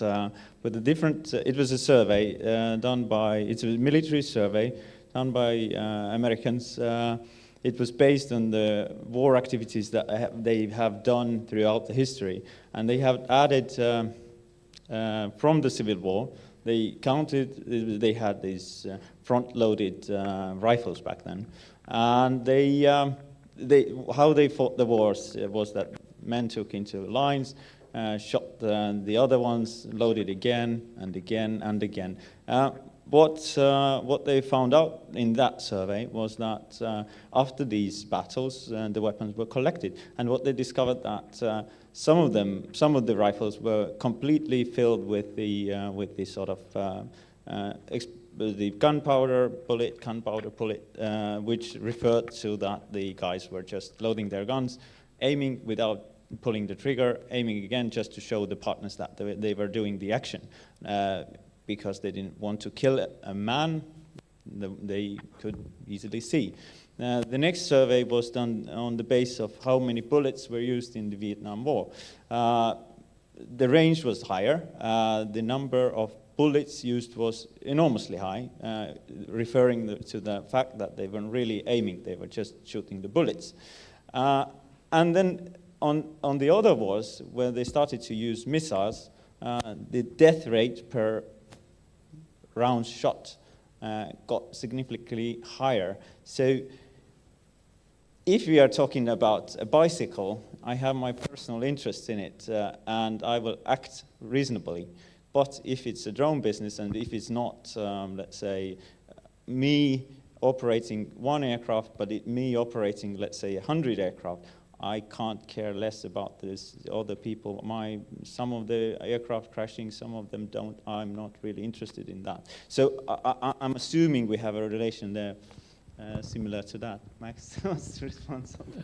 Yes, very good, but Liisi, please. Thank you. You pointed out very good statistic. According to that, I would say that let's have free room to fly everywhere with our drones. But I guess, like you pointed out very correctly, the growth of the number of use, this will mean also the growth of number of accidents, most probably as well. But nevertheless, as a lawyer, I would like to point out all other possible problems, like privacy, use of cameras, all that is also on our table. What happens with our privacies? Where goes this data? Who will proceed according to what law? According to what grounds? How safe is this digital infrastructure where this picture or data goes, and so on and so on. So there are lots of complex issues there as well. Max, you wanted to add something?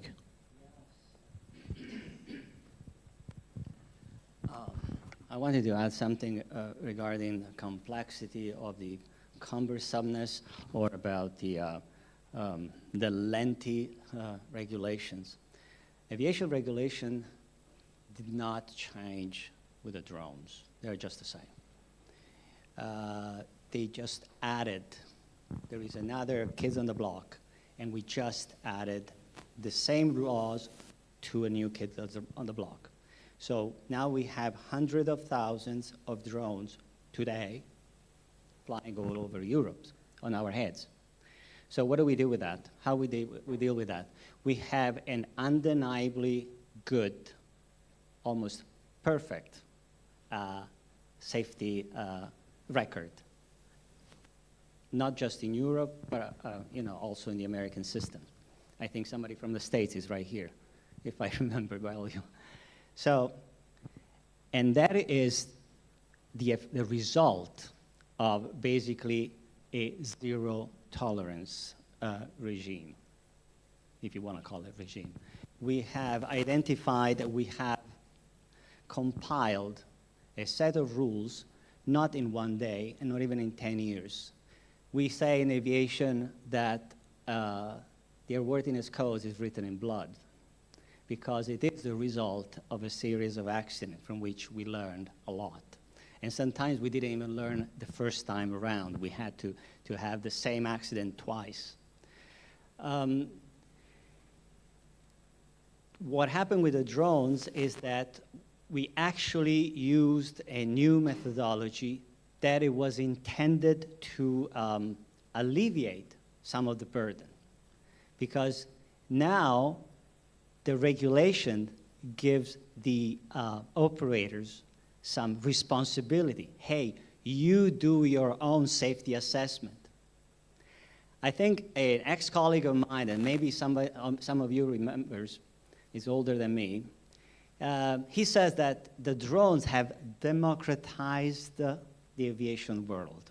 Do you know that guy? Somebody remembers him? In the drone world, Filippo is well known. Now, I think he meant it in the following way.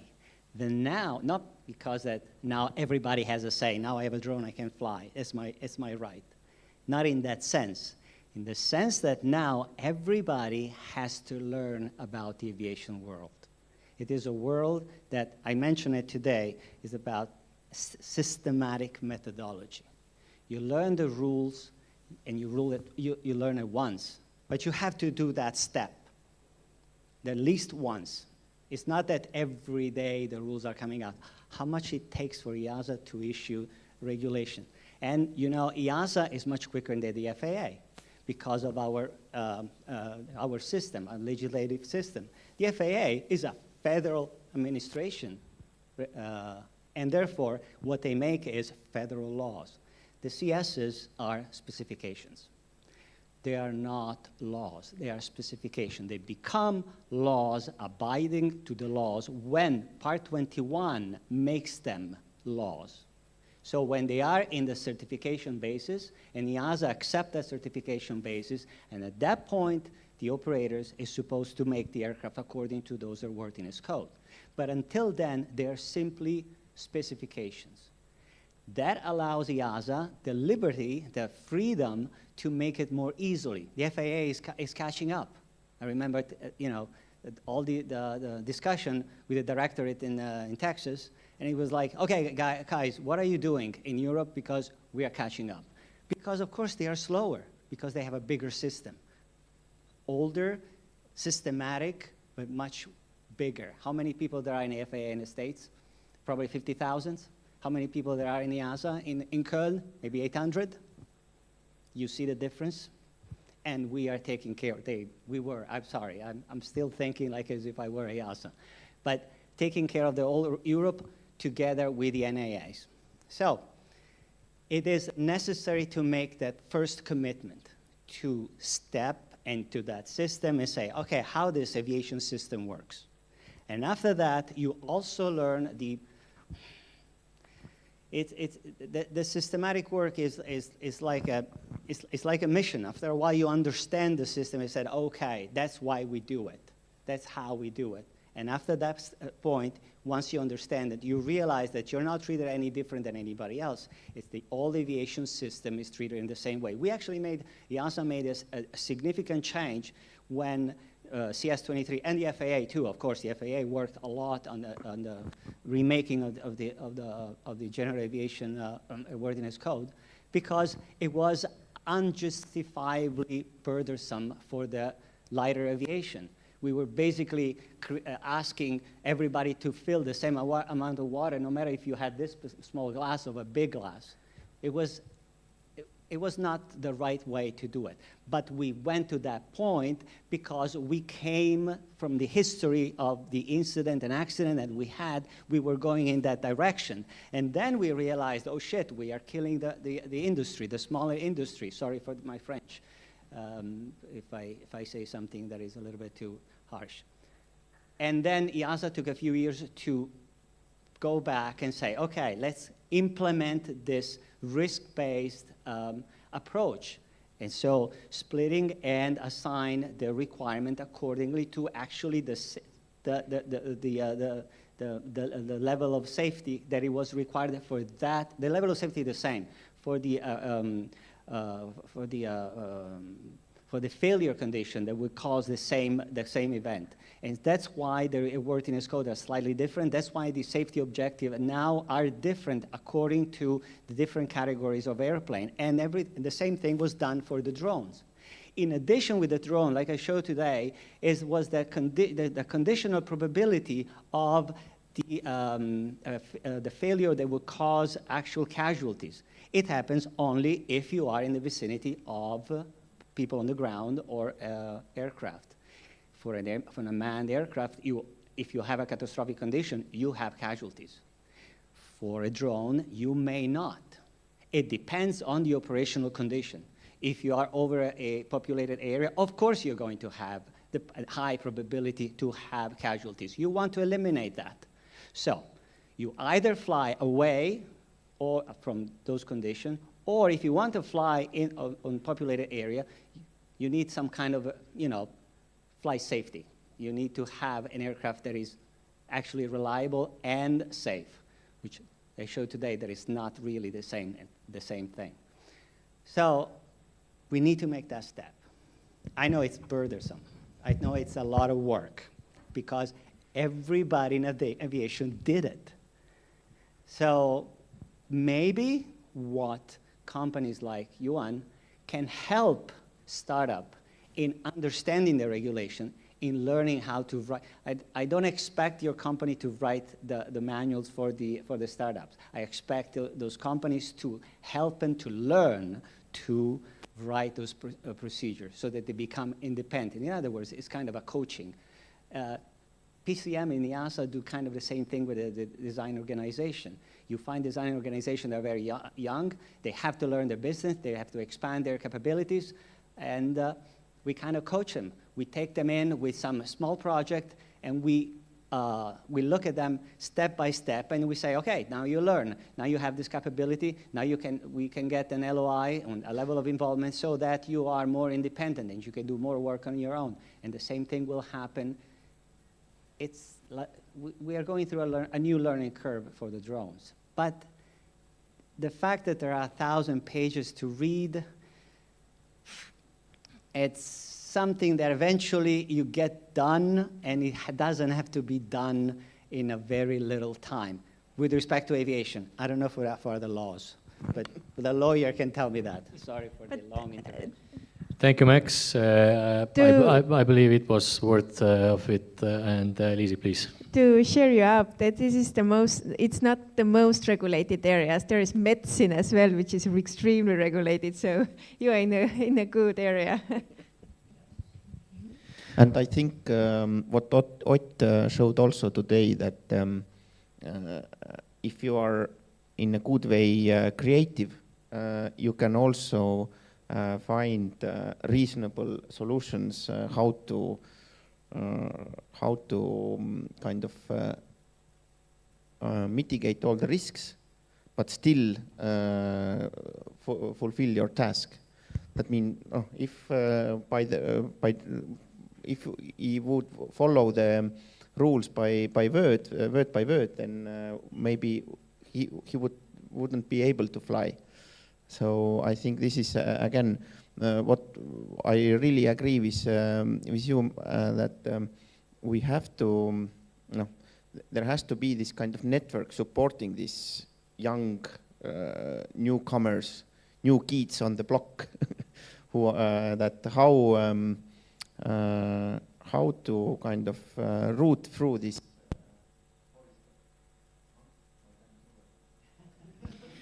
No, your time isn't over, but you already actually arrived to the last question, what I would like to ask from all of you.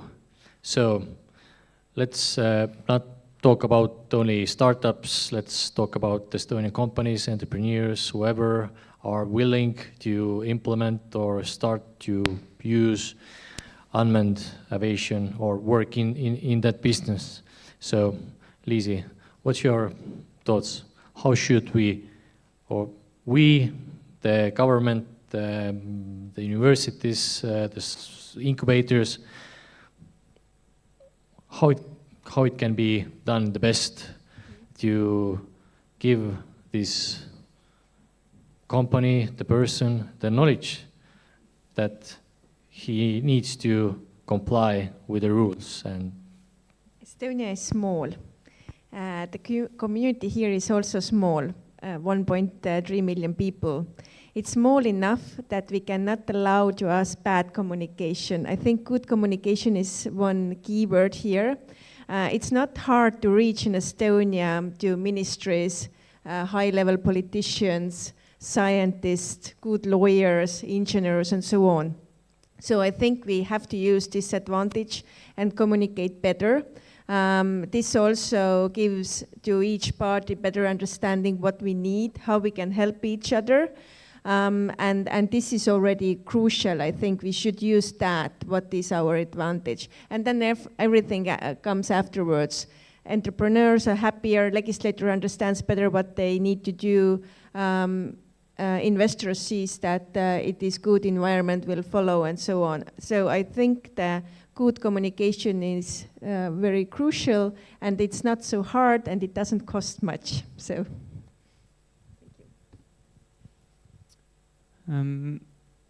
I first sorry for bashing EASA, and I really hope that when the legislation is, let's say, fully out, it will apply to all countries in Europe, because that's basically for Estonian startups, like startups from a small country. This is the only way we can actually live, so that we don't have to do the same thing in every country that we export.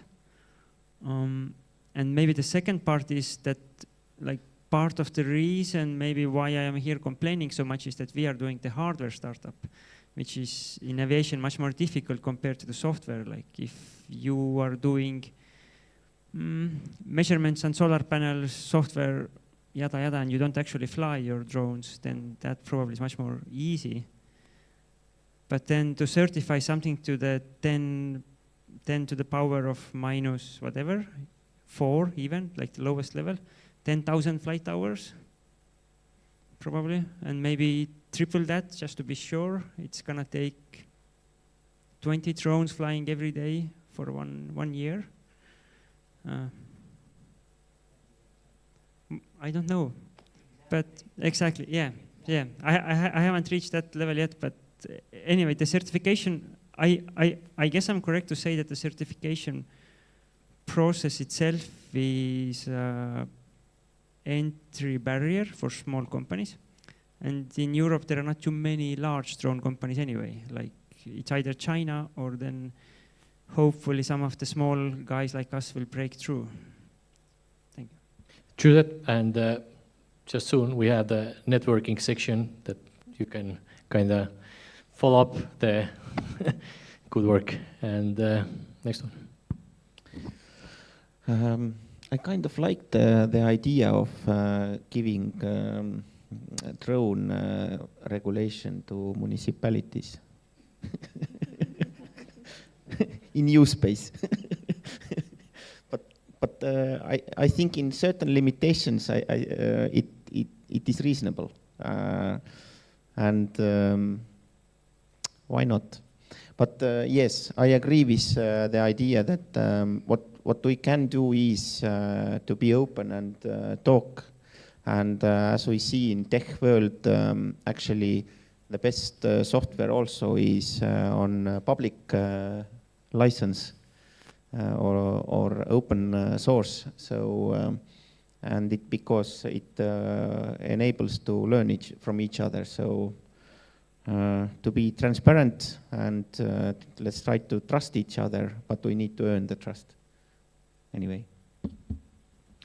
Very good. And Karl-Erik, last words. Yeah. Not in that way. Anyways, then, as well, business is if I would look at this as an entrepreneur, then business is business, and development is product development is something to do just with the engineering, and you can always manage that. You have certain problems there, but as a state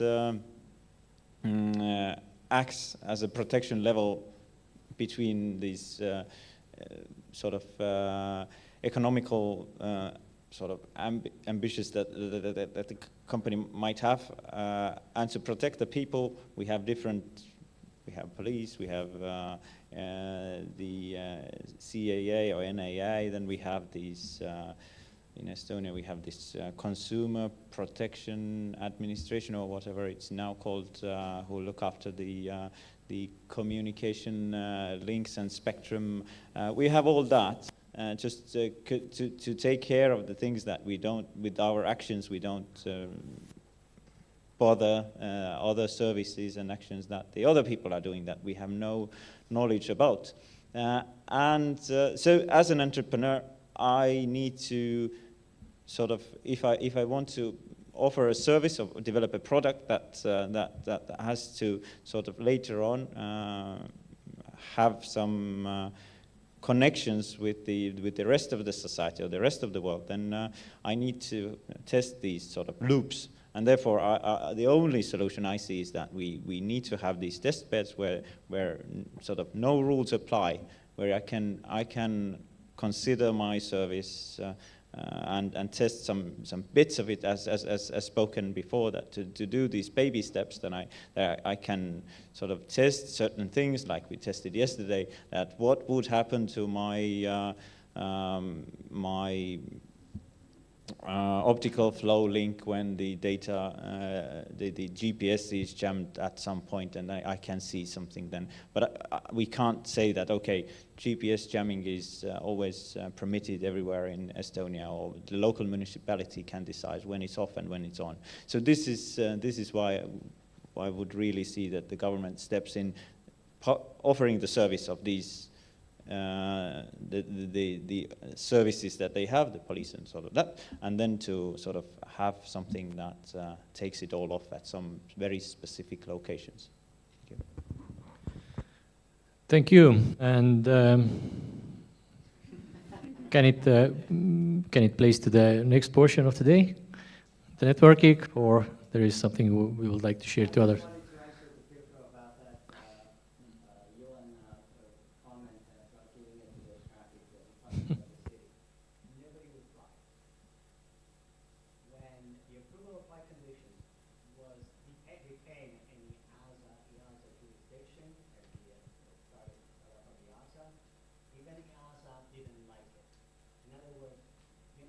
have something that is not airworthy, and you ask EASA to approve to fly in those conditions, it was a big undertaking.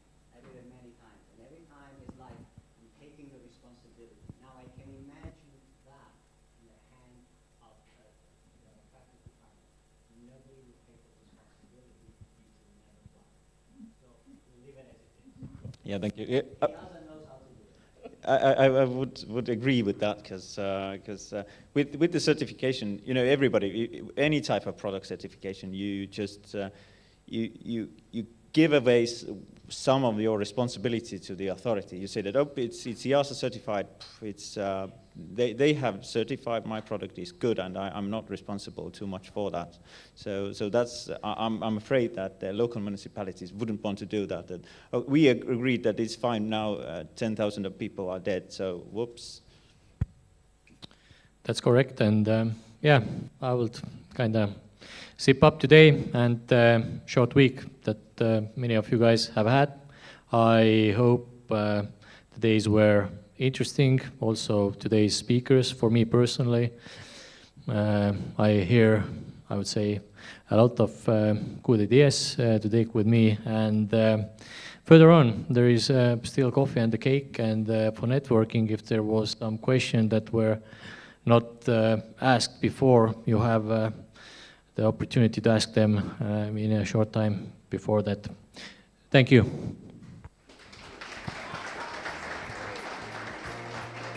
I gotta hear it. I don't have to feel it, and I wanna rock your gypsy soul, just like way back in the days of old. And together we will fold into the mystic. Come on, girl.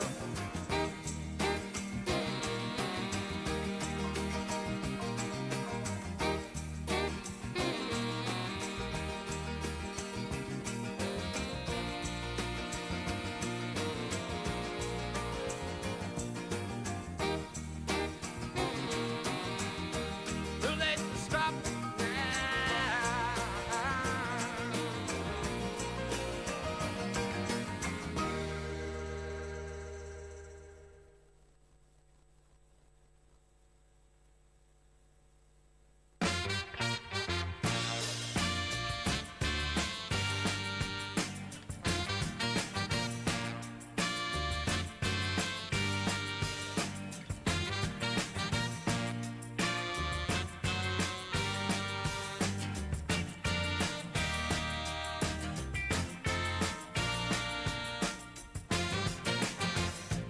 Baby,